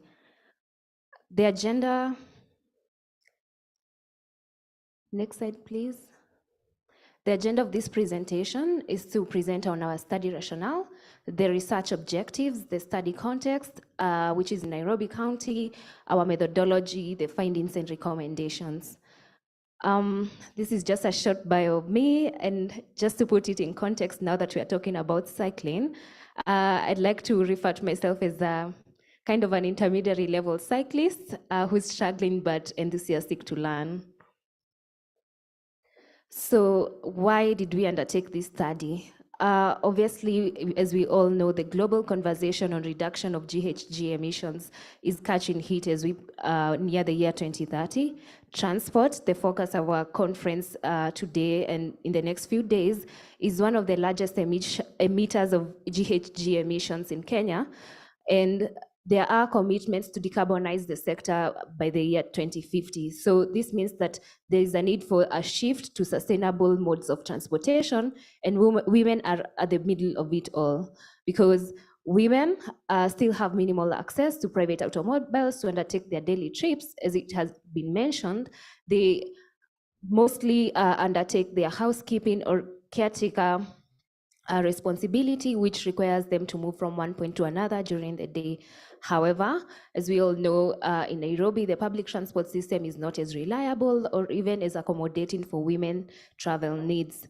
So there is a need for a more reliable and convenient mode of transport for women. And as we have seen, the county of Nairobi and also in Kisumu City, there have been investments that have been made on increasing non-motorized modes of transportation so that they can support the travel needs of urban residents. However, do these investments really translate to usage by women? That's what we're here to find out, and hence this study. Next slide, please. So for our research objectives, we wanted to establish the level of uptake of cycling within Nairobi among women, to identify the constraints that women face when cycling in the city, establish what are the motivations and the support factors that women cyclists have, and also develop and disseminate recommendations to increase the uptake of women cycling as a mode of transport within the city. So in our study context, as you can see, it's Nairobi County, which is a highly urbanizing city, currently with a population of about 4.4 million people, and the gender balance is, it's almost balanced, but women are slightly more than men within the county. When it comes to the modal share within the city, as you can see, there's high reliance on public transport. Walking follows at about 39%, private car usage 39%, which is also increasing as the income levels of residents increase, and also cycling, which is about 1%. So as you can see, it's a very minimal number of trips that are undertaken through cycling in the county. In terms of, among that 1% of cycling, only 3% of them are women. 96.9% are male. So as you can see, the gender gap is quite glaring, and it's essential to identify why do we have this gender gap when it comes to cycling, despite having the right infrastructure in place. So I'm gonna take you, of course, as you can see, sustainable mobility is becoming a global agenda that is really catching, the conversations are going on. So we obviously had to anchor our study to the global, regional, national, and the local context in terms of sustainable mobility. So in the global context, as you can see, we have SDG 5 on equality, 9 on infrastructure, 11 on sustainable cities and communities. We also have the new urban agenda, which advocates for sustainable modes of transport, and NMT is one of them. The regional context, of course, we have Agenda 2063, Pan-African Plan on Active Mobility, which I think Penina has talked about it, which is an ongoing initiative. We also have the AU African Road Safety and Observatory Road Safety Matters in Africa, which is essential because safety of cyclists is paramount when it comes to this study. In the national context, we'll of course have our development blueprint in Kenya, which is Kenya Vision 2030. We also have the Integrated National Transport Policy, Street Urban Design Manual, among others, as you can see, which are policy and legal frameworks which are in the built environment or even in the transport sector. In the local context, of course, we have the City County Transport Act in Nairobi. We have the non-motorized transport policy, which has helped accelerate investments in infrastructural development when it comes to NMT in the city. We also have the Nairobi County Integrated CIDP, which is actually ongoing.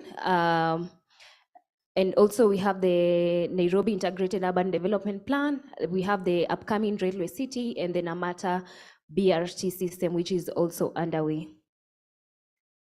So what methodology did we use in our study? We targeted female cyclists and non-cyclists within Nairobi County of diverse ages and careers that ranges from people who have 9-to-5 jobs in the private sector, in the public sector, personal trainers, people who run errands, people who own businesses, women who are also in the transport sector. So we had a holistic view of opinions and experiences when it comes to cycling in Nairobi. For data collection, we undertook an online survey which entailed 80 respondents, 58 cyclists, and 22 non-cyclists. We also undertook focus group discussions, as you can see on the photo on your right. We also undertook key informant interviews, study tours to cycling events. A recent one being during the Nairobi Placemaking Week in October. So we were able to pinpoint what are the pain points or experiences of cyclists in Nairobi County. For data analysis, we relied on quantitative analysis from the inbuilt survey of SurveyMonkey, which is also a tool we used in collection of data. So our key findings. Findings, we mostly relied on what are the motivating and supporting factors for women, what are the challenges women cyclists are facing, and what are the barriers and constraints that limit the uptake of cycling among Nairobi, now that we've seen that the ratio between men and women who cycle is quite glaring. So we really needed to understand what are these challenges that are causing women to not take up cycling. So for the cycling purpose, that is maybe the motivations. As you can see, most women cycle for recreational purposes, which is mostly women who participate in these cycling events organized by their groups. We also have utility purpose, which is about 4%. So only 4% either cycle to school, work, or even to run errands. We also have 15% who cycle for both either recreational purposes or utility purpose.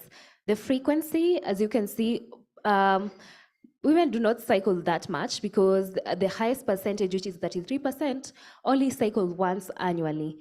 We have 19% once in a week, 19%, either once or twice 3 months.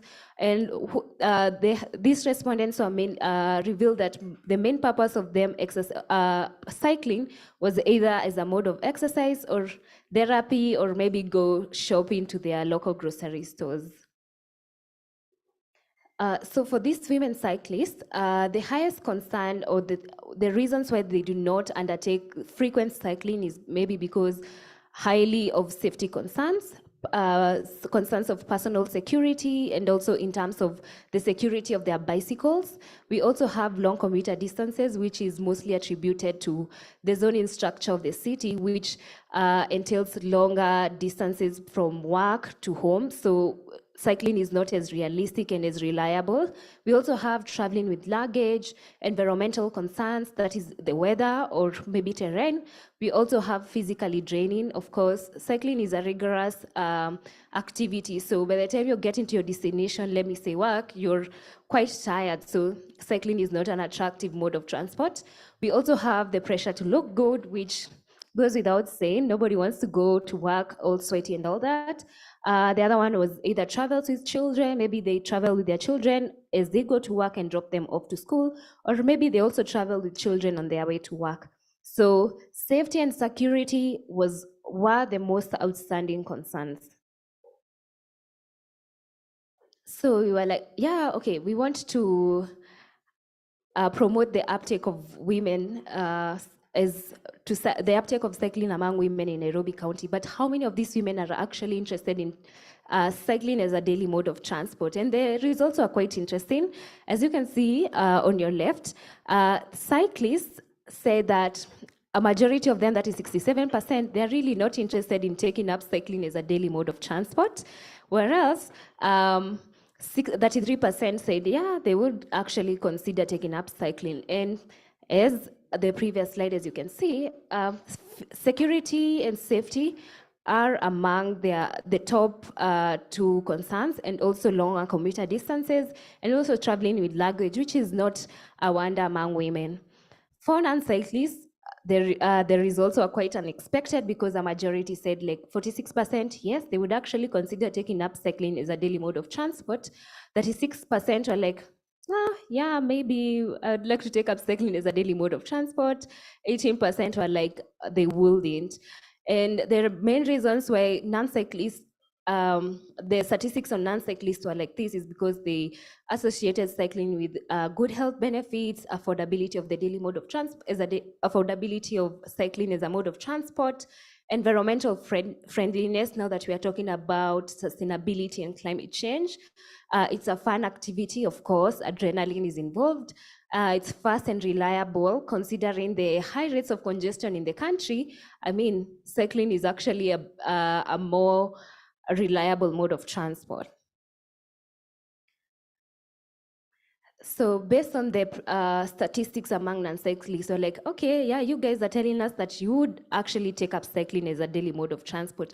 What is limiting you guys to taking up cycling? So I would like to categorize these barriers into 3 contextual barriers: inadvertence and discrimination.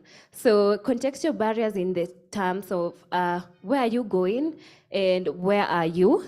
Inadvertence is maybe, do you have access to these facilities?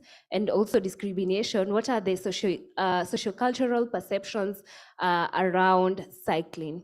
So as you can see there, lack of awareness of road traffic rules was one of the most outstanding barriers, whereby most of them talked about having them not having the knowledge on the traffic rules, and also other road users, that is motorized users, they really do not have awareness on traffic rules when it comes to cyclists.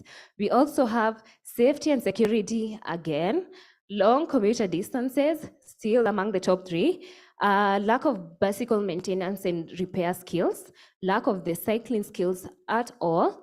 For those who are non-cyclists but have cycling skills, they say that they do not have the confidence in their cycling skills. Other challenges were lack of the high costs associated with cycling, which is when it comes to buying of the cycling gear or even the bike itself. Others, discouragement from others, that is maybe their spouses or even their family. And another one is physical fitness, and the last one is self-consciousness in cycling gear. Other emerging challenges that came up, especially during our focus group discussions, that were really outstanding and quite eye-opening, were that sociocultural perceptions, especially the non-cyclists, were that when they were growing up, the way they were socialized, they never felt like cycling is something that they would like to take up as girls. Others were negative myths and misconceptions, whereby there are these myths that go around that if a girl cycles, she's gonna break her virginity. So such commentary to young girls, it's really discouraging. We also have harassment by other users in terms of sexual and physical harassment, whereby some of the cyclists said that they've even experienced spanking while on the road while cycling. There are also deliberate blocking when on the road, which comes back to the fact that there's no awareness on the road traffic rules when it comes to cyclists. Others were individual limitations in terms of lack of interest, lack of interest in terms of cycling, the lack of cycling skills and the confidence itself, and also traumatic cycling experiences, whereby we had women telling us the conditions that they were taught how to cycle were not quite as favorable and quite traumatic, whereby you can find you are on top of a cliff and then you're on a bike and then you're just let to flow down the slope. And that's how you learn how to cycle. So it's not as pleasant and encouraging per se. The other one was obviously the cycling infrastructure, whereby there's no proper signage, encroachment by either public utilities or even by vehicles and motorcycles within the city. So this is just a photo evidence, and we really can't say that there's nothing that is being done in terms of cycling infrastructure and amenities. As you can see on your left, we have Baiskeli Center, which is the first and only bike parking facility in Nairobi County. So Baiskeli Center offers bike parking for a capacity of 50 bicycles in a day for around 100 Kenya shillings, which is more or less than $1. It also provides shower and changing facilities for both men and female cyclists. They also provide bike repairs and electric conversions of bicycles. So at least we can commend Baiskeli Center for the positive strides they are making towards promoting the uptake of cycling among women, which, however, setting up of Baiskeli Center also came around with a myriad of challenges in terms of accessing a space that is accessible to and from the city. So yeah, on your right, you can see encroached bike lanes. You can see there are bollards right in the middle of the cycling lane, and there's also a street lighting on the cycling lane. So it's really not as easy for a cyclist to maneuver through the cycling lane. On the bottom, you can see there's a faded cycling lane. So it's not as easy to demystify, like, is this space allocated for me, or is it paint that splashed on the road? So yeah. So for our recommendations, based now on our findings, what do we recommend? What would we like to be done so that we can promote and encourage more women to take up cycling as a daily mode of transport, or just take up cycling as a recreational activity? So first, public education and awareness, especially to demystify the negative sociocultural perceptions that surround cycling among women, which will entail dissemination of behavioral change messages, either through print or online media. We also have active involvement of cycling champions, such as social influencers. I think we are fortunate enough to have our first lady who's a cyclist, so she would be very integral in driving this agenda. We also have men, religious and cultural leaders, because of the integral role that they play in society. We also have organization of cycling events that attract about maybe half of women's participation. We also have access increasing the access of women to affordable and women-friendly bicycles, which will entail also either the government providing these assemblers or importers with incentives that are able to make them make it easy for them to import bicycles that suit women needs and are also affordable. For the business owners, such as Baiskeli Center, they can also have business models that promote the ownership of these bicycles for women through chamas, which are women groups that women use to pull money together and assist each other. We also have introduction of e-bike share programs, either giveaways or bike activities that are going to encourage more women to participate in and have an experience in cycling.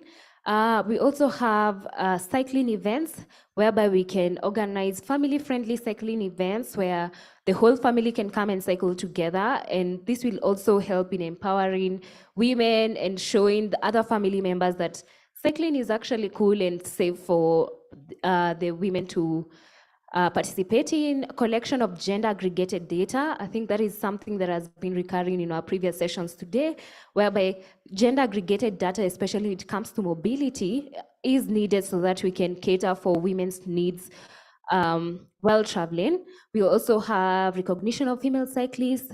I think it's important so that we can be able to create more awareness and also help draw inspiration to other women and cyclists. We also have promotion of safe cycling. As you've seen, safety and security is quite major in as a limiting factor or as a barrier towards uptake of cycling among women. So that will entail undertaking safety audits along these corridors so that we can know, okay, which road has the most notorious people who sexually harass women, which roads actually do not have the right infrastructure to cater for women cyclists. We also have revision of the Traffic Act, which is actually ongoing, and it will be essential for us to incorporate safe cyclists as road users and also provide traffic rules that cater for them.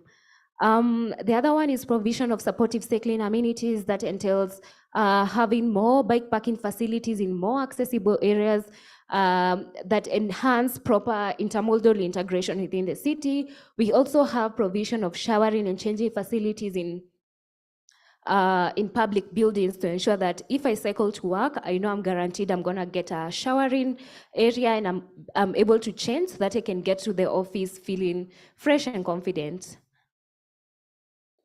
The other one is, of course, professional women-centered training programs, whereby these programs are supposed to integrate both women and children, because at the end of the day, you just can't talk about women and leave children out of the picture. So it's important so that children can grow up knowing that cycling is normal. It's not a foreign thing seen your mom cycle, and increase also the acceptability of cycling within the community. The other one is public-private partnerships.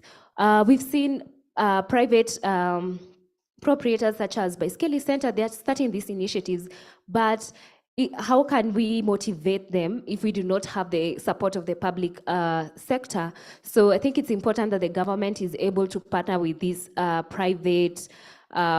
with the private sector, either through funding of women's cycling events, as you're gonna hear from one of our speakers today, setting up of bike parking facilities, implementing of bike sharing systems, which I think ITDP is currently rolling this out in Nairobi, and also sponsoring women training programs so that if women do not have access to these opportunities, at least the government can be able to facilitate this.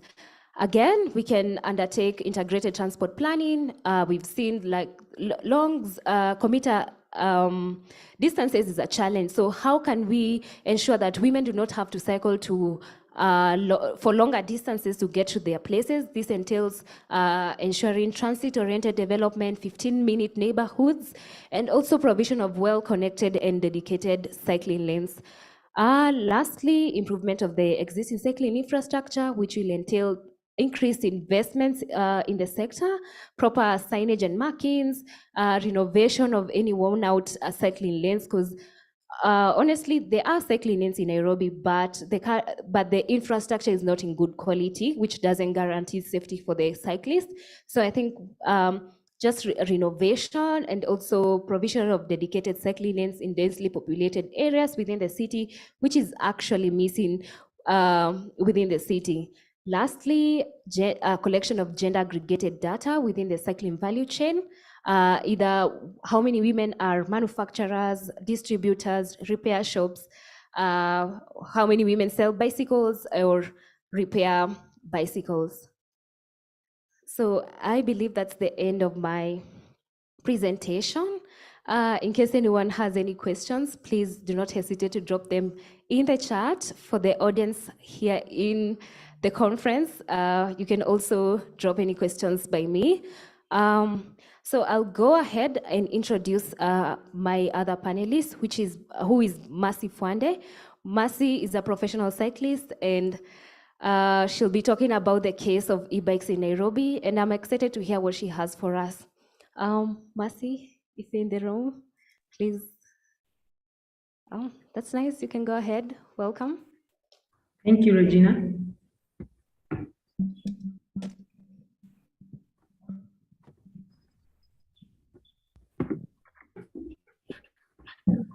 I will share my screen. I hope everyone can see it. Regina? So.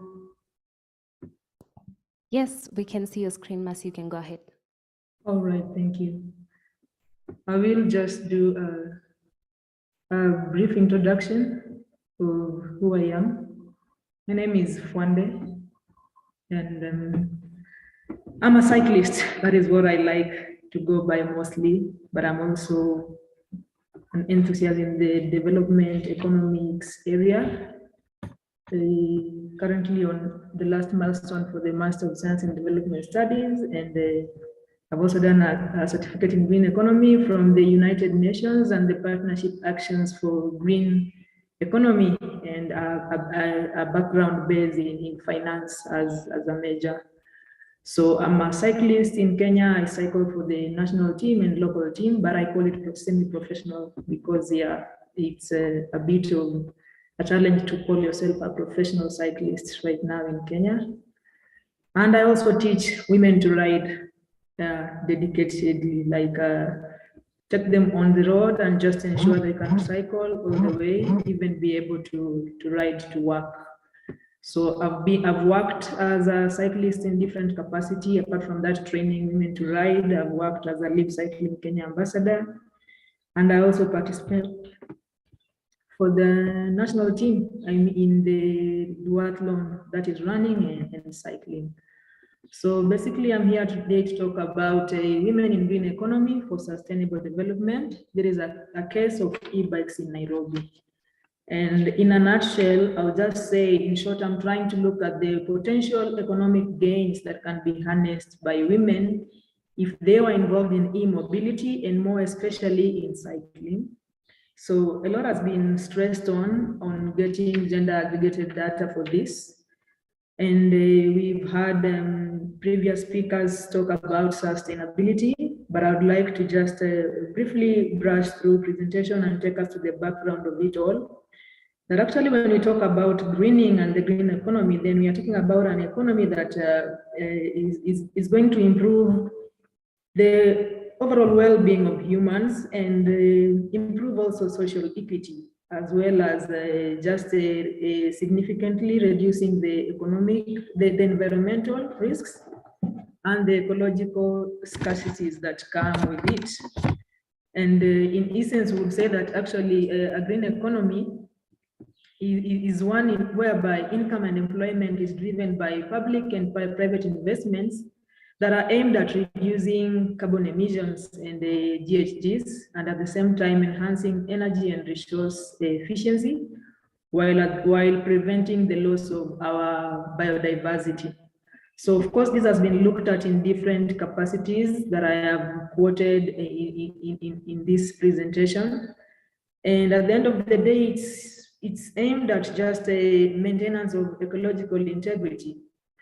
At this point, I'm glad to say that from Regina's presentation, I'm actually the 2% of women that cycle daily, you know, to do every other thing here and there. And I'm looking at the interrelationship between sustainability and green economy and gender. Like, why women? Why would I want them? Why would I want to look at what women can contribute to in greening, and at the same time, what can they get from it? Regina highlighted a few reasons, like cycling is rigorous, and women are, from their mobility patterns, they are going to many sports with luggage here and there, and it brings physical exhaustion. And what a time to have a solution than to look at the data that we can have in actually e-mobility and just going green.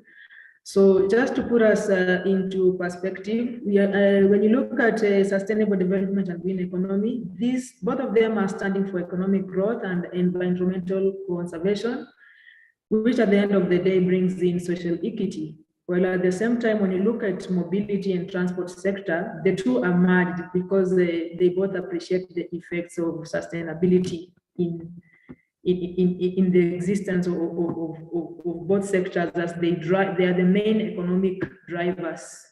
And at the same time, again, transport is the main emitter of carbon emissions, you know. And when I looked at the e-reports, the UNEP's e-report towards a greening economy, a highlight is given on promoting investments and spending in technology that stimulate green economy. In such technology that I'm speaking about today is the e-bikes.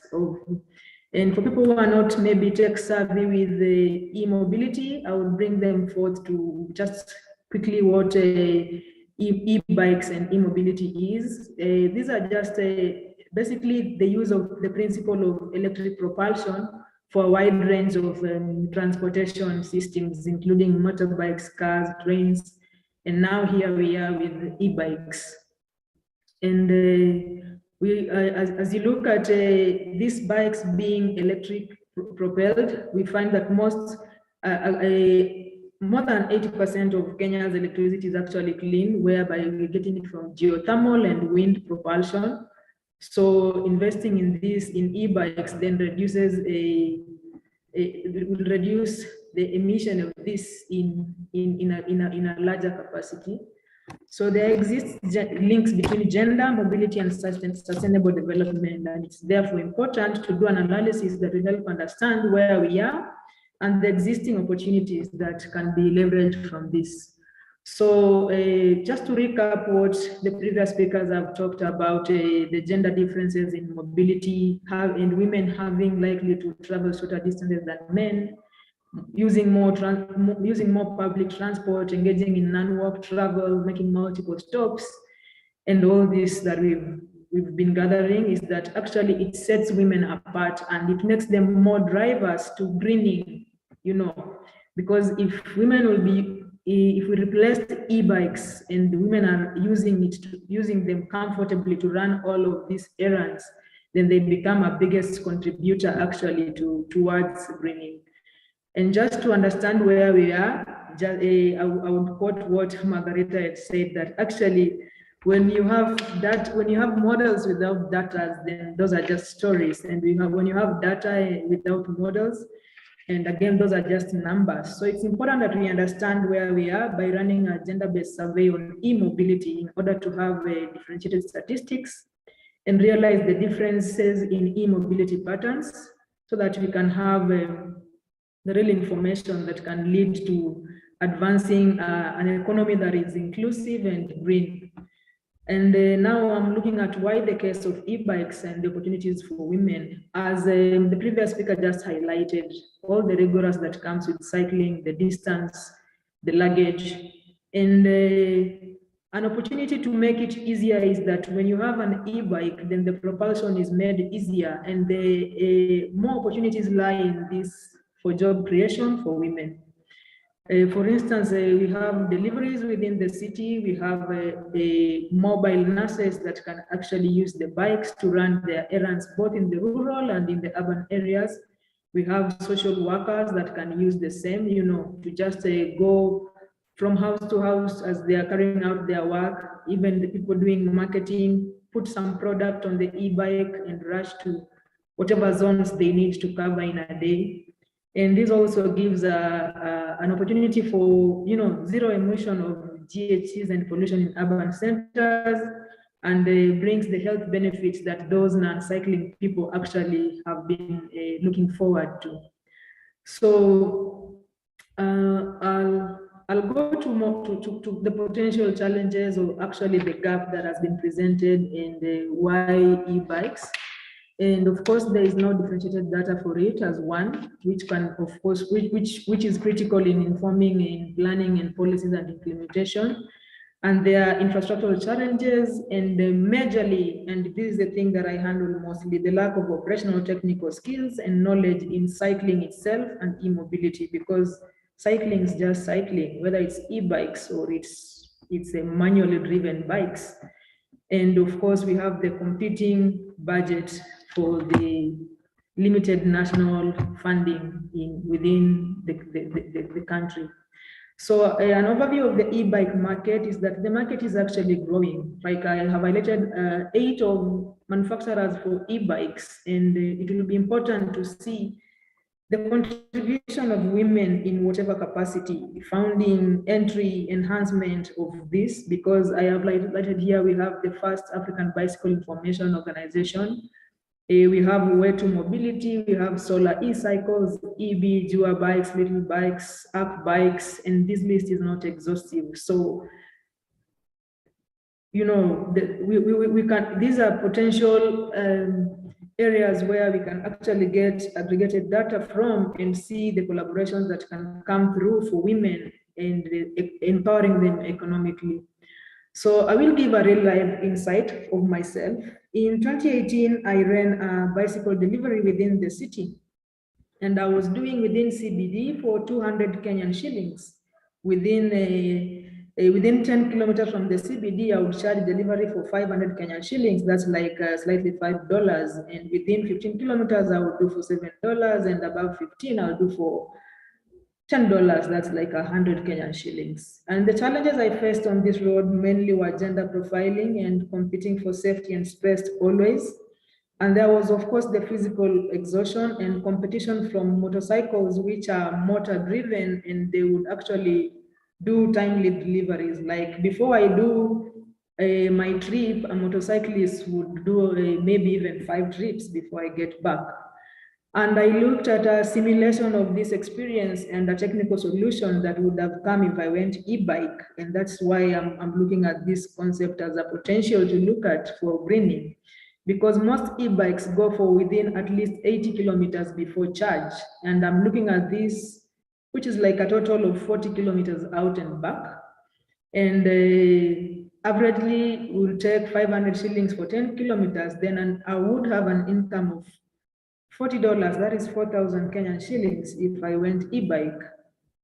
So basically this concept here is to recommend that we actually partner up if we can reach out and just be able to look at these differentiated statistics and majorly to formulate potential business models that can be leveraged for e-bikes from women, because actually the e-bike option is less rigorous for women as opposed to if we go for manual cycling. And the potential business models that can come from this would actually enable the women to be sustainable, instead of saying that we are providing bikes for hire. The government is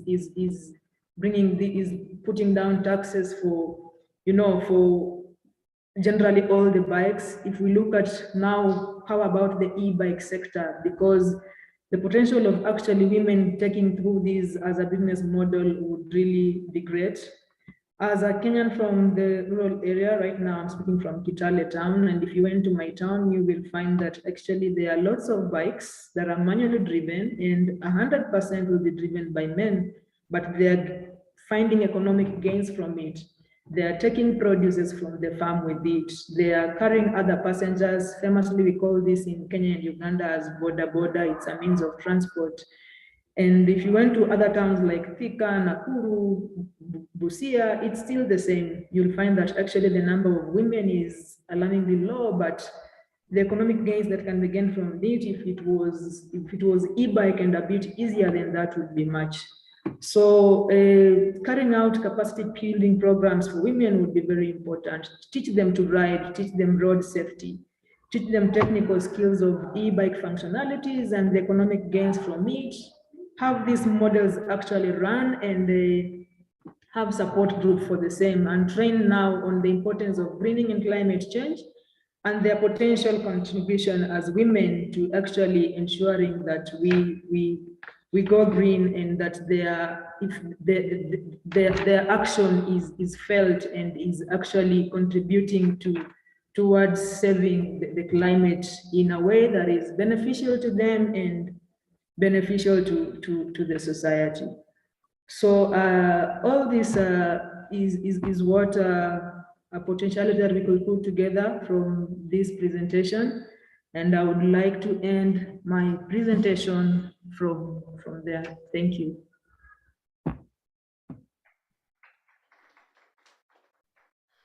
Thank you so much, Mercy, for that insightful presentation. And as we look forward to more women taking up cycling, I think e-bikes are a really attractive opportunity that we need to tap into. So I think during the plenary, Mercy, you'd like us to know how can we own e-bikes. I believe the price of a normal bike and an e-bike is not the same. So I think you'd like to give us more insight on how women can easily access and afford e-bikes. Talking of breaking barriers, we have two lived experiences of two women cyclists who I'd like to bring on stage. And I'll begin with Susan, who is with us here. And Susan, do you please come up and provide us with your lived experience as a woman cyclist?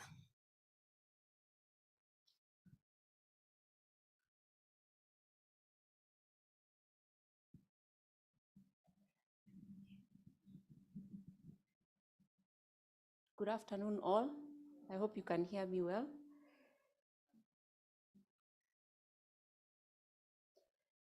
People wonder, how is it I'm a cyclist? From the people that I can see here, how many women cycle? By show of hands. Now that we are talking of data, it looks like less than 5% of women actually cycle. There is knowing how to cycle, and then there is the cycling that we do. And I'm also here with two of my very good friends, Caro and Zainab, who we cycle together. I started cycling as a way for keeping fit, as exercise, and also as a leisure activity. From all the talks that we have had, a lot of the women who cycle and a lot of the people who cycle also cycle for economic activities. Then there's the group of us who cycle for leisure.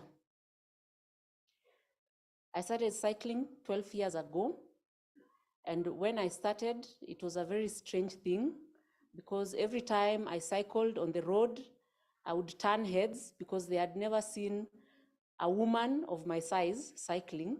We always assume that the women who cycle must be very trim and always wearing lycra and the shades and the helmets, and they look very fancy when cycling.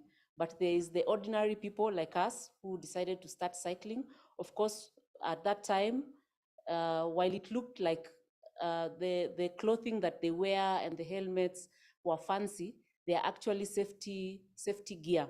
So with time, I adopted the safety gear, and it made the cycling easier. So what makes me want to cycle and keep cycling? One is that I cycle in a group. Actually, I cycle in many groups, and that group cycling gives confidence on the road, because I am sure that I am not alone. So I'm not afraid that someone will come at me from behind, or a car will harass me, especially when I'm doing group cycling. Although most of the time also I do solo cycling. The other thing that encouraged me in cycling is seeing other women cycle. So the first time I came for cycling, I saw that there were women who are even older than me who are cycling, and it was very encouraging. So that kept me going. And also the women who have come after me got encouraged because they saw women like me cycling. So it became a bigger thing. The other thing was to encourage my kids to cycle. One of the things with children is that they do what the parents do. You can't tell them, go outside and play, and you're on the phone or you're watching TV. They will want to do what you're doing. So when I cycle, my children also learn from me and know that it is okay to cycle, and they cycle with me. Also, I cycle to get better. And of course, the first time I started cycling, it was very difficult. It was very exhausting. I was discouraged. It took me, I cycled on a Saturday. I slept the whole of Saturday afternoon and the whole of Sunday, and I recovered on Monday in the morning, mid-morning. But now it is easier. The more I cycle, the better it becomes. So I can cycle on Saturday and still cycle on Sunday. And if I had the opportunity, I would still cycle on Monday to Friday. So the more you cycle, the stronger you become. Of course, the routes don't change. The course is still hard, but the better you become. And I also practice for competitions, because sometimes I cycle for races. I've participated this year in 3 races, which I'm proud of. Even sometimes when I'm number last in the order of things, I am above the people who did not finish. So it's an encouraging thing to know that I can cycle for a race, finish the course, and there are so many other people who are better but did not participate or did not finish, and I'm there as a person who has finished. And I also cycle for tourism. I have traversed Kenya on a bicycle to Mombasa, to Namanga, to Arusha, to Nakuru, to, which is the other direction, Limuru, to Sagana, to Machakos, to Mua. So I have really traversed Kenya on a bicycle, and it is interesting to see the road when on a bicycle as opposed to seeing the road while you're in a car. You discover, this is a town. There's a bump here. There are rumble strips here. There's a pothole here. So it is very interesting to discover your countryside and your country through the bicycle.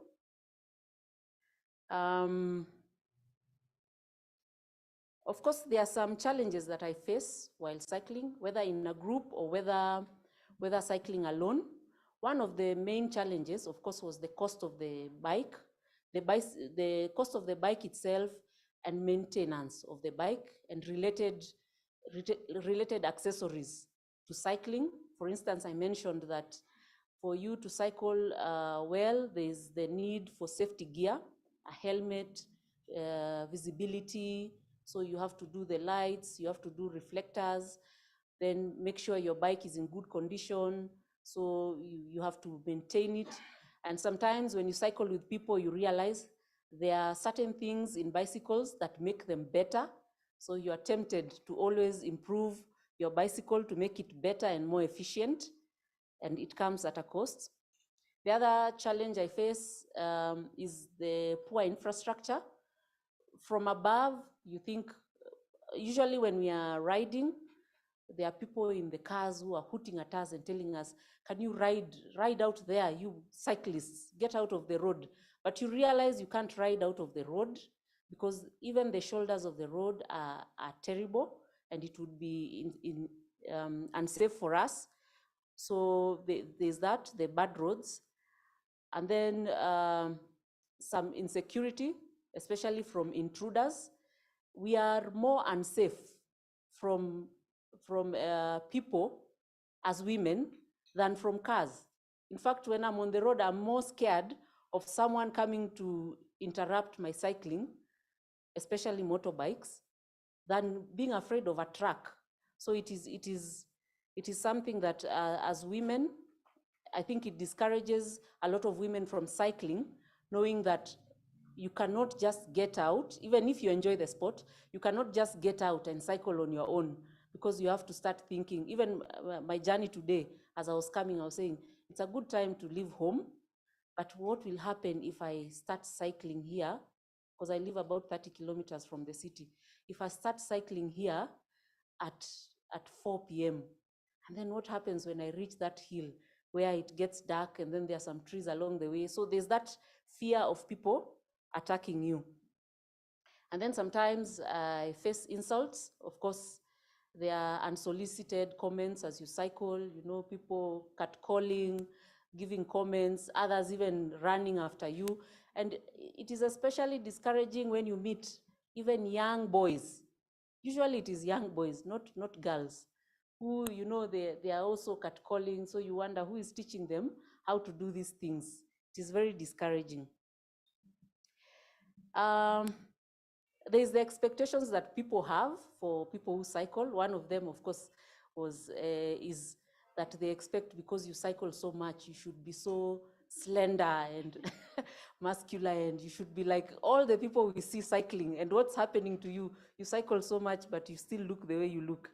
But well, like I said, cycling is not only for the small, it could also be for older women, for bigger women. So it's a matter of if you feel comfortable cycling. I'm not an activist, but I have influenced quite a number of people into cycling. And for this year, I have a target of cycling 4,000 kilometers. I have 347 kilometers remaining and about 4 weeks remaining. I only cycle on Saturday and Sunday because I'm working during the week, and it is a bit hard to cycle to work, to commute, because even the work facilities are not very friendly to commuters, especially women. I know men can cycle and just, you know, wipe themselves down and dress up, but for us, you make your hair, there are so many things you need to do in order to be work ready. So sometimes when you cycle, it is not easy to be work ready for the kind of jobs that we do. And then also sometimes, because I have to do field work, I can't cycle to the field. It becomes difficult. So I only do Saturday and Sunday, and it is mostly leisure. And I am encouraging more women to cycle. It is very nice. It makes you fit and healthy, and it is enjoyable. And it is a wonderful way to refresh your mind. Thank you.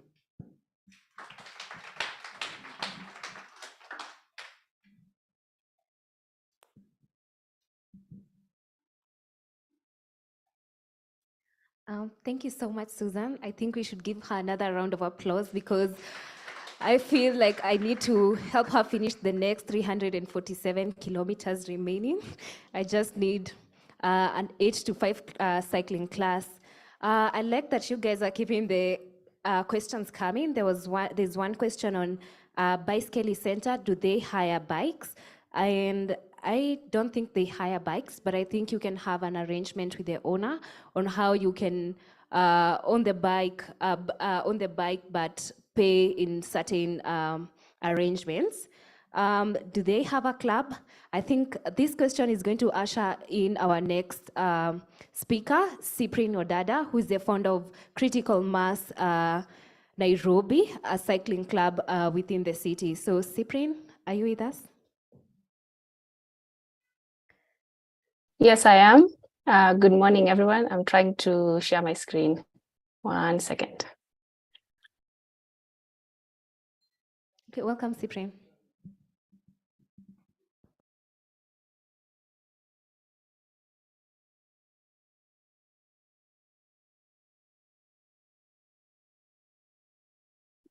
So, good morning, everyone.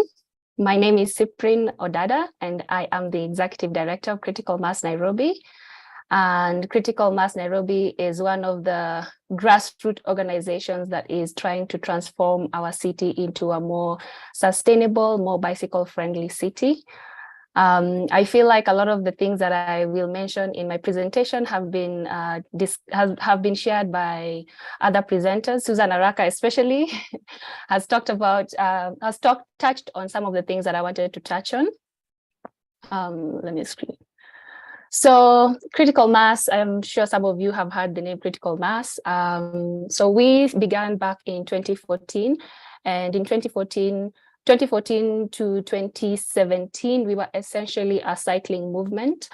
And our goal was just to basically have fun, to get more people to cycle and to just have fun. But with time, we realized that this movement that we had was playing a much greater role, and it was influencing how people were cycling in the city. So the organization, as I've mentioned, began in 2015 as a cycling movement, but we were officially registered as a non-profit in 2022. The main goal of the organization is to transform African cities into cycling cities by getting people back on bicycles, and we are starting with Nairobi City. I'm proud to say that Critical Mass Nairobi is currently one of the largest cycling, maybe even the largest non-competitive cycling group in Africa. We are competing with Europe. Sorry. So the genesis of Critical Mass Nairobi, as I mentioned, we began in 2014. We were very few, around 20 cyclists, and majority of the cyclists who came for the rides were mostly men. The experiences we were having on the road were very rough, very aggressive motorists, a lot of bullying, a lot of harassment. The roads were not conducive. It was very risky to cycle. But one of the things that motivated me as to be a cyclist was how the impact cycling had on my personal life. So in 2015, sorry, we noticed that less women were joining the ride, and even fewer men were joining the ride. We noticed there was something happening, and the movement started to plateau, and to a certain point almost collapsed. And we did a lot of calculation and a lot of analyzing, and we realized that because women were not coming for the rides, men were also getting discouraged to come for the rides.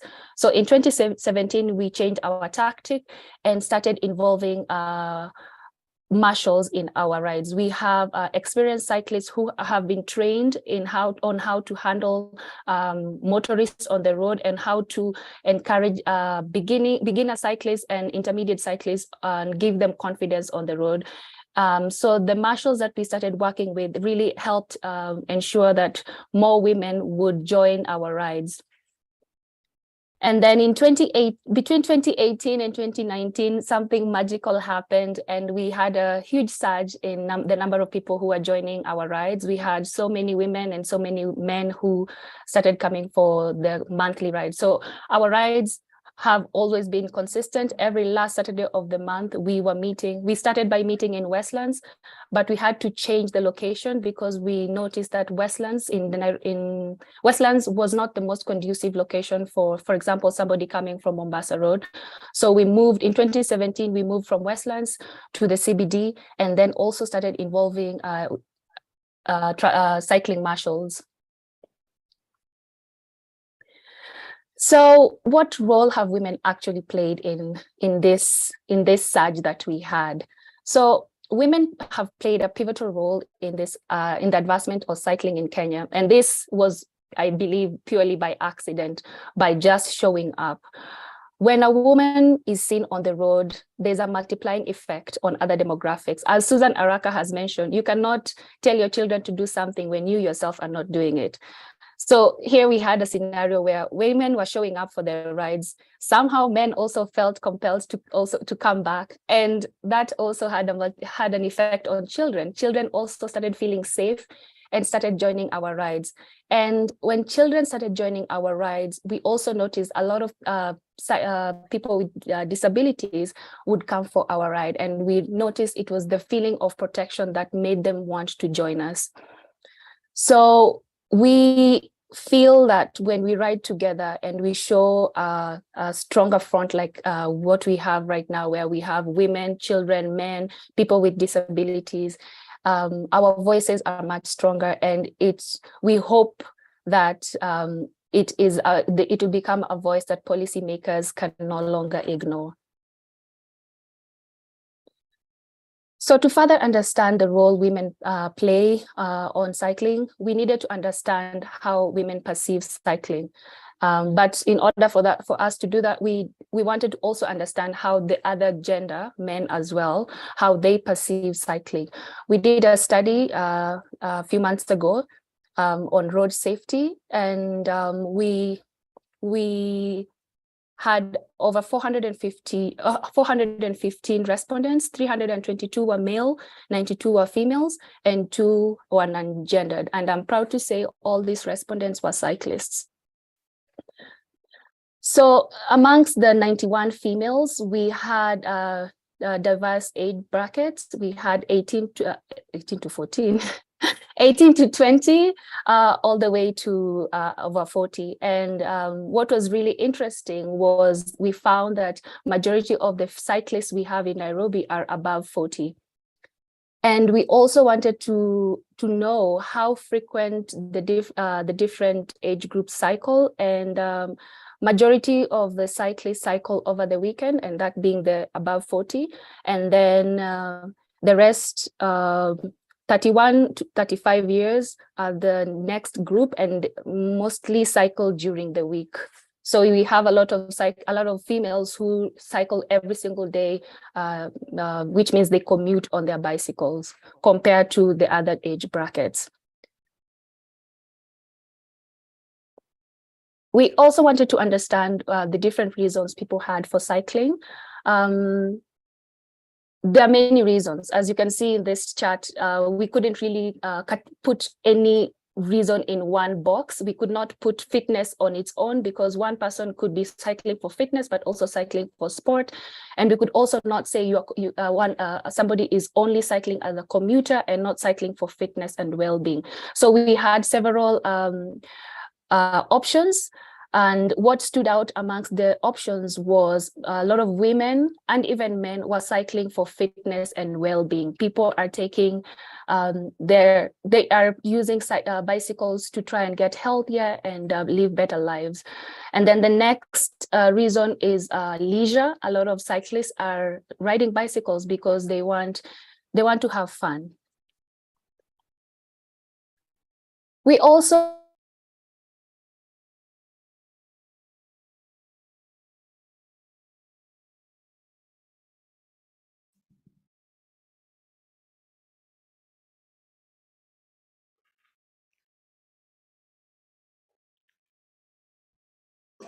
Cyprian, are you with us?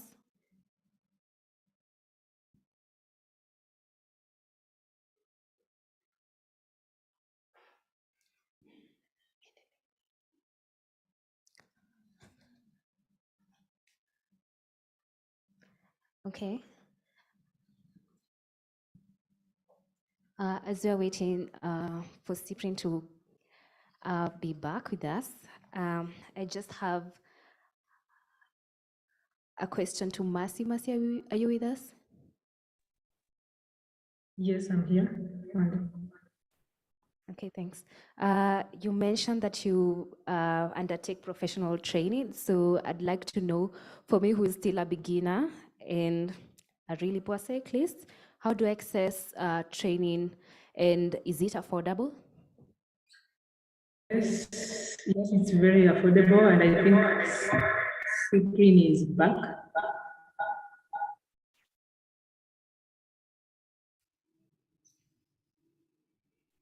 Pardon? I'm saying it's very affordable, and I could actually come to you, or I could teach you to ride at Karura Forest or behind Kasarani. And it's more of a one-on-one time, and mostly a commitment, so that I can teach you to ride, and until you know how to do it, we can now do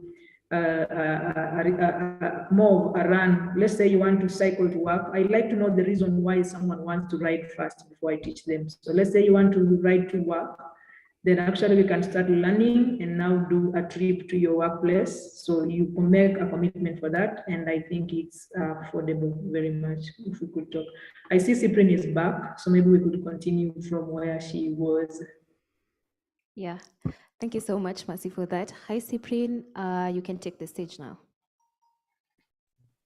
Hi, I didn't realize I was offline. I don't know where I left my presentation. You were talking about the reasons why people cycle. Okay.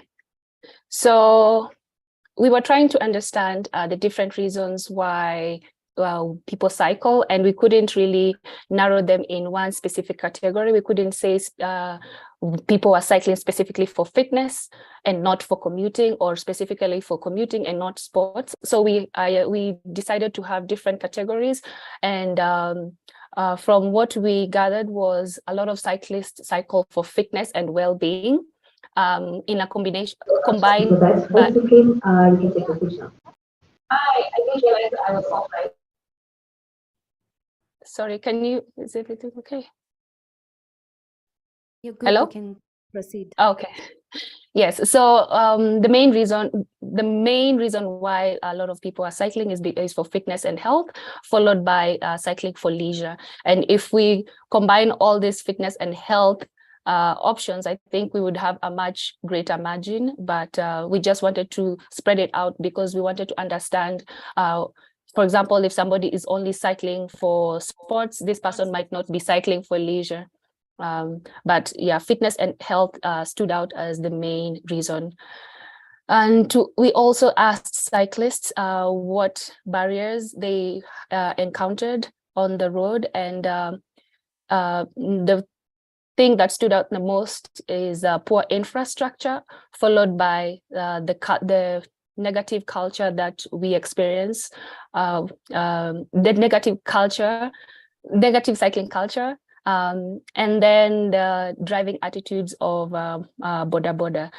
So there are several reasons, and each reason is valid, but what stood out the most is the poor infrastructure. Sorry, this slide is not looking so pretty, but I hope you can still read the words. So let me go back to this one. So when we asked cyclists about sexual harassment as one of the barriers to cycling, we had an almost leveled response where it was neither here nor neither there. But we narrowed it down to the female cyclists. And we wanted to understand, we wanted to break it down and understand, we want to break this down and understand how sexual harassment affects the different genders. So for the men, as you can see, it's not a barrier to men. And for the women, if you can see where yes. Would you kindly share your screen? We can't see. It's not shared. Oh no. And also we'd like to wrap up in the next 10. Oh, my screen is busy. Wow. Let me see. I had shared my screen. Yeah. There it is. I can't believe I've been talking all this time. Okay, so yes, so here we are. I believe I've spoken about this slide. I've talked extensively about this slide. So when we wanted to understand how sexual harassment affects the two genders, and we can see here that men are highlighted in red. So for the men, it does not affect them as much. And for the women, the sexual harassment is one of the greatest barriers to them cycling. It's one of the factors that really contribute to the decision on whether or not to cycle. My computer has decided to freeze. My sincere apologies.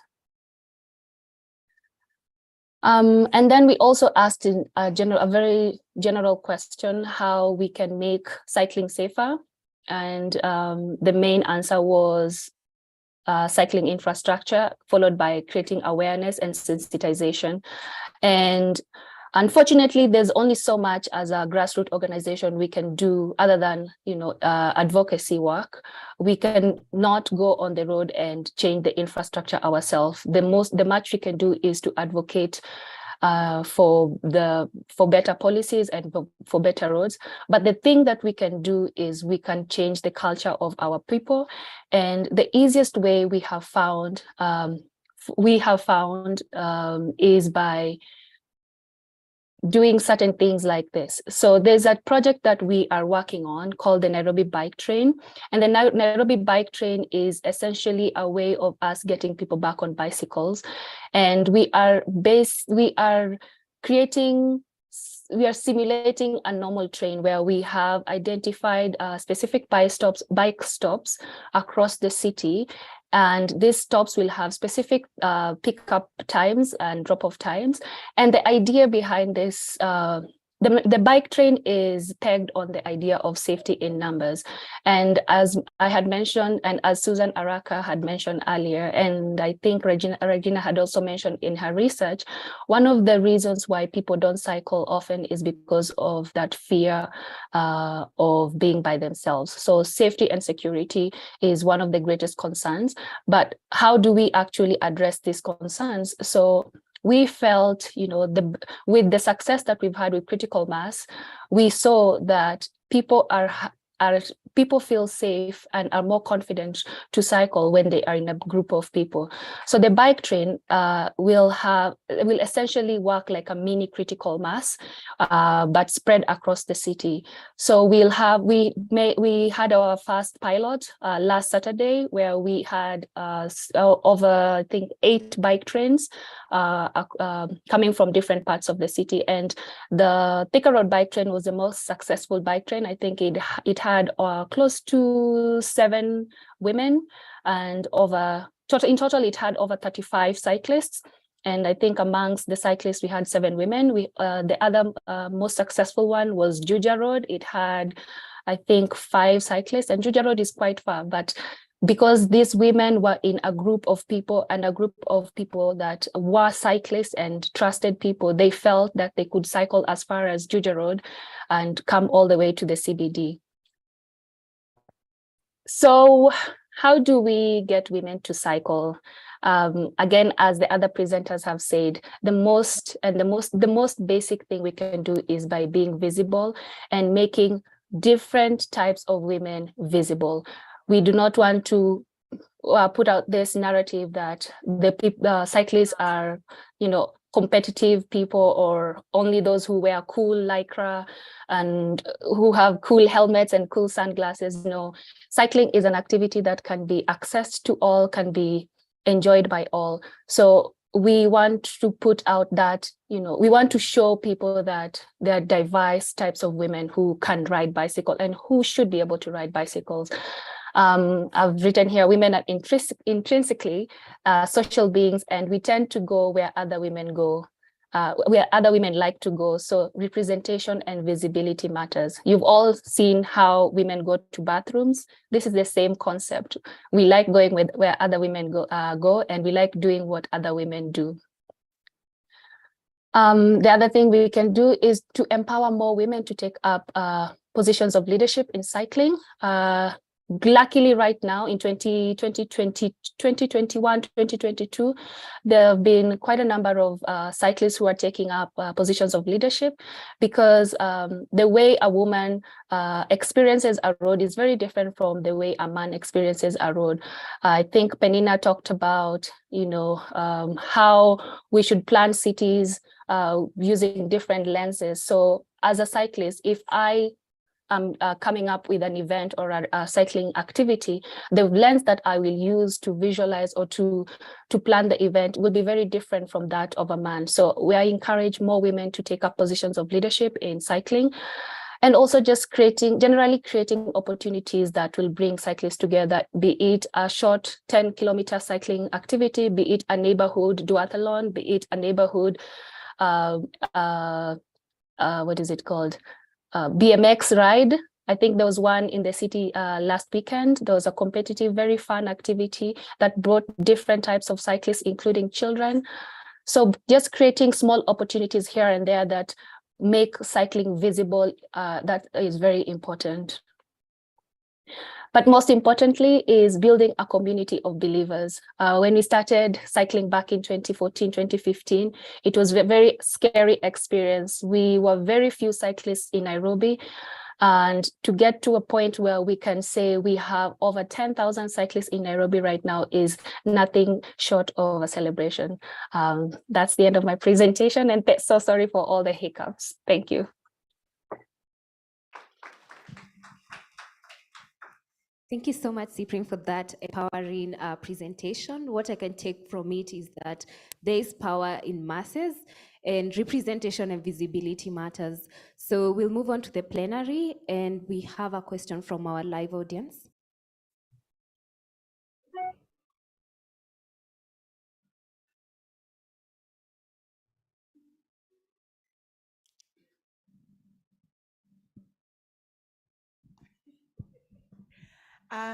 Good afternoon, everyone, or it is good evening. Yeah, it's good evening, I think.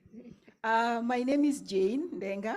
I'm the team leader at the Disabled Empowerment Society of Kenya, and I have this question for Cyprian. Yes, Cyprian.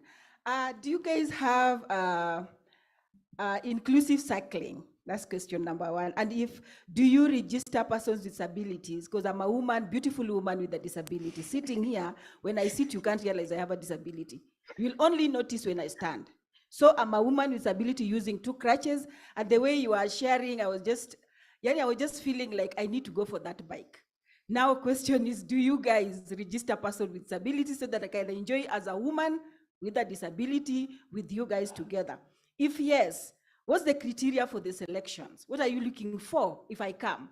Do you guys have those cycling that are so accessible to me and other women out there that have disabilities? And if no, what's your plans for inclusive riding? Yes. So that's a very good question. And I actually feel very sad that I deleted a slide. I had a slide where I had a very good friend of ours, Moha. Moha is on a wheelchair. And Moha comes to Critical Mass every Saturday of the month. We also have other cyclists who have different types of disabilities, and they come to Critical Mass.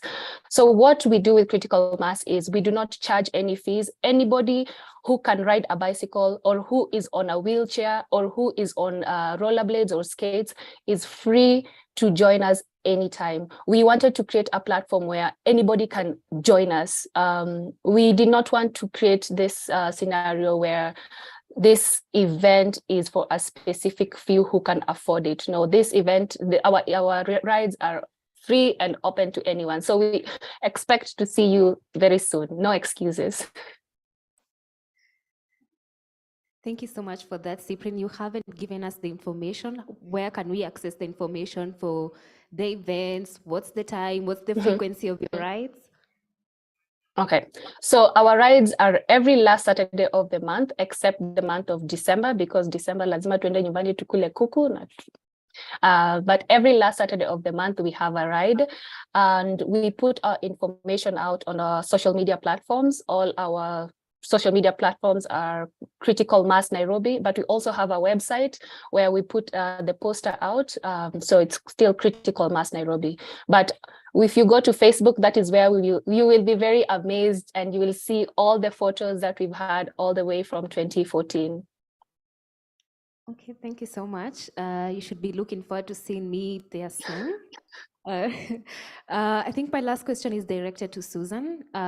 You've been cycling for the past 12 years, and what I'd say, I think I've seen how much cycling is empowering, and also it kind of gives a woman a sense of freedom. So what do you have to abandon cyclists, and how can we get over these limiting beliefs? Either I believe like currently I'm too old, I can't be able to cycle, or how do I get over these social cultural perceptions? Over to you, Susan. Thank you for the question, Regina. I think the easiest way for you to get over anything is to start. There are so many platforms that allow people to ride. We have already seen that Cyprian has said that they have the Critical Mass, which is free for everyone. And sometimes they even have it in other towns, not just Nairobi. So you can join the rides. They have people who help you, the marshals. As for me, I started on my own, but when I realized that there are groups that accept women, even when you're slow, even when you don't know how to pedal, there's someone holding you, they don't leave you behind. So you don't feel like you are disturbing them by being there with your no skills in riding. So they have people who are very encouraging, and the more you go for the rides, the better you become. As for the cultural perceptions, there's nothing much you can do. I mean, people will always have perceptions. It is just for you to be strong enough to stand up on your own and ride. But one thing I can mention, at least for the women who know, when you're married and you're out there riding with other people, and your husband or boyfriend or partner is not comfortable with you out there doing activities with other people. Now that one is for you to convince them that it is a good activity, and they can also join you so that they can see that it is a positive thing for you. Thank you. Thank you so much for those encouraging words. And I believe you're gonna see more women on the road. I think we have another question to mark the end of our questions. We have the last question here in our audience. So I think the MC can pass on the mic.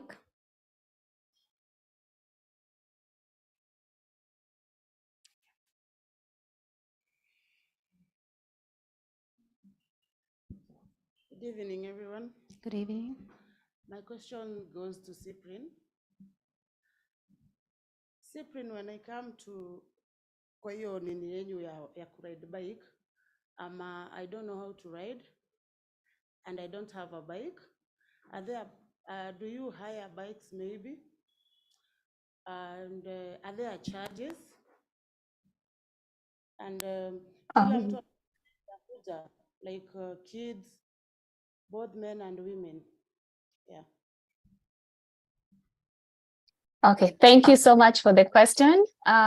So what we don't do is we do not rent or hire bicycles. However, amongst the cycling community, there are several bike shops that do that.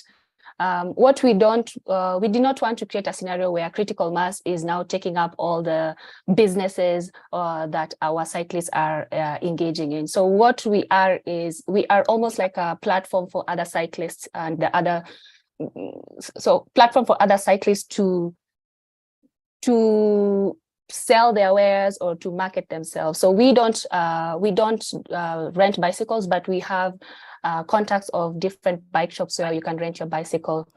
And the question on if everyone is welcome, yes, everyone, including children, are welcome. The youngest cyclists we have are currently 2 twin 5-year-old boys, and they've been cycling with us for the past 4 months, I believe.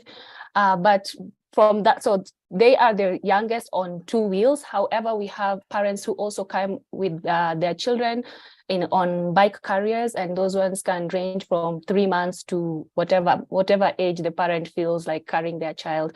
And the oldest cyclist we've ever had was, I think, an 80-something-year-old gentleman. But we do not discriminate on age. Anybody can come as long as you are able to ride your bicycle. So to answer your third question on if you don't know how to ride a bicycle, what would you do? We don't train people. However, we have a network of cyclists who do train people. We don't take other people's job, but when you need to be trained, we will connect you with either a bike shop or individuals who have been training, who are proficient in training adults and even children on how to ride bicycles. So everybody, hakuna excuse, everybody should be able to ride a bicycle by 2023. Well, 2024. Yeah, I agree with you. I think for us who don't know how to cycle, we should put it in our New Year's resolutions. For training, I think we have Mercy. We can share her contacts, and she provides professional cycling classes, as she talked about. I'm really grateful for this session and the engagement you guys have given us, and I hope you've all enjoyed. And I hope this session has been changing in one way or another. So thank you so much. I'll hand over the session to the MC. Asante sana, Regina. Thank you for such an informative session. And to everybody who's joined her, we're talking about Mercy, Suzanne, and Cyprian. That was very, very informative, and we're very, very grateful. Thank you to everybody for your questions that are coming in, whether you're here at Stanley or joining us virtually. We appreciate your feedback. Remember to give us your questions even on the chat boxes. Our panelists should be able to answer the few questions or the many questions that you may have. Our next session is going to be persons with disability. And to lead us in this session, I want to invite again Lucy Kihonge from Flown Initiative to take us through this. Thank you. Lucy, come.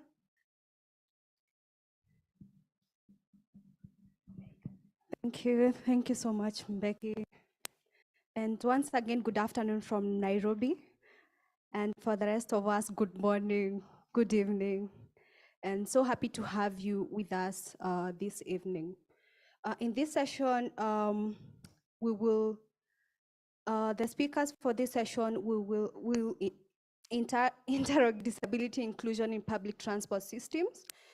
And I'm joined by 3 other speakers.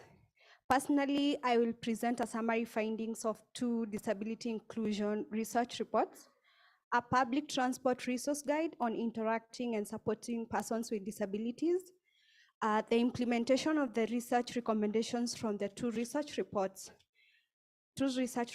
and thereafter we will have a panel discussion with 2 amazing women with disabilities who are joining us on location in Nairobi. The first panelist will be Felicity Mokiri, who is a CEO and a director of Maua Sharks. We will also be joined by Winnie Ongoje. She's a shiatsu masseuse and a mentor. Winnie is also visually impaired and an active user of public transport. So Winnie will be sharing her lived experience as an active user of public transport. And lastly, we will get to listen to a presentation by Faith Njahira from the University of Pretoria Center for Human Rights. If you could pull up my presentation, please. So I'll talk about the Moving Barriers program. And this is a program that was launched by Flown Initiative in 2022 this year. And the main aim of this program is to mainstream disability in the public transport system. Next slide. Again, that's a short background about Lucy. I'm basically currently serving as a program officer at Flown Initiative. And again, I'm in charge of project planning, monitoring, and evaluation. Next slide. Just to have a quick background of demographics of persons with disabilities in Nairobi metropolitan area. And when I talk of Nairobi metropolitan area, this includes 5 counties. We have Nairobi County, Machakos County, Kajiado County, Murang'a County, and Kiambu counties. And as you can see from the statistics, we have more women with disabilities compared to men with disabilities.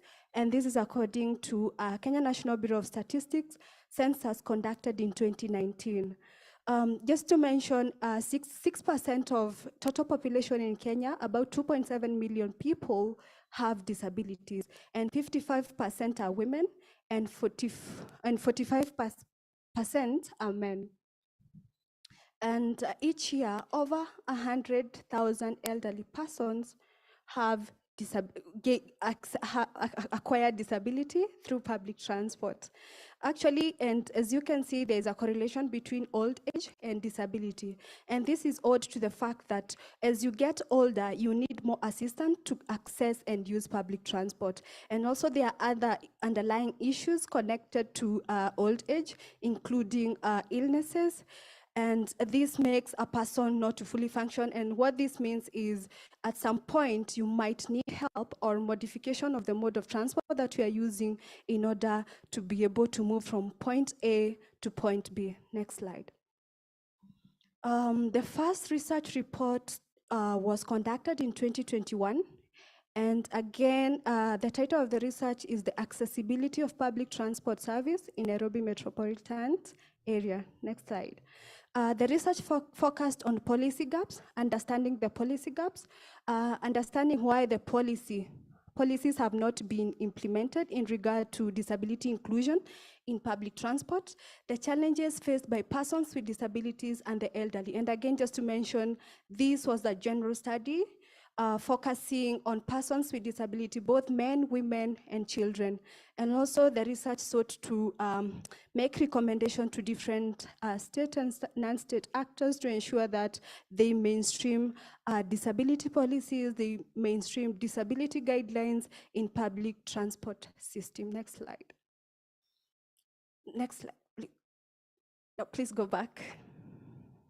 The research methodology that was employed in this research was a universal design model, and the methods of data collection involved qualitative and quantitative data collection. The tools used for this study include surveys and focus group discussions. However, this research was limited to all persons with disabilities. It did not discriminate. And these persons with disabilities were purposively selected. Next slide. And just to mention, on my previous slide, a total of 233 respondents took part in the research. I'll just talk in brief about the summary findings. And about 77% of persons with disabilities prefer using matatu, owed to the fact that the matatus are affordable. And just to make it clear, matatus are the public transport vehicles that are 14-seater, between 14-seater to 33 seaters, and we also have the high capacity buses. So the main motivation to using public transport among the persons with disabilities, the affordability, availability, and also sometimes, not all the time, but sometimes they are quite reliable. 47% were concerned of PSV inaccessibility, and when we talk of inaccessibility, it includes inaccessible bus terminuses, inaccessible non-motorized walkways, unaffordable and hidden cost of transport, inaccessible and unaffordable and hidden cost of transport, and as well as lack of skills among the public transport operators. 60% of the respondents argued that they had been left by a matatu because they were seen as a burden or either an outcast, and also they were stigmatized based on the prejudices and the societal stereotypes. 52% of these respondents again felt that matatu operators were not friendly and they did not have the necessary skills to support them and also engage them as they make their commutes from one spot to another. 40% also felt unsafe and were concerned of their safety and security, ranging from sexual harassment, losing of their assistive devices, and also losing their luggage. Next slide. The next report was conducted in 2022, and it was focusing on accessibility and mobility of women with disabilities and elderly women. And again, this is a research that was informed by the previous research that was conducted in 2021, owed to the fact that women with disabilities have specific experiences while using public transport compared to men with disabilities. Next slide. Again, the research methodology was more of the same, but this study was basically limited to women with disabilities and elderly. In total, 193 respondents were engaged. Next slide. The purpose of this study and the main objective was to assess the mobility of the women with disabilities and the elderly, and just to have a basic and a detailed understanding of their particular vulnerabilities women with disability and elderly women face in accessing public transport system. This was more specific, and it sought to establish apart from the general experiences and the general challenges, what else? What are the specific challenges experienced and faced by women who have disabilities? Next slide. This one I've already mentioned about the limitation of the research, so I'll just summarize the findings. And about 42% of the respondents who are interviewed, and again, these were women with disabilities, were business investors. And what this means is each and every day, or mostly, they have to move from their homes to their business premises. And as mentioned in the previous slide, about 77% of women with disabilities prefer using public transport. 45% walk to the bus terminus and also make their last mile connectivity. And again, there's a challenge that's attached to this because the roads connecting at the bus terminus to where these persons with disabilities live are not in good condition, and some cannot actually be used by those persons that are on wheelchairs and those who are using crutches. So again, that's a very, very huge challenge. About 73% use public transport from one point to another, and 85% have faced discrimination by public transport operators, ranging from being left by a matatu, being told to be being dropped at a designated point, and sometimes not being dropped at a point that they would have wanted to be dropped. And this is a very serious incidents, considering 94% of women with disabilities have experienced sexual harassment. And again, these incidences are never reported. And this is owed to the fact that there are no guidelines or there are no policies to demystify sexual harassment in public transport.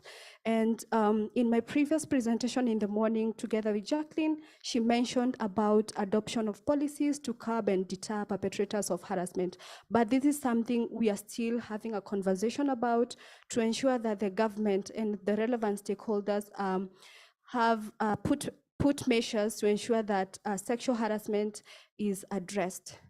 To the next finding is about 20% of the public transport vehicles and road designs are not accessible for women with disabilities. And again, as mentioned by the previous presenters in the morning, women sometimes do trip chaining from the market to school, from school, pick their kids, again, go to the supermarket, maybe get something at a hotel, and then head home. And at times, they are accompanied by their loved ones, their dependents, and it gets more worse to access public transport for women who have disabilities and they have other baggages with them. The next some finding was that women with disability normally fear and are concerned on poor handling of their assistive devices, some risking losing these devices and sometimes forgetting them in the public transport vehicle. And again, it's so hard to trace the vehicle that was carrying this particular person because of the informality in the sector. Also, there are hidden costs of travel. For example, if a person on a wheelchair is traveling, let's say from Nairobi to Kisumu, that means they'll pay an extra, they will be charged for the wheelchair. Again, they will be charged for the person who is assisting them. So when a person without a disability is paying for one seat, a person with a disability will actually pay for 3 people. So again, that is not sustainable, and sometimes it can be draining. Lastly, the study found out that there was inadequate policy implementation. And in this regard, the existing policies at the county and national government levels that are meant to ensure that disability is mainstreamed in the transport sector are actually not in their final stages, but existing as drafts. And for the few that are finalized, there's nothing much happening about it, including the NTSA Act 2020 that calls on all public transport companies to ensure that they are accessible and to ensure that they are accommodative to persons with disabilities, also having accessible seats. It's designated for persons with disability, but this has never seen the light of day. Next slide. From the two research report, again, there was a recommendation to develop a transport operators resource guide on interacting and supporting persons with disabilities. Next slide. Again, the resource guide was meant to be utilized by operators and also the management, the SACCO management and public transport management companies to ensure that they are guided on how to mainstream disability in their respective companies. So these are the basic, like, general components of the guidebook. And number one, it has tips. It has like a deep and detailed description of different forms of disabilities, ranging from the visible and invisible disabilities, and also provides that platform for people who are reading it. Just to mention, these are the operators to get to understand all disabilities ranging from physical, we have visual, we have other that cannot be seen, even the reading, and also other mental disabilities. It also had tips on interacting and supporting persons with disabilities. And these tips include, like, for example, how do you talk to a person with a disability before you usher them into your vehicle? How do you get to know if this person wants to alight? How do you ensure that your communication disability inclusive? And also it also provides guidelines for public transport companies on how to ensure that the communication language that is used by their staff is inclusive.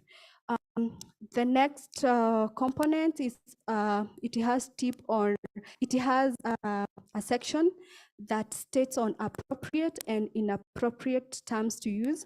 And for example, there is one term that most people normally use. And just to mention it, people normally say abled differently. But from the guidebook, and including me, I got to learn that it's person with disabilities and not able different. You have a disability, you're not able in a different way. So there is a whole list of different terms to use and what not to use. It also has tips for commuters with disabilities. And again, we are not blaming the inaccessibility, the lack of inclusion in the public transport to law enforcers. We are not blaming it to the public transport operators, but the guidebook is also providing guidelines for persons with disabilities on how to effectively utilize and consume public transport services. Next slide. So to effectively implement the research recommendations, we convened a disability inclusion technical working group, and this working group comprised of organizations of persons with disabilities themselves. We had organizations for the elderly. We had the elderly persons represented, and this technical working group had experts that were so instrumental in the implementation of the research recommendation, including the rolling out of the training, rolling out advocacy campaigns, ensuring we reviewed the existing policies and also called the government into action, and also worked on training guidelines on self-advocacy. So on the training, we were able, and again through the technical working group, able to train public transport operators on how to support and interact with persons with disabilities. And these individuals were commissioned as disability inclusion champions. We were also able to work on advocacy campaigns online, where we again worked on designed posters and distributed them, where these posters were sticked on matatus, and also the organizations that were included in the technical working group were able to keep the conversation going by ensuring that they took the message with them into their respective organizations. We were honored also to be featured for a period of three months through a live TV interview by Science Media, where we had the members of the technical working group join the live interview and discuss on various interventions that they've been able to implement and actually their role in mainstreaming gender in the public transport system. We were also able to work on billboards that had messages on disability inclusion. And again, this was meant to ensure that it's not only a boardroom affair, but also the members of the public are able to access this information and act accordingly. We also drafted a joint memo addressed to the NTSA, lobbying and calling the agency, which is National Transport and Safety Authority, to ensure that the public transport is inclusive for persons with disability and also ensure that the NTSA Act 2014 actually is implemented to ensure that the guidelines that are stated in that framework are implemented. We also worked on a training program on self-advocacy to try and empower persons with disability with the skills on how, as mentioned, to effectively use public transport. The last slide. And thank you so much for listening to me. And if, again, you have questions for me or any of the speakers in this session, kindly you can share with us in the chat. And you can also write to us at program@floninitiative.org. As Felicity is coming on stage to make her remarks, you can follow us on Twitter, Facebook, and Instagram at Flown Initiative. And the hashtag for today is Shaping the Future Women Transport Africa Conference. Felicity, and maybe you can pull up Felicity's presentation.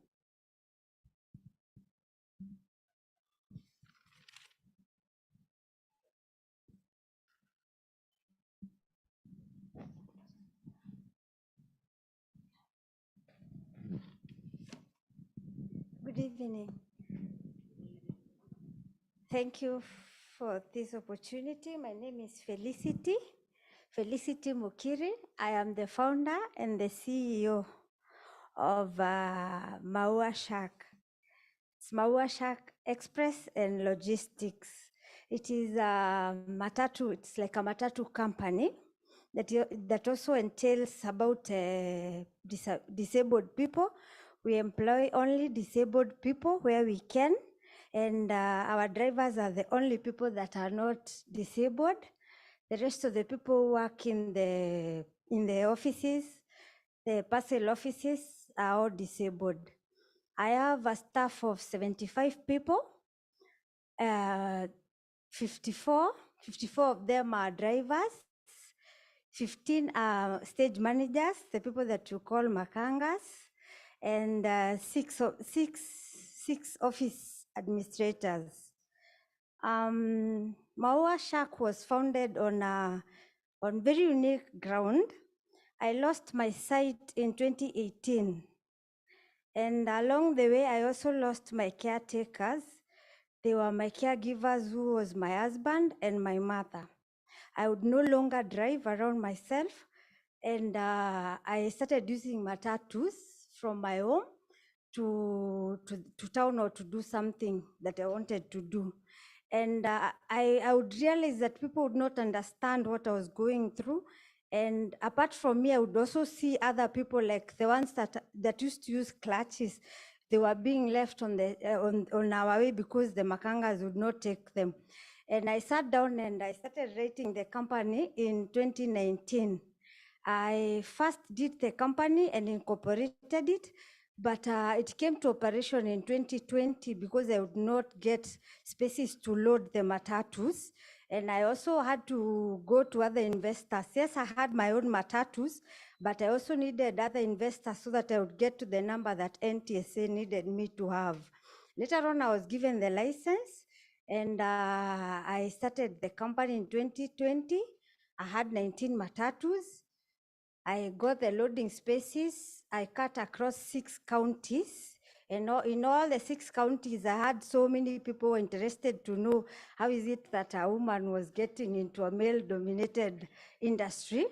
But I got a lot of support from people because I would explain to people why I'm doing this. And my investors came along and they supported me so much. And in 2020, around November, the number became overwhelming. I had so many people applying to join me, and I tried to get other routes, which I already have, and we are doing good. We are a circle that is very unique. We are trying to get NTSA to incorporate our policies, and so that we can be able to get to cater for the PWDs. As I said, I am partially impaired. I do not have the use of my right eye. Next slide. And most of my investors are also PWDs. Like the first slide, that is Mr. Johnson, is an investor in my company. He has 3 matatus with me. The one that is there is the latest.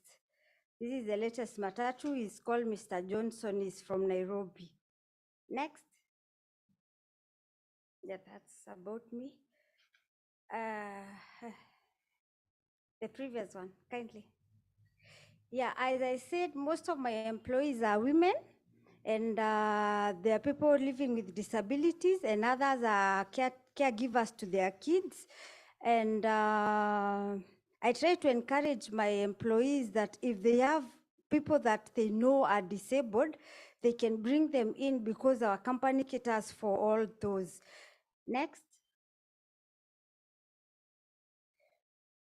Yeah, as Maua Shark, we've tried to help people that are disabled mostly. First of all, in our meetings, we normally have meetings after every 3 weeks with our drivers.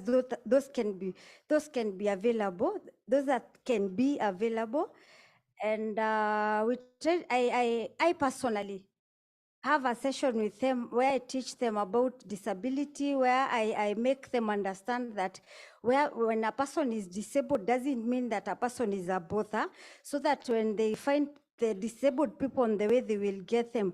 I normally tell them, had I not gotten the disability, they would also not have had the job. So they never know the person that they may be picking on the way, what opportunities come with that person.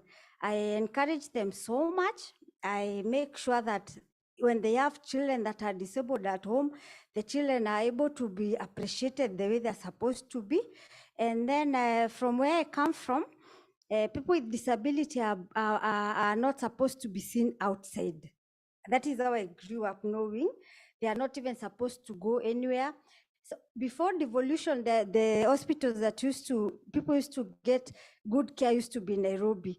And people with disability would die, especially because of cancer and other diseases that would not be treated from our place because they cannot travel, because matatus will not accept them. We've got people that are very severely disabled. They cannot even hold the call of nature for long. So as Maua Shark, we've started a program whereby we have toilets. We have like adult potties that we carry with us. In case we get someone who cannot hold that call of nature, we have them. We normally give them. I have made sure every office has a potty for these big people. And we also buy adult diapers. We have seat covers that can be wiped. So there is no excuse that the driver will say my seat may get dirty. That's why I did not pick that person. So I have everything catered for about the people that are very severely disabled. Next. Yeah, Maua Shark is also in the process of registering a certain boy. We were approached when I put a word forward that I would be sponsoring the people that are disabled. We got a word that there was a boy who was really suffering from the village in Maua, where I was born. And I went to see the boy. And I found that the boy is, yes, the boy is deaf, but nobody's there to take care of the boy because he's also an orphan. So I approached my directors and the shareholders, and I told them that because we already decided that we are going to help these people, we can get this boy as the first case that we can work with, and then we register the boy, and then the boy will go get education, because now you will get to know sign languages, and because we needed a sign interpreter, the boy can be used in the future. This is a future plan that we have, and we contacted the National Council for Persons with Disability, and they connected us to Kaaga. It's called Kaaga School for Deaf. And in the process of registering the boy, we will be sponsoring the boy all the way, his education. And after, we're going to give him a job as Maua Shark. We have also been working with Flown Initiative. We offered them our fleet of 35 vehicles. Our vehicles are mostly, they are called 9L vehicles. And we decided to take those vehicles because they are spacious. We can be able to incorporate the people that come with wheelchairs and also the clutches. Our vehicles are spacious. They are 16-seaters. And we are trying how, I was telling Lucy, we are trying how we can start importing the modified vehicles. They are quite expensive. There are no there are no policies with NTSA how we can do that, but we engaged them. We wrote to them because we needed a pick and drop letter that will help us pick and drop anywhere as long as the person is disabled, because there are no markings of disabled picking and dropping in Kenya. But even TSA is really kind. I am sure if you engage them, Lucy, in another memo, they may just be able to give us a pick and drop letter whereby we can pick and drop our disabled customers at their convenience. So we offered our vehicles for advocacy. The offer still stands. We will still give you our vehicles. You can do advocacy with them. The materials that I was given, I put them on. They are still there. And people are reading them. And those that are able to find me, they normally ask me, do you mean that you can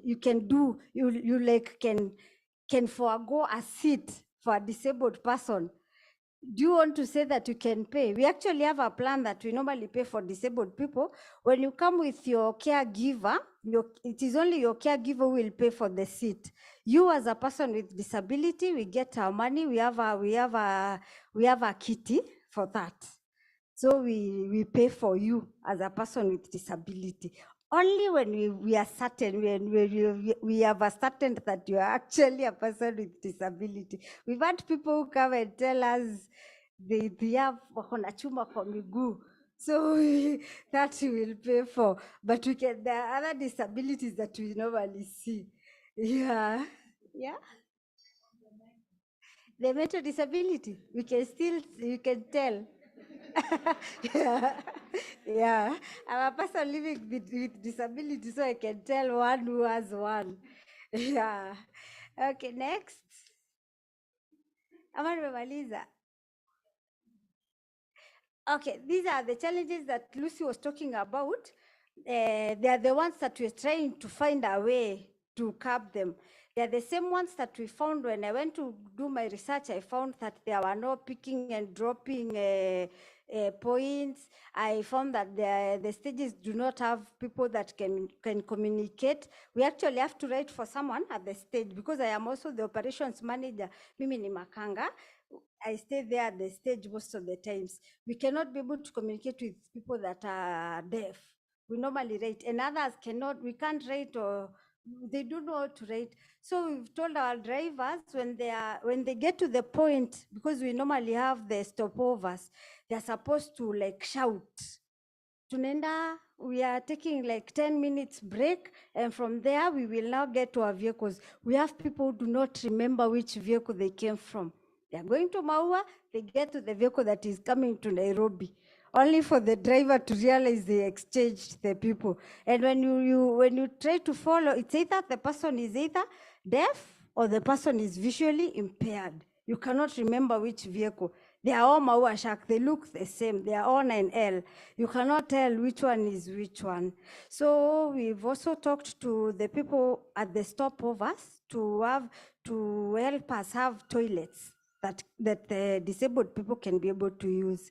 We are doing modifications for those toilets because they are not willing to take the cost. So those like nice rice, they have said that they will take the cost, but the rest we will be paying for the toilets. They will just be modified just a little bit, and the people with disability will be able to use them. And we will have signboards at the stopovers that are written.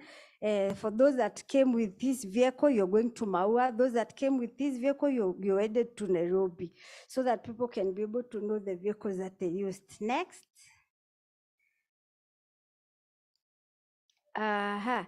This is what the public and the private sectors can do to make sure that we, as matatu owners and also the SACCO owners and companies, can be able to provide sustainable and also comfortable travels for people with disability and also for women. I heard you say that there is sexual harassment.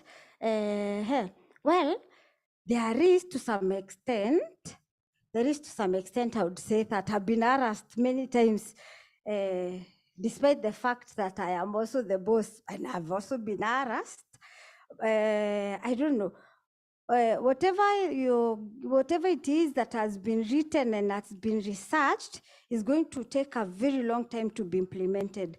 I don't know if we as people in transport, women in transport like that lady and the other lady, I think we're the only people who can make a difference at the stage. Wherever we see a woman being harassed, it is for us to first defend her before we are told that alikuwa amevaa nguo fupi. Unaona? Because we women, what we do, we also become now enemies of ourselves. She's being stripped naked and we are saying, yeah, that's how now they wear clothes. No, you first defend her first, and then you pull her aside and tell her, this is not the way you dress when coming to these sides of the town. This is now for the clubs and everywhere else. That is the only way we can help one another. But no matter how many researches will be done around here and how many books will be written, it is still kwa ground. Kwa ground mambo ni different. You will never tell us to do that other thing that you're saying. Okay. Next. Okay. Next also. I think I'm done. Thank you so much. Thank you so much, Felicity, for that amazing presentation. And I'm being told time is far much gone. And as we reflect on what Felicity has talked about, I'll invite Winnie on stage, if she can be assisted to come at the front, so that we can have a quick discussion about her experience while using public transport. And just to mention and reiterate on to what Felicity has mentioned, you can do much as an individual, but it's upon all of us. It's a collective effort. We need to have everyone on board. We need to have everyone supporting and also ensuring that public transport is disability inclusive.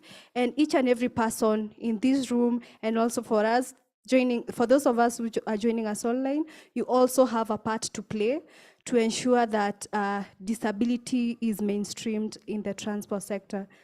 So I'm joined by Winnie.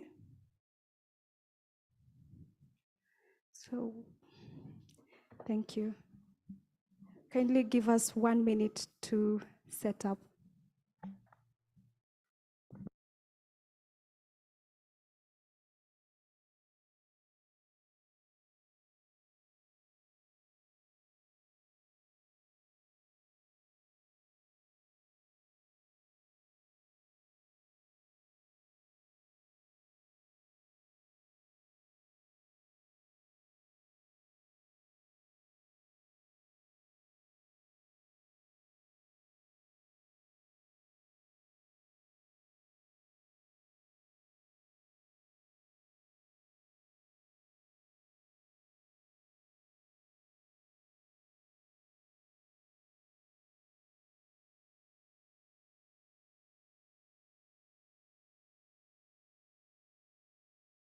right, as we wait to get the other microphone, after this discussion, we will be joined by Faith Njahira, right from University of Pretoria, Human Rights and Justice Center.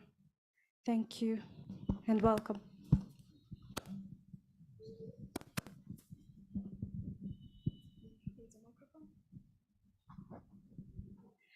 Thank you so much. Maybe you, Winnie, you could introduce yourself and let us know who is Winnie. Good afternoon, everybody. Good afternoon once more. Yes, my name is Winnie Awino Ngoze. I am a shiatsu massage therapist, a mentor, a coordinator at Princess Crossover Club, and an executive assistant at Belshi Global Company. Above all, I'm a public commuter. Thank you so much, Winnie, for that good introduction. Maybe you could let us know the form of disability that you have and probably when you acquired it in 1 minute. I'm visually impaired, but I love to call myself blind because visually impaired cuts across a lot of challenges with the eyes. You can be myopic or short-sighted or long-sighted and you're still visually impaired. So I prefer calling myself blind. So I became blind in 2010, November 16th. I woke up with a blurry vision. I was taken to the hospitals. They tried to do the surgery to correct the eyesight, but things didn't turn up well. And so I ended up getting an optic nerve rupture. And that's how I lost my sight. Oh, thank you. And you've mentioned that you are a public transport user. Maybe to get to understand, how do you commute from one point to another, and which is your most preferred mode of transport? Is it matatu, boda boda, that's motorcycle, tuk-tuk, or what do you normally prefer using? Okay, with my profession, right now I'm a freelancer, so I usually prefer using all the means that I get. For example, I use a matatu to places that I know best or I'm very familiar with. If I'm going from point A to point B, I know from that point how am I going to reach my final destination. At times I use boda boda if it's an urgent call, or maybe the client or the patient has given me very less time to report to the place. So I use boda boda for efficiency and for speed. I also use Uber or Bolt or Little Cab to go to places, to use when going to places that I don't know very much, or maybe places that are very far away from the bus stops. So yeah, I prefer using all the means of transport that I come across. Oh, thank you. And just to get to understand how you normally navigate the public transport system in as far as connecting from one mode of transport to another, or maybe moving from one boarding stage to the next one. Like, how do you navigate? For example, if you're dropped at downtown and your next boarding point is uptown, how do you get there? So usually, since I'm blind, many people don't usually realize that I'm blind. They don't know if I'm blind, or maybe I have some little vision. So when leaving my house, I'm being taken to the bus stop with my house girl or someone who can assist me. Then before I alight the matatu or the bus, I have to explain to the conductor or the driver where I'm going and if they may help me maybe to cross the road after alighting from their matatus. So that's how I usually liaise with the matatus, touts or the drivers. And also at times, long time ago, I used to liaise with the same commuters that I had in the car or the matatu. But one time, someone took me for granted and decided to do things that they knew best.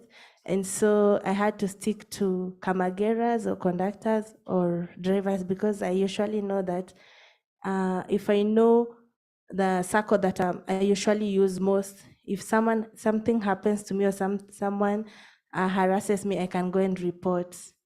Yes. Oh, that's quite unfortunate, but again, the reason as to why we are having this discussion today is because we really want people to understand and know the main challenges that persons with disabilities and especially women face in as far as navigating through the major cities where there are congestion, the informality in the sector is concerned. So maybe my next question, Winnie, is to get to understand the main challenges that you faced as a female commuter with a disability.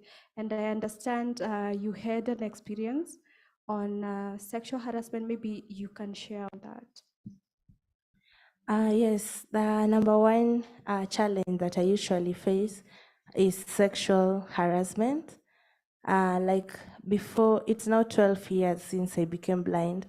So the first primary years or the first years, I was very naive and I was not fully independent on moving on my own. So I really used to beg, or I didn't want anyone to leave me behind, regardless whether they are male or female. So one time I was leaving my work, then I was dropped at town, then it was raining, and someone just spotted me and told me, "Hi, madam, can I take you to this and this stage? I usually see you going towards that place." And I had no one, or even the matatus, the conductors were not around there because it was raining. And so I really thank God because I felt as if God had sent someone to pick me. And this guy, he was a very tall guy and he had some envelope he was holding some envelope. So we started walking. Then it reached a point, he told me, "Wait for me here, I'm taking this envelope to this office." And I told him, "No, I can just accompany you to the same office, you take your envelope, then we go with you to my stage." And so we climbed the stairs, we went upstairs, then he told me to wait for him at the reception. So I waited for this guy, and I didn't know his name. Nowadays, I usually know people by their name. That time, I couldn't ask. So I didn't know him. So I stayed there. Then another lady came and gave me some tissue and a very small bar soap. And was like, "What are these for?" And he started telling me very harsh words and calling me those harsh names. And now I was trying to explain to her to help me because I don't know that person, or I don't know what he wants. And this lady couldn't understand me, and no one helped me that time. And so I was trying to navigate and find my way out that place. And as I was trying to walk around, I fell down. I rolled down the stairs. It was very long stairs. I rolled down. Then is when they realized, "Oh, this girl is blind." And then they came very fast to help me. And that time I was so bitter. I told them to leave me alone. And there was a watchman down there, and he told me, I asked him where I was, and he told me I was at a lodging on Luthuli, and I told him to take me to the bus stop. So from that time, I was very aggressive, very independent. Nowadays, you don't just guide me. I have to know you, where you're going to. So as I said, I usually use help from conductors and drivers, because if anything happens, I'll come back to you. Another challenge is that when you board the matatu, the same conductors and drivers, they start seducing you. For God's sake, I've left my house. Maybe I'm married or not. Why do you have to start seducing me? And these people, they start touching you inappropriately, and you still need them to help you from point A to point B.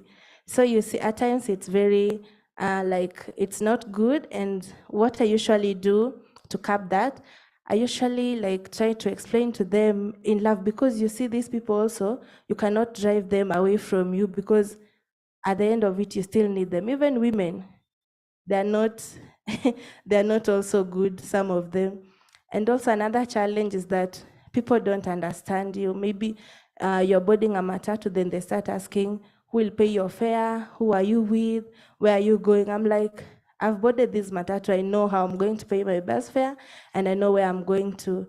So people tend to see or think that you cannot think on your own. Another thing is that also those people whom you are commuting with, they don't really understand you.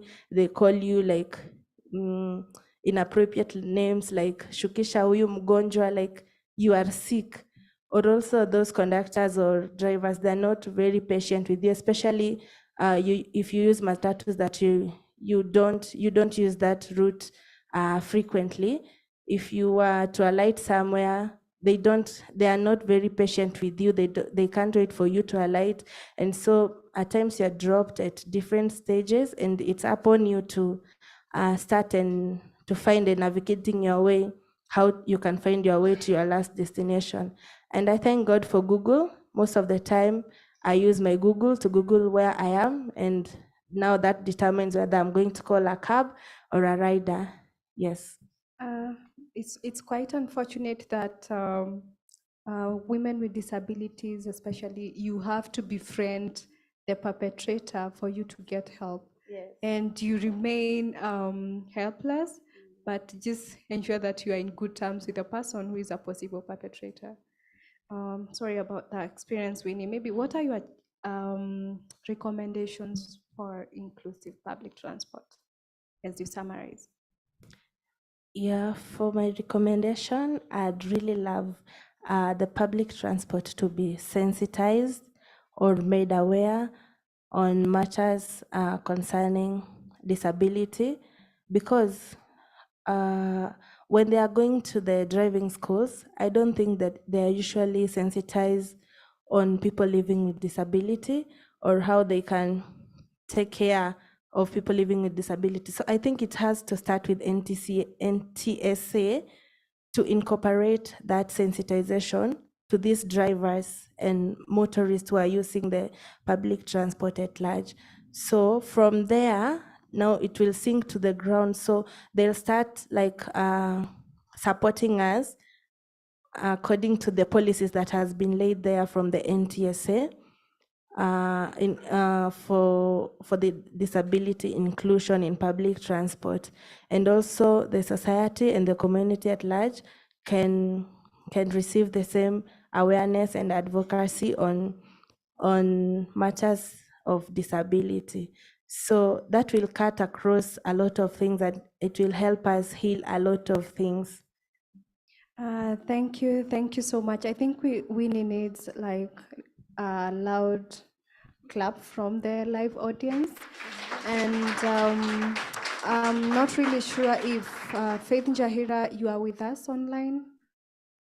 Yes, I am. Faith Njahira. Okay, kindly take it up from there. Thank you.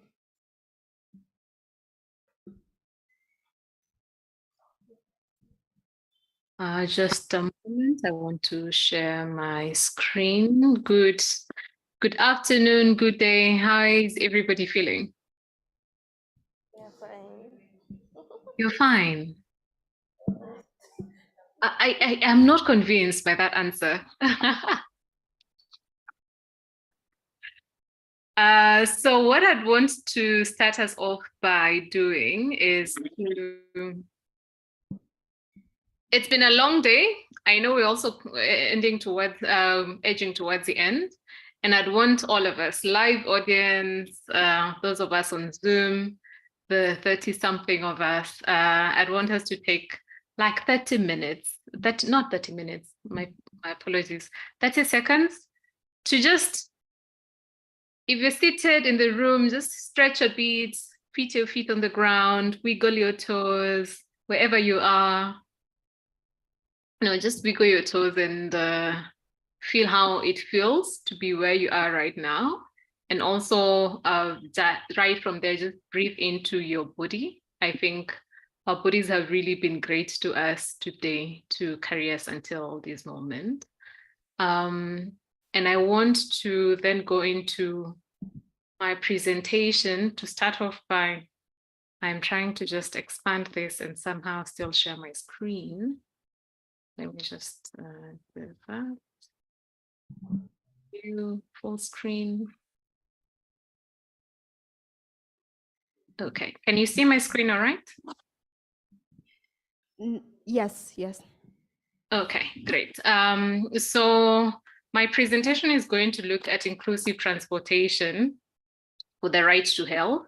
And I want to start by one, really just echoing and appreciating the amazing work that Floon has done over the last few years, yes, specifically on transport, but also really expanding more recently on intentionally including the issues of persons with disabilities. So my first slide is of myself sitting on a mobility scooter, I'm in a red jacket, black trousers, and there's a lot of colors. But then the wall behind me is Martin Luther King, one of the quotes, and the quotes that I wanted to start with today reads, "I have the audacity to believe that people everywhere can have 3 meals a day for their bodies, education, and culture for their." Let me do that. I know, not sure that that's helpful. And culture for their minds, and dignity and equality and freedom for their spirits. And why I'm starting at this one is because I've been listening to all the presentations, and a lot of the same things are really coming up, whether we're talking about cyclists or we're talking about women who you do use public transportation.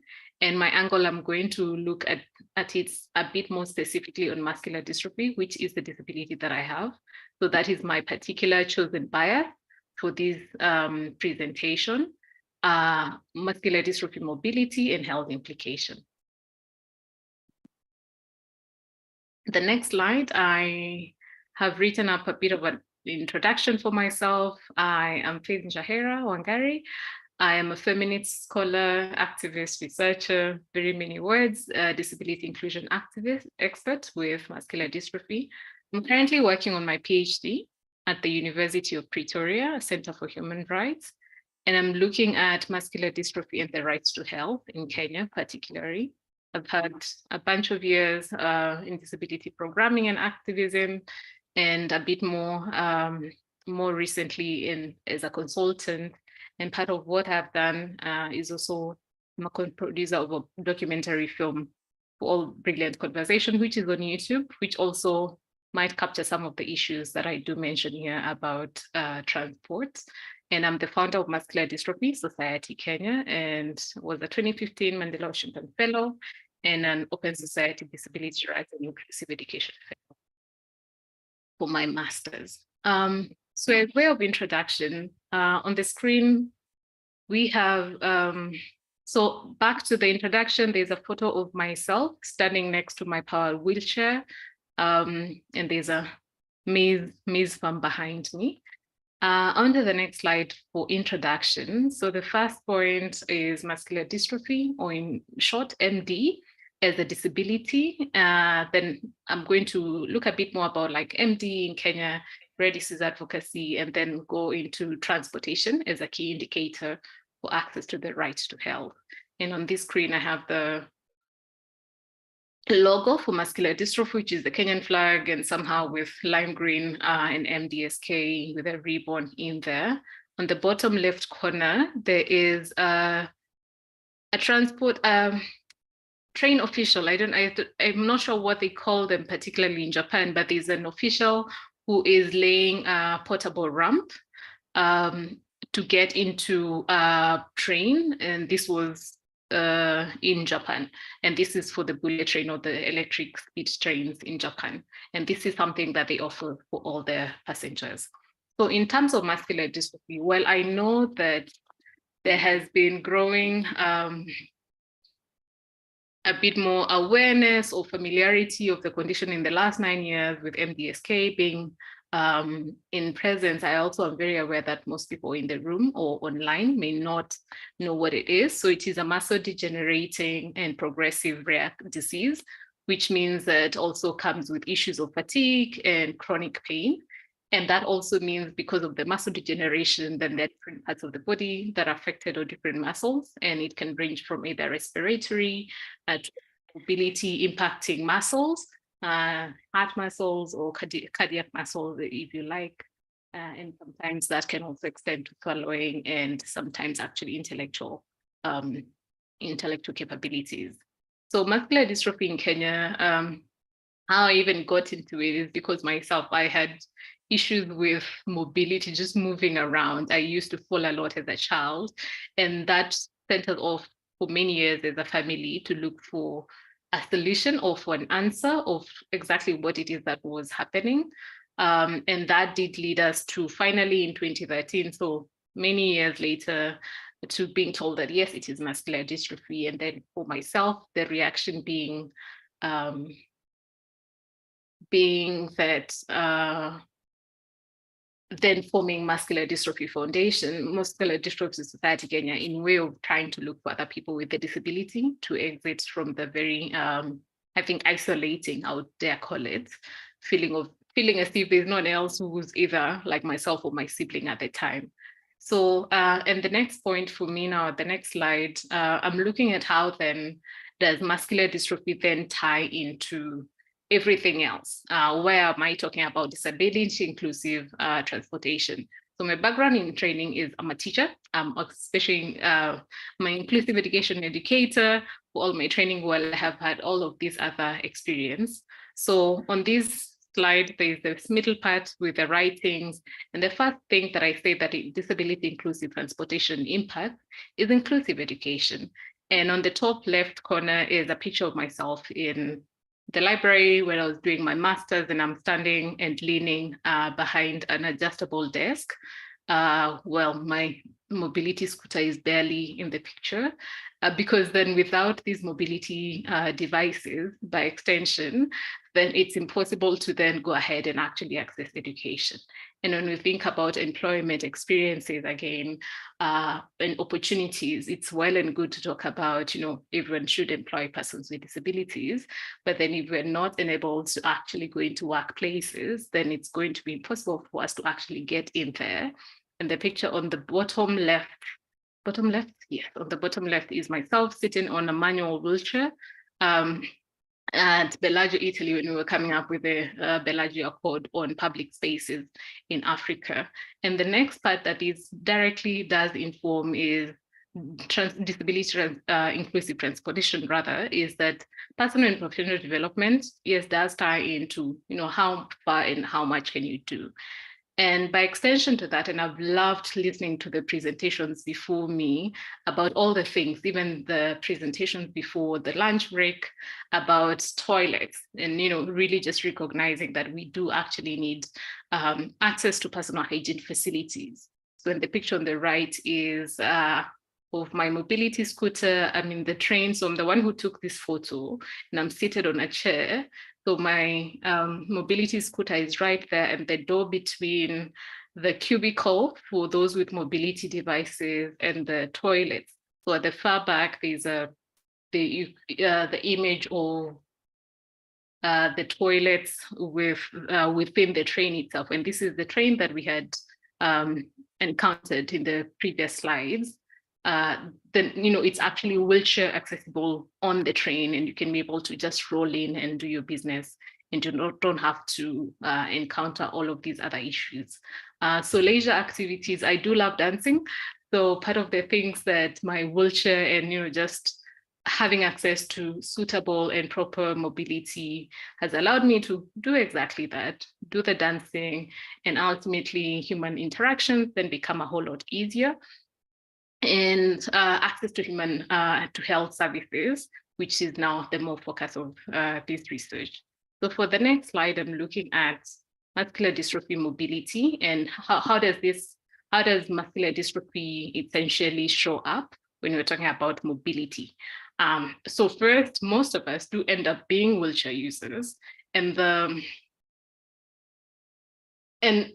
these wheelchair, how we tend to use these wheelchairs, there's devices that then limit the amount of fatigue being like unexplainable tiredness. If I can just put that into almost simple terms, it's unexplainable tiredness that is there every day. And So these assistive devices do help to minimize the amount of fatigue, then that also meaning that you have a bit more energy to get through the day and to get through other things. And there was a photo of me in the beginning slide of standing next to my wheelchair. I do use a wheelchair, and yes, I can also make some steps, not necessarily, non-disable kind of steps or balance, but, then that just means that, yes, wheelchair users are not always people who cannot walk. And I think that's also something we're seeing a lot in some social media pages now, with more wheelchair users saying like, no, we do use wheelchairs for different purposes. And number two, how muscular dystrophy then shows up and why it's important to talk about transportation and mobility is because there's very poor balance with the disability. And so there's waddling gait. Waddling gait, even like shifting side and side, because I'm thinking of a duck, like how a duck really just shuffles on both sides and tries to get up, tries to get from point 1 to point 2. And the Gower syndrome, which, sounds like big English, is really when you fall, then you do have to almost like make small steps with your hands up your legs to try and push yourself up to a standing position. And also, yes, at some point you do become unable to do that, but then that's also why then this becomes helpful. So these waddling gaits then makes it, in poor balance, makes it that maneuvering steps at, bus stops and designated stops then becomes really hard. And it was great to hear the presentation about, I think that was Uganda, talking about how, just that step should just be level. So, and these, I want to just echo the fact that even for those with muscular dystrophy and they can still work, then that takes out any other challenges or possibilities of actually falling. And mandated stop times. And, just like the previous speaker talked about, you can either be dropped at any point and you're being rushed. So mandated stop times means, for example, that if a matatu stops, then you're required to stop for like 2 minutes before moving on, regardless of traffic. So that means you're not just being thrown out of the car and being rushed out. As Kenyans say, ni kushuka na jam. So, you don't have to do that. And then when you talk about respiratory weakness and then how that shows up in muscular dystrophy, and then by extension in transportation, means that you do actually need you do need to take frequent breaks to allow the muscles to recover, because then if you extend too far, then the muscles become too tired, and that may actually lead to you falling. So these sitting areas at bus stops, again, as I did hear the previous speaker, are essential for this. And also just to add that, if those people who would then be taking advantage of those, you might do find someone who looks like they're in their 20s or something, or 19, and they're there wanting to sit down. I think for most African culture, we've been taught, the young people, you shouldn't be sitting down, stand up for the older people or the elderly to sit down. So just being a bit more mindful that there are actually people who it's not visible on the outside that they need to sit down. And there are also people with either cardiological impacts, and these are things I want to mention beyond muscular dystrophy. And there are many other disabilities or conditions that do have very real cardiological impacts or respiratory impacts that, just then show up in how we navigate transportation. And the image on this slide is one of steps, like a flight of stairs, and the first steps is about a foot high. And this image was created by an artist for part of the Project Duchenne, Parents with Duchenne project, as part of just really showing, because when you explain muscular dystrophy, it sometimes feels impossible for people to understand. Someone would be like, Faye, why are you not able to take that very tiny step? Because the step to the regular non-muscular dystrophy person, the first step to you then looks like the preceding step, which is, like 3 inches high. But then for that person with muscular dystrophy, because there are no muscles or muscle strength to actually take that one step, then it does feel as high as a foot high. And I crossed out, I'm the one who's made the edit on the picture, because previously the image said Duchenne making every day impossible. And I changed it, crossed over the word Duchenne, which is a type of muscular dystrophy, and wrote steps. making every day impossible. So just really shifting a bit more to the social model of disability and placing the burden on the environment. So to come more specifically to the issues of accessible transportation and public spaces as drivers for the rights to health, I'm still going now to tie into how does this then show up for those with muscular dystrophy and why was it important? And the things that I want you to think about, even as I go through this slide, are the 4 words that I have put at the bottom. And the 4 words I put at the bottom are agency, freedom, consent, and safety. So again, the words are agency, freedom, consent, and safety.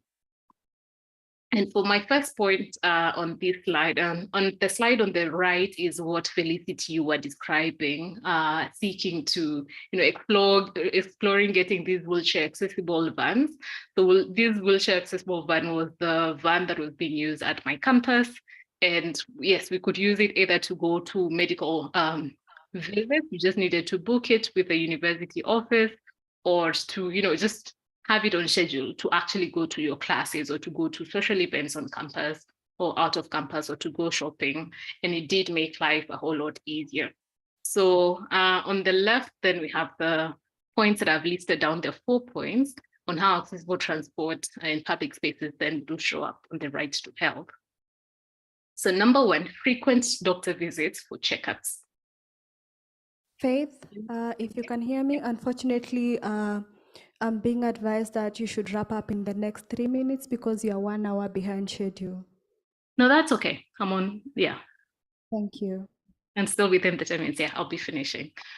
So the frequent doctor's visits for checkups then means that every 6 to 12 months, there are visits in the general physician, neurologist, chest specialist, heart specialist, just a range of people.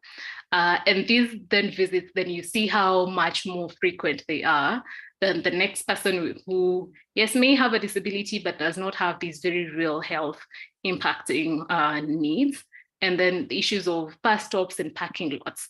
Because sometimes when you go to bus stops, yes, I think that has been exhaustively talked about before. So, but the issue of parking lots, we noticed that in hospitals, in most hospitals, there's either 1 or 2 parking lots. And for those hospitals where you're getting the specialist test, then it's the thing that doesn't make sense to me ever is how there's parking that is charged within hospitals. So if you do go in for your 6 months checkup, then you end up staying for like 4 hours or 3 hours, then you come out of there with an additional parking fee that you're having to pay. And in terms of like therapy sessions a few times a week, and this can be like physiotherapy or occupation therapy, and these do come at an extra cost when these therapy sessions are home-based. And also thinking about like psychosocial and mental well-being. If you are going for psychosocial services because of maybe an interaction with someone within public transport, then you do not want to be interacting with public transport that is not suited to you, while, then going to seek the same thing. And moving on to the solutions, and the solutions I've started it by, again, flagging another saying by Martin Luther King that says that injustice anywhere is a threat to justice everywhere. We are caught in the inescapable network of mutuality, tied in a single garment of destiny. Whatever affects one directly affects all indirectly. And the solutions are really, I have had a lot of them being said, and just really this is just expanding it a bit more to beyond buses, beyond the matatus, beyond the borders. Like number 1, not every disability is visible. I think that's really key to flag. And also just the issues of motorized or non-motorized transport. I think non-motorized transport or non-automated transport then makes it that we do need medical transport for those needing accessible transport. And it's great to hear what you're doing, Felicity, and the training of transport officials. That's also been mentioned before, availability of portable ramps in buses and trains. I haven't used the SGR just because I think I have a lot of trauma with using public transport as someone with very poor balance in Nairobi. And traffic controls at zebra crossing. And these can be human beings like we do see at the ABC place and at some school areas.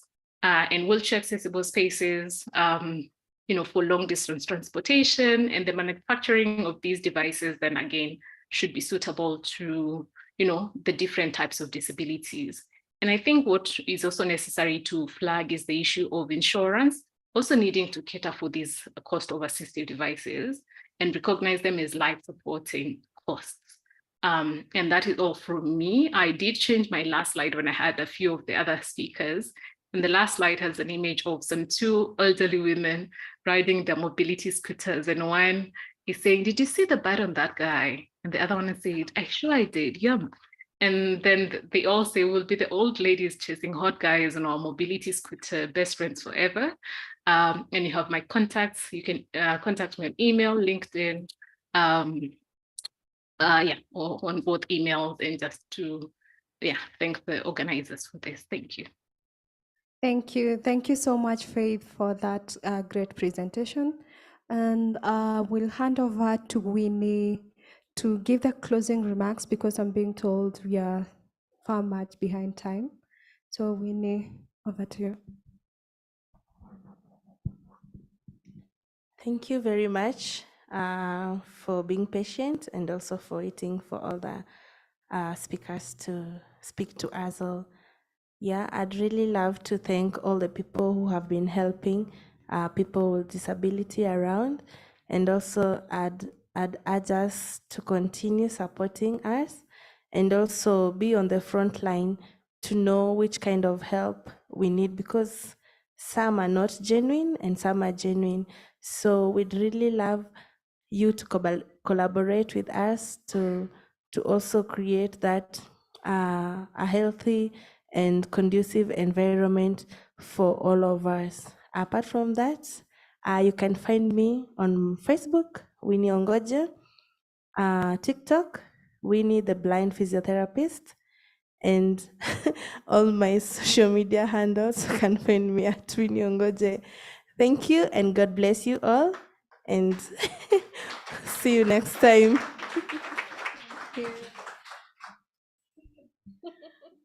Oh my goodness, thank you so much, Winnie. That was very enlightening. Allow me to just stand next to her as I quickly introduce our next session because we are running out of time.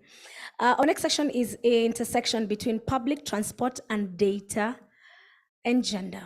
We're going to be led by Esleen Dusabe from WRI. Esleen, can you hear us? Yes, sure, can hear you. I hope Fantastic. Everyone can hear me as well. Yes, everybody can hear you. Thank you so much for joining us, and take us through the next session, please. Okay. Thank you, everyone. It's a real pleasure and honor to speak with you today, and thanks to Flown Initiative for facilitating this. So I would like to start by introducing myself. My name is Estelin Dusabe. I'm the Urban Mobility Project Specialist for WRI, and I'm based in Addis Ababa, Ethiopia. So I will be the moderator for this exciting session on the intersection between public transport, data, and gender. So after hearing all those discussions with person with disabilities, it's really sensitive topic. So now I really understand how we would really shape the future that is really inclusive, specifically when we talk about public transport. It's really urgent. So thank you, Flown, for organizing this. So we have our 4 very knowledgeable speakers that we'll be hearing from this session. Tuto, the first one will be Tuto, Director and Partnership Event from the Mobility Data. Judith from UN Habitat, Smart Mobility, and also Gada from Urban Mobility Analyst from Transport for Cairo, and Hashta, she's working on sustainable citizen transport in WRI, India, and she was among the speakers from the previous sessions. So all those speakers will be each give us a different angle on the subject from the need to integrate women perspectives into transport planning, especially by filling the number of data gap, sustainability aspects of urban transport, and smart mobility. So I believe that this will certainly give us fruitful thoughts, and I'm looking forward to interesting discussion. I will quickly ask each panelist just to introduce themselves. Tuto, please, can you go ahead and tell the audience who you are, just in short, because we are running out of the time. Hello, everyone. Nice to meet you. And I would like to say thank you to all the people and speakers before us, because everything was so insightful.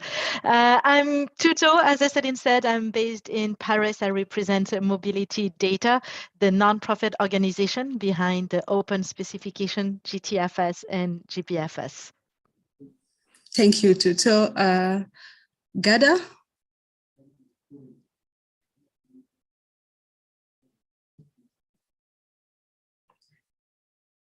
Gada, we can't hear you. You are on mute. Oh.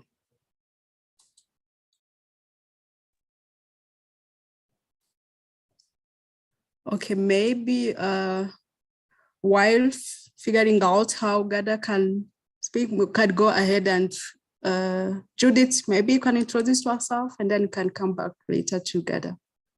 Okay, hi everybody. My name is Judith Owiga from UN Habitat, based here in Nairobi, Kenya.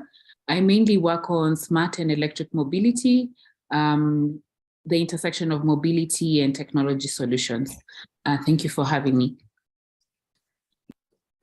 Thank you, Judith. Harshita? Thanks, Eslin. Hi, my name is Harshita Jamba. I'm the program manager for sustainable cities in India, and I'm based out of Mumbai. And it's been a pleasure speaking on the earlier panel, listening to all of these very insightful sessions, and I'm very excited to see what we have in store for this particular one. Thank you. Thank you, Harshita. Gada, now you can speak. I think you tell me.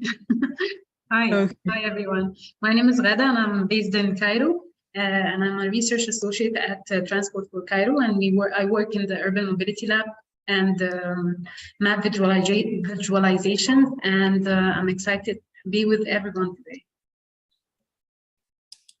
So thank you, everyone. So we all know I'm not going to speak about the gender, urban environment issue, specifically with the public transport, that the issue that we are facing. So now we are going to speak about data gap by gender describes how women are historically and frequently underrepresented.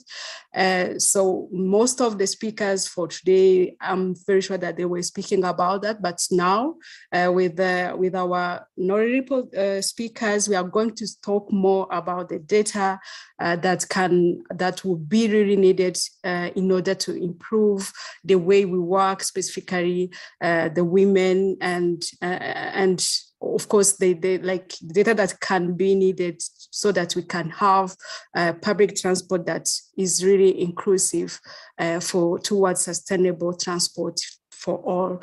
So when we are collecting and analyzing gender disaggregated data can be a first step in creating transport system that effectively serve all members of the community. So it is really very important to have this topic. And with that said, I would like to invite Harshita to tell us more what is happening on the ground, particularly how women as commuters face multiple barriers and how data can be collected and used to close the gender mobility gap, and what are some ways that transit agencies and cities have should be adopted. So over to you, Ashta. You have 10 minutes. Yeah, okay, thanks.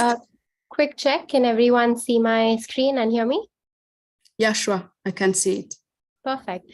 Thanks, Estelin. So the session that we have today is the intersection between public transport data and gender.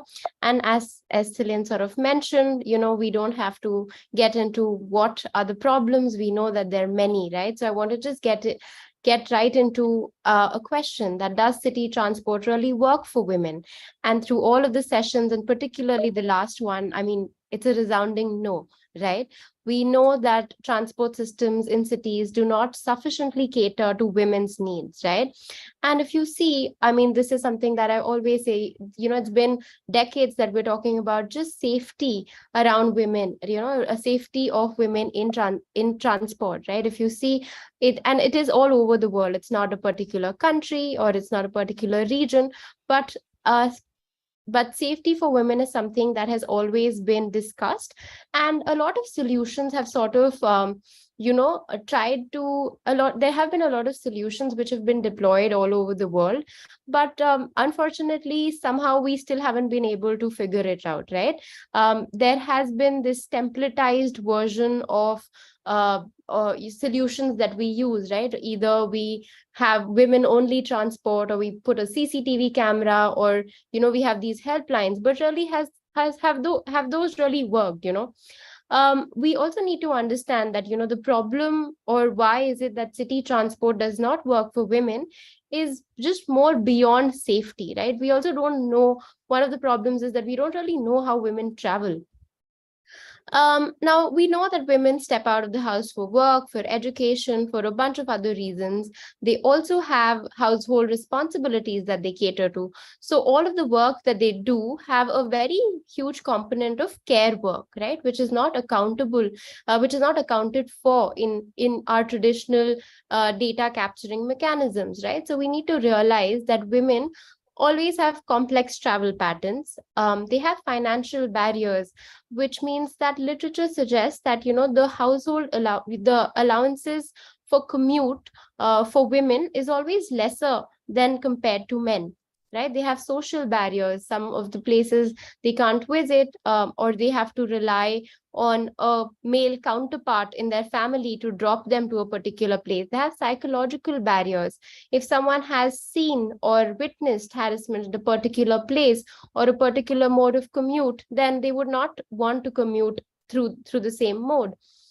And all of these are exacerbated if you have a physical, economic, or social vulnerability, right? So within men and women, you also have women who are physically, economically, or socially vulnerable. All of these sort of complexities are exacerbated, and their travel needs are even different, right? Now, why is that so? I think one of the reasons that we've also talked about through the day is that women are underrepresented in, of course, commuter groups, but also in transport staff, decision-making authority, and almost everywhere else. And the second thing which we are discussing today is lack of data, right? We don't really know. There's a dearth of data on how it is that women travel, what are their complex patterns, and what are some of these barriers that they have, right? So if we were to introduce the gender lens, right, a lot of transit agencies across the world collect data from traditional sources, which is their tickets. All of the commuter data comes from ticketing, and occasionally they conduct commuter surveys, right? But we also have a lot of emerging data sources, right? We have feeds from intelligent transport systems, we have crowdsourcing, we have social media. So a lot of new sort of emerging data sources that are coming in. If we put that to use and just apply the gender disaggregated lens, I think, the planning for transport, we can get rid of those ad hoc remedies that we try and patch, which clearly have not worked, and we, move towards more holistic and equitable transport systems. So once we introduce the gender lens, we have to understand what these differences are, right? Through comprehensive data collection and incorporating gender-specific indicators. This is just an example. Traditional data collection will tell you that men and women use public transport for work, visiting friends or relatives, education, etc. But if you realize a lot of women who are responsible for household work, all of these trips have an element of caregiving, right? And if we add those up, that is the third most common reason why they step out of the house. But if we don't know that, we don't design systems for them, which is what is happening, right? If we track these and we have these gender specific indicators, we can also track and map the spatial and temporal variations, which can, which is already happening, as we will see. So a lot of these, the social sector took it up, and we used a lot of data. So you've got Data2X, you've got Datapop. A lot of these innovations came up using data to sort of try and safety map for women. This is a safe spot, this is an unsafe spot. This is what a bad spot or a good spot is. So, and it's great to see that after the social sector got this in, it was a sort of a solution. A lot of transit agencies have taken it up, specifically 2 transit agencies in the world. One is the LA Metro, which undertook this whole study to understand how women travel, and the other one is TfL. This is a very refreshing change, and this is very recent, but a lot of these transit agencies are now taking cognizance of the fact that women travel differently. They have to capture it. Only then can they sort of cater to their needs. Right now, once we realize and understand what these gender differences are, we have to institutionalize them. It cannot be a one-off affair or a standalone solution, but we need to institutionalize it so that becomes the new norm. And for that, we need to definitely, have a comprehensive framework for gender disaggregated data collection. We need to mandate the collection and analysis of gender data. And we need to set up gender strategies within transport agencies to ensure that there's representation of women at all levels. And that was just a very quick context setting for this session. Over to you, Estelin.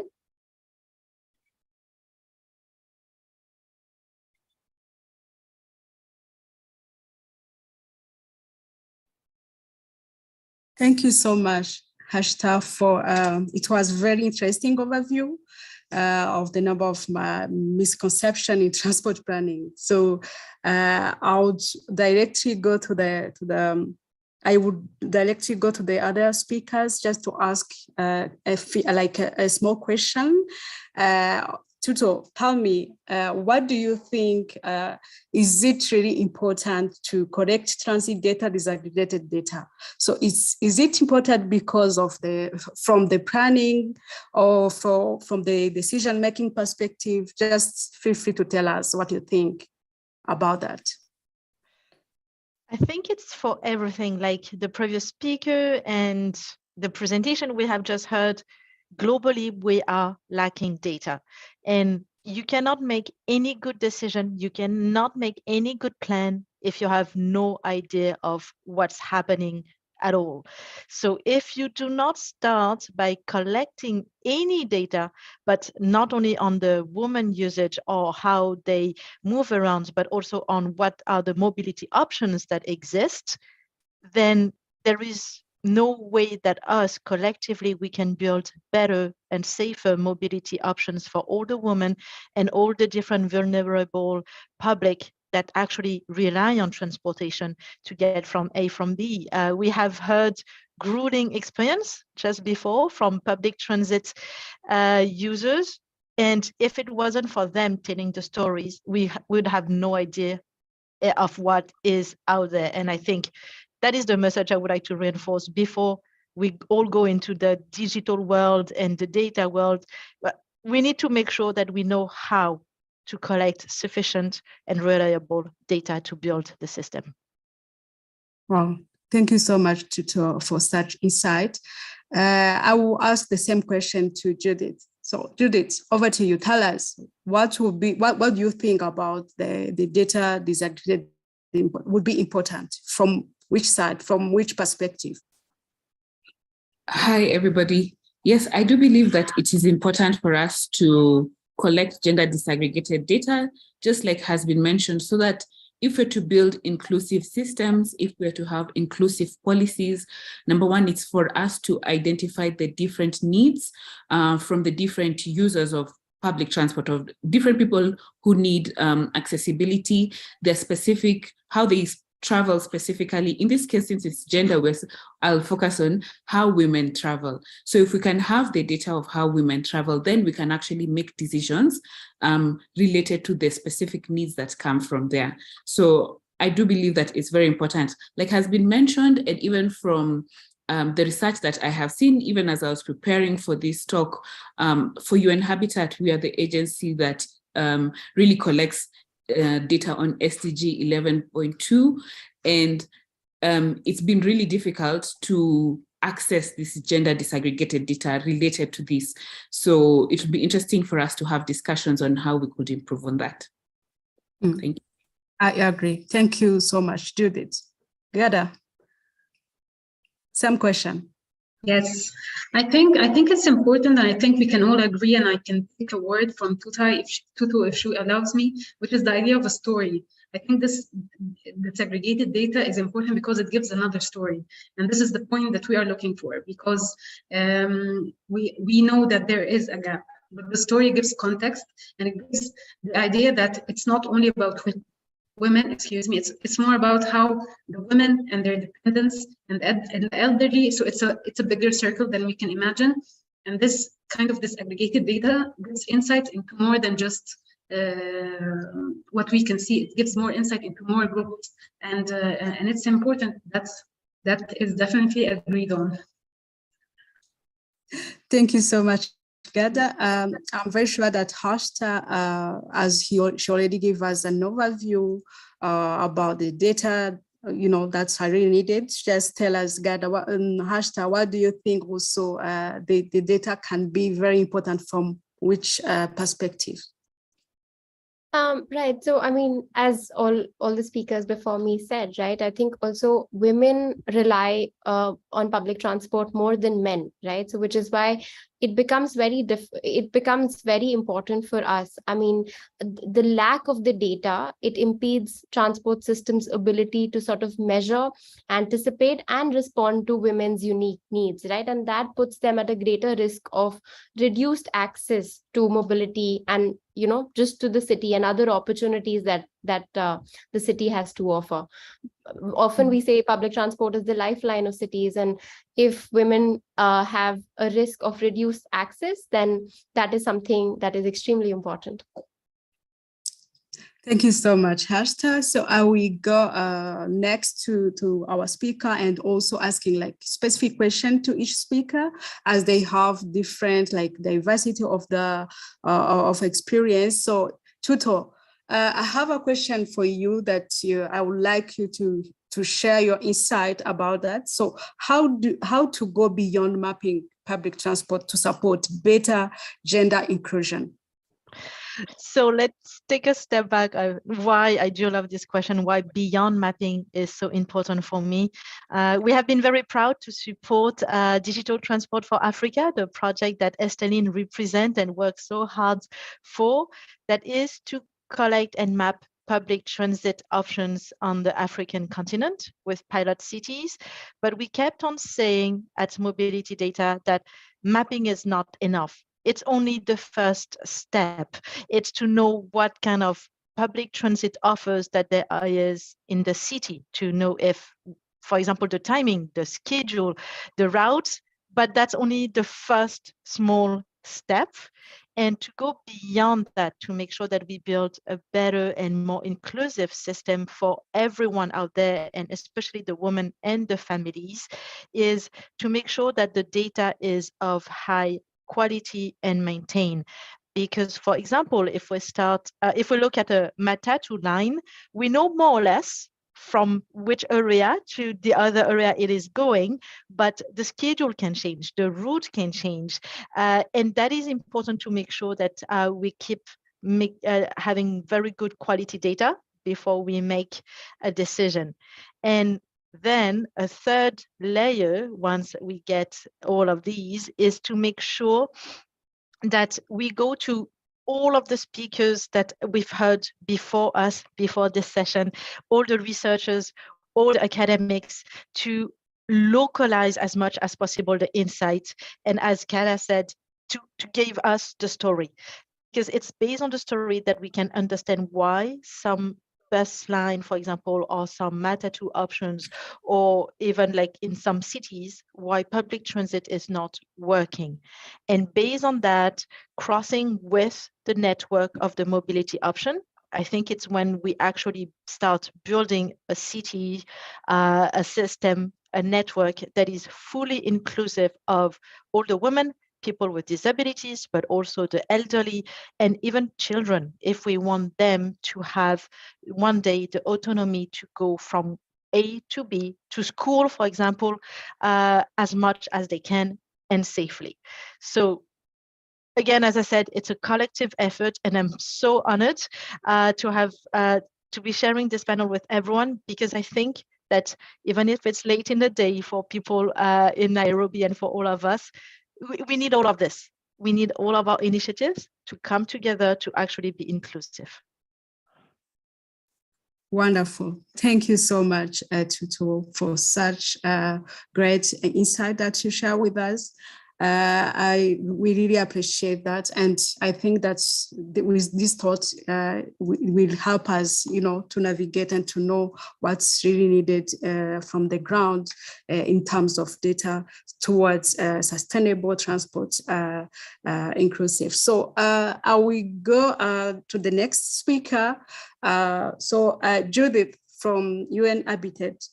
In the short question, in the small question that I asked about gender, about what will be important to collect data.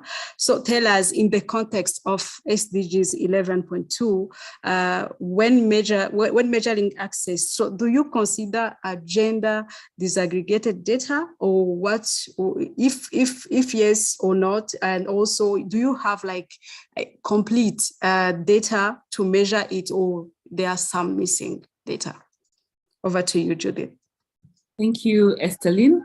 I'm wondering if at this point I can do the presentation, or sure, just answer the question.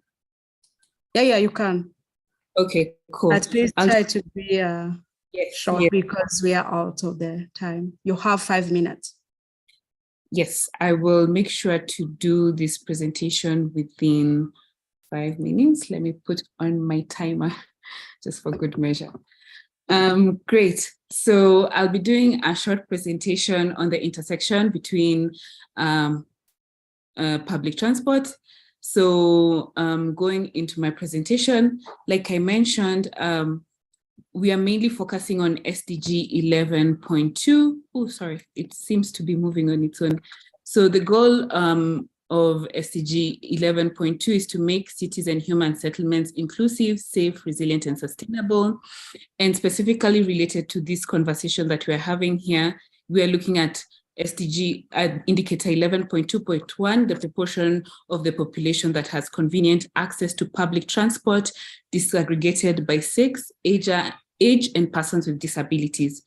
Something that I just wanted to mention is that SDG 11.2 has now become a tier 1 level indicator, meaning that there will be renewed focus on obtaining data that can help achieve this goal. So now when we're looking at how we calculate the indicator calculation process, the methodology, the first step is the spatial analysis to delimit the built area of cities.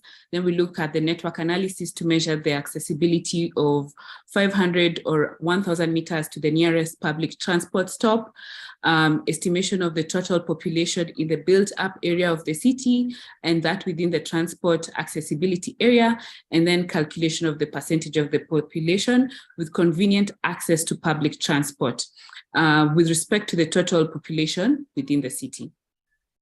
So with relation to the discussion that we're having today, which is on disaggregation by gender, one of the things when you look at how this can be done, typically it can be available through household surveys that collect information on both household and individual characteristics and travel patterns.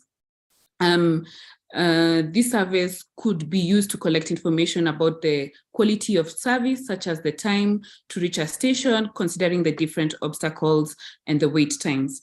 The only challenge is that it's really difficult to obtain these household surveys. I'll be presenting the case of Colombia, where they actually did collect, they have a study, sorry, I want to move this. Okay, anyways, they actually did carry out, they did some gender disaggregation related to this indicator. So I'll just go to the next slide. So they actually, this was done by the National Administrative Department of Statistics in Colombia. They looked at a number of cities. Then on the right, you can see these are some of the data sources that they used. And the result of, from the analysis that they had done, this was from the year 2020, they disaggregated the data on age, and they disaggregated the data both from female and male. And then they did a national estimate based on the number of cities that they had gone to, that they had done the study on. Sorry, to move this. So some of the conclusions that they drew from this study was they took into account cities that had formal transportation system. And then given that the cities used for the calculation are those with available information, the national calculation was done by averaging the values obtained from the cities studied. The population data was collected from indicator correspond to the World Population Grid. So it's an estimate, and this was fed into the model builder. So they built a model to include that. So I'll just jump into some of the things that we can see or the way forward as a discussion. So the SDG monitoring methodology has to be simple and universal. Hence, that's why we really focus on spatial access. But as has been mentioned, that mapping is just the first step. So for us to move forward to include this gender disaggregated data, we need collaborations and to get this data and also to apply the gender lens. Because even as we use this data, even from the presentation that I have just shown, a good chunk of the story is missing. So for us to move beyond that, we need to work with different collaborations, and hopefully we can work with Flown to see how we can do better on this. Something that I also wanted to mention is the inclusion of safety, because a significant number of women do not travel because of safety or plan their travel due to taking into consideration safety concerns. So one of the secondary indicators that we are recommending for countries to look at is actually with regards to safety. And with that, I'm just going to end my presentation. Mainly focusing on the need for us to build collaborations when looking at collecting this gender disaggregated data and applying gender lens with regard to the analysis of this data. Thank you very much. Thank you so much, Judith, for such wonderful presentation. And I totally agree with you that the collaboration is really needed to all partners, stakeholders that are really working towards sustainable public transport, specifically when we say inclusive gender components, like including gender components from the start. So thank you so much again. So I will go first to our next speakers, Gada.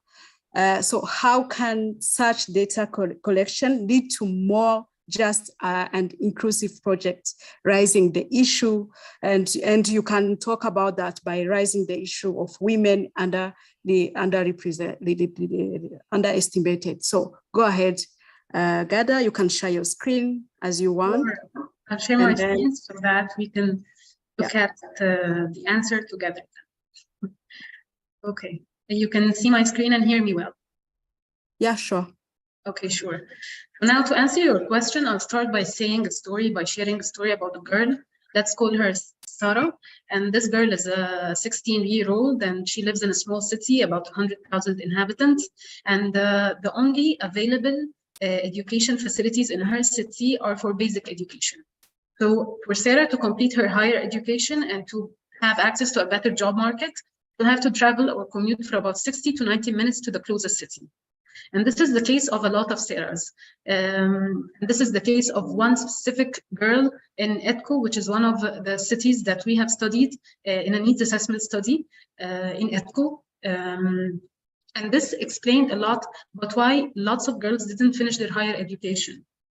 And a continued pattern of not finishing higher education, not finding an access to a better job market. From there, I'll start by sharing the project in which this comes from. There was a needs assessment study for the mobility sector in 3 cities, Edco, Asyut, and Alexandria, and specific areas and specific facilities in these cities. One of the tools that we've used were focus groups with women. And what we were trying to do is that we were trying to know a specific type of data.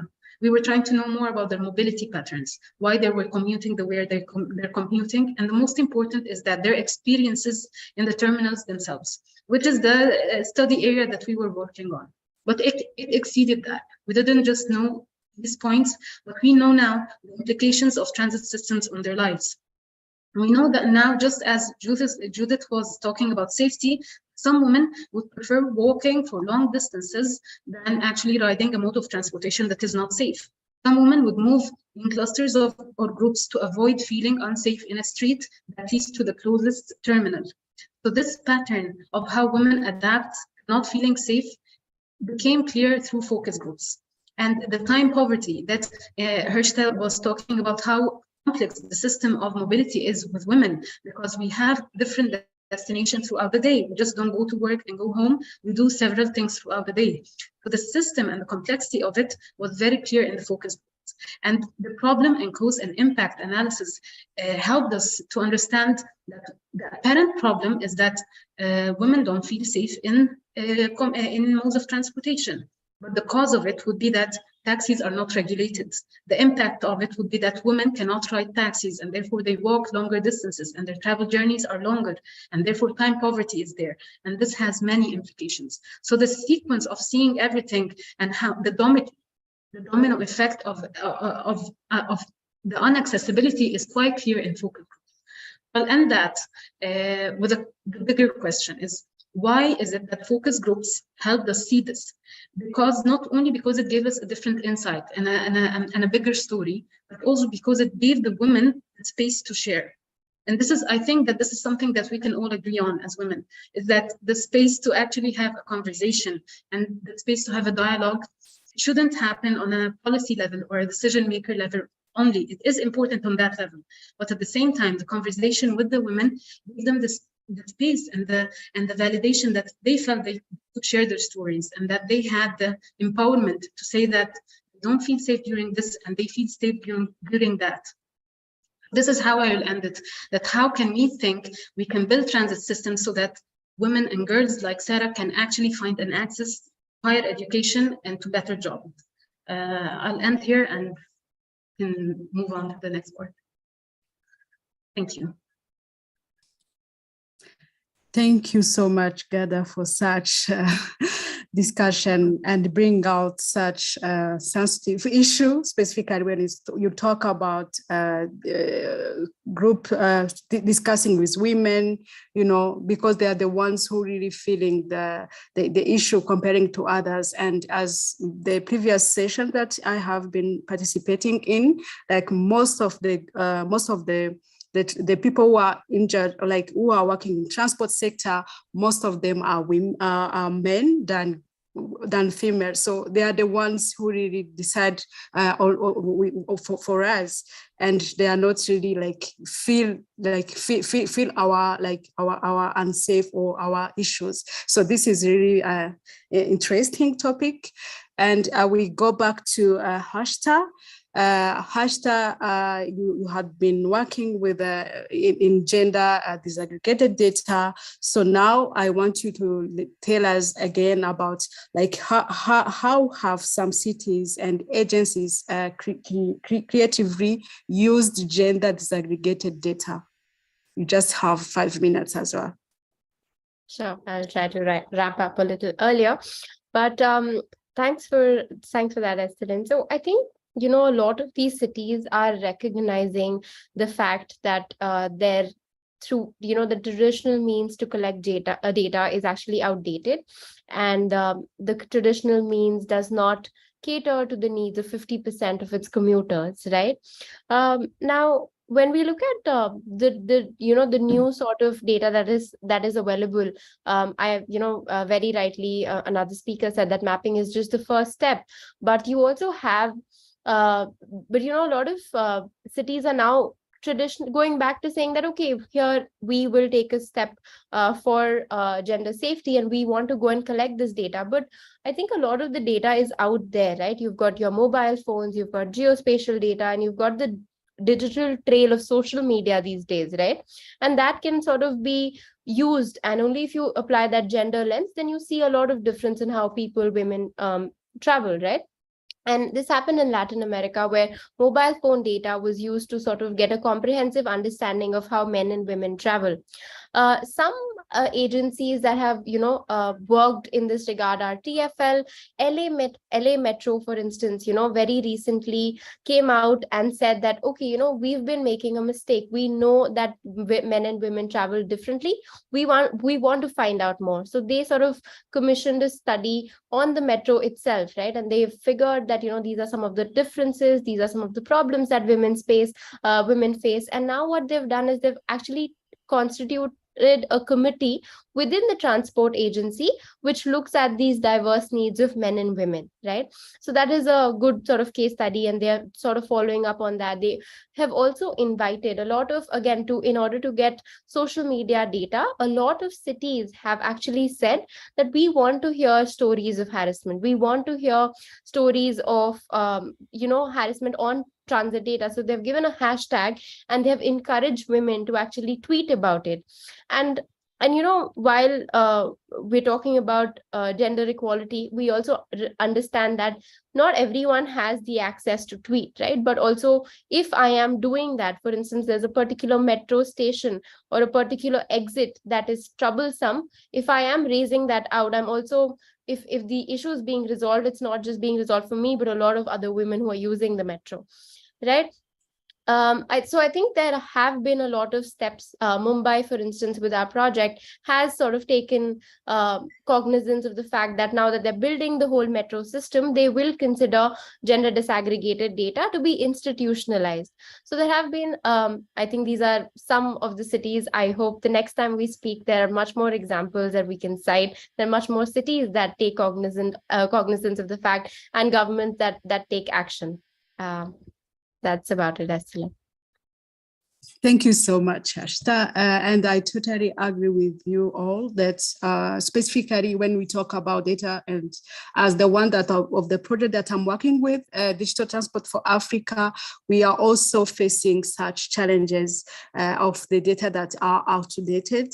And also, for example, if you want to take any decision, or if you want to improve anything in any perspective of data, you need to have the updated data. So most of the cities and most of, they are really facing such type of missing data, because even if there are people or there are like some sectors that are really collecting data, but updating is another issue, and also the sustainability of data. So if we really keep taking such decision based on the data that are not updated, so we are making a long decision.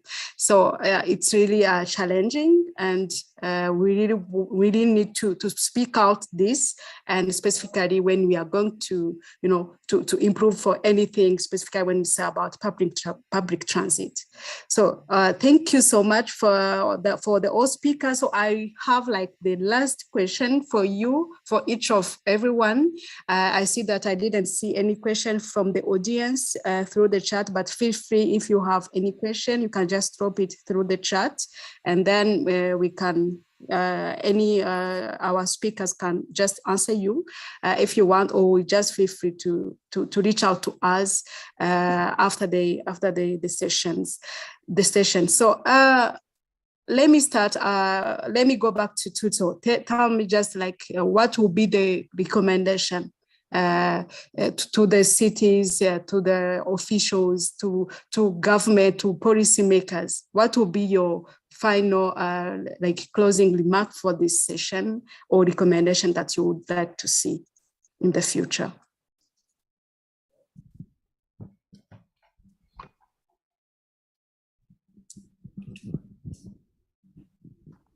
Tutu, are you there? Yeah, yes. Yeah. I think I froze. Oh, I would say that I would recommend for cities to build trust in the ecosystem so that all the stakeholders, civil organization, association, people working in public transit, people representing the users, but also the urban planners, can actually share the data, share the insight, and know that it will be taken into consideration. And if I may, to make everyone feel better in the room, it is exactly the same message that is being currently discussed in Brussels at the Conference for European Cities. So we are not alone facing the same problem. It's a global world. Us women, we represent more than 50% of the population, and it's time that we break the silos between continents, between countries, between cities, and we actually learn from each other. Yeah, thank you so much, Tutu. That's amazing. Yeah. Tell us, Gada, what would be your recommendation?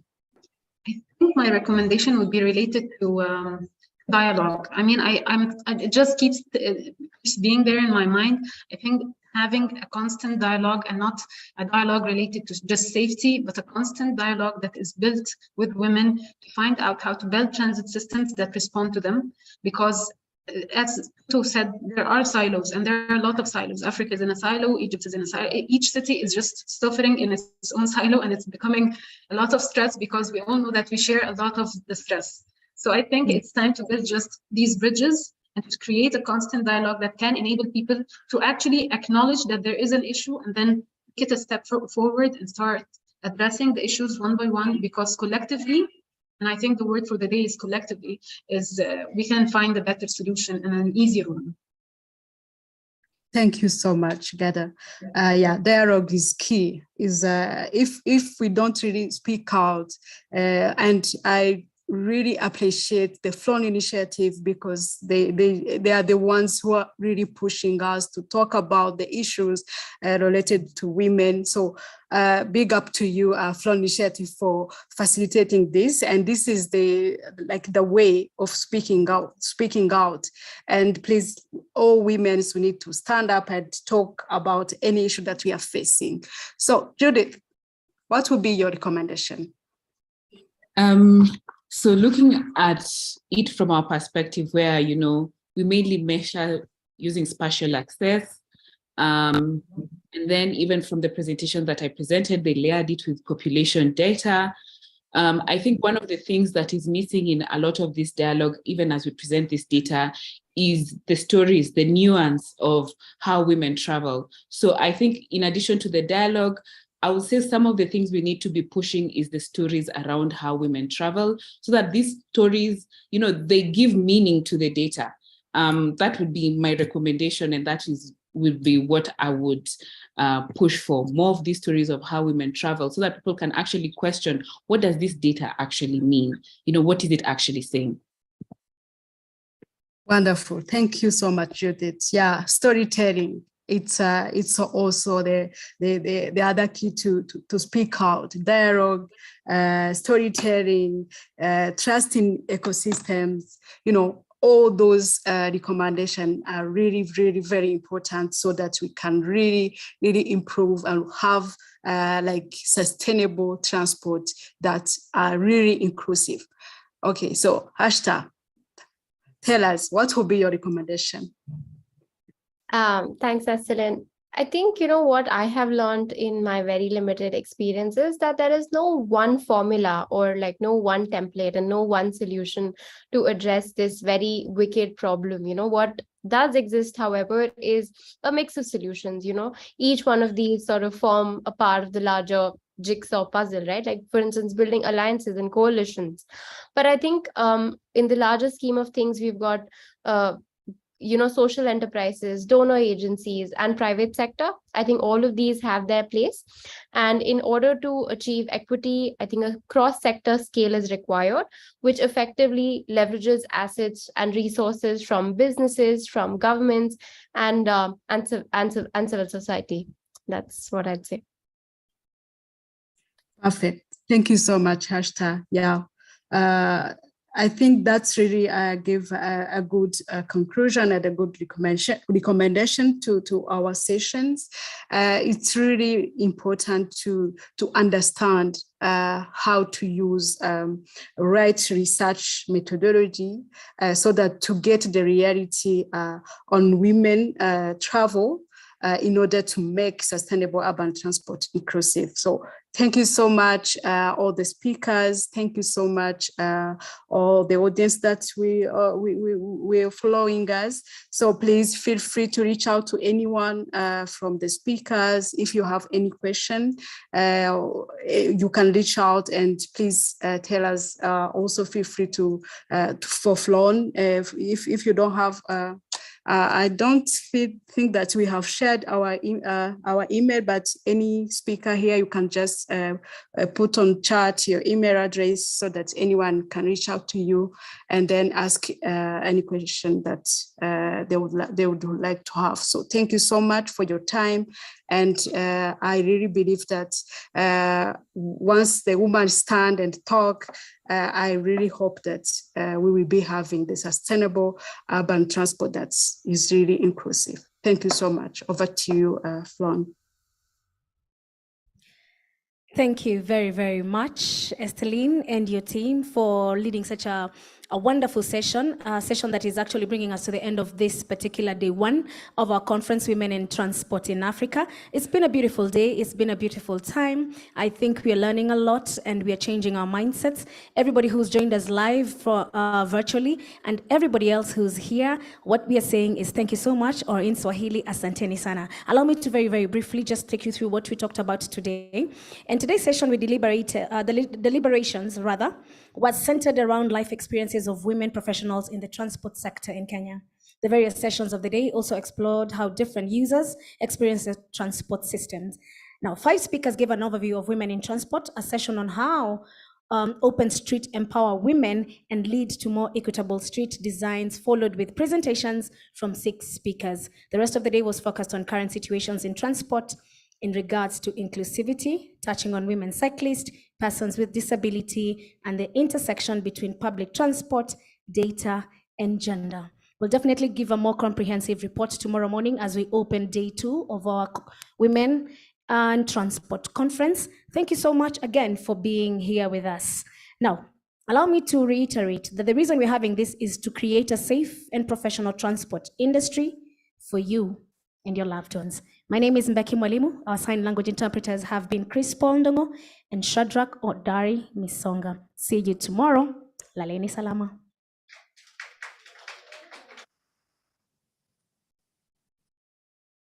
Okay, oh my gosh, finally. Yes, John. Yeah. You know your video was not on. Really? Are you sure? I thought it was intentional.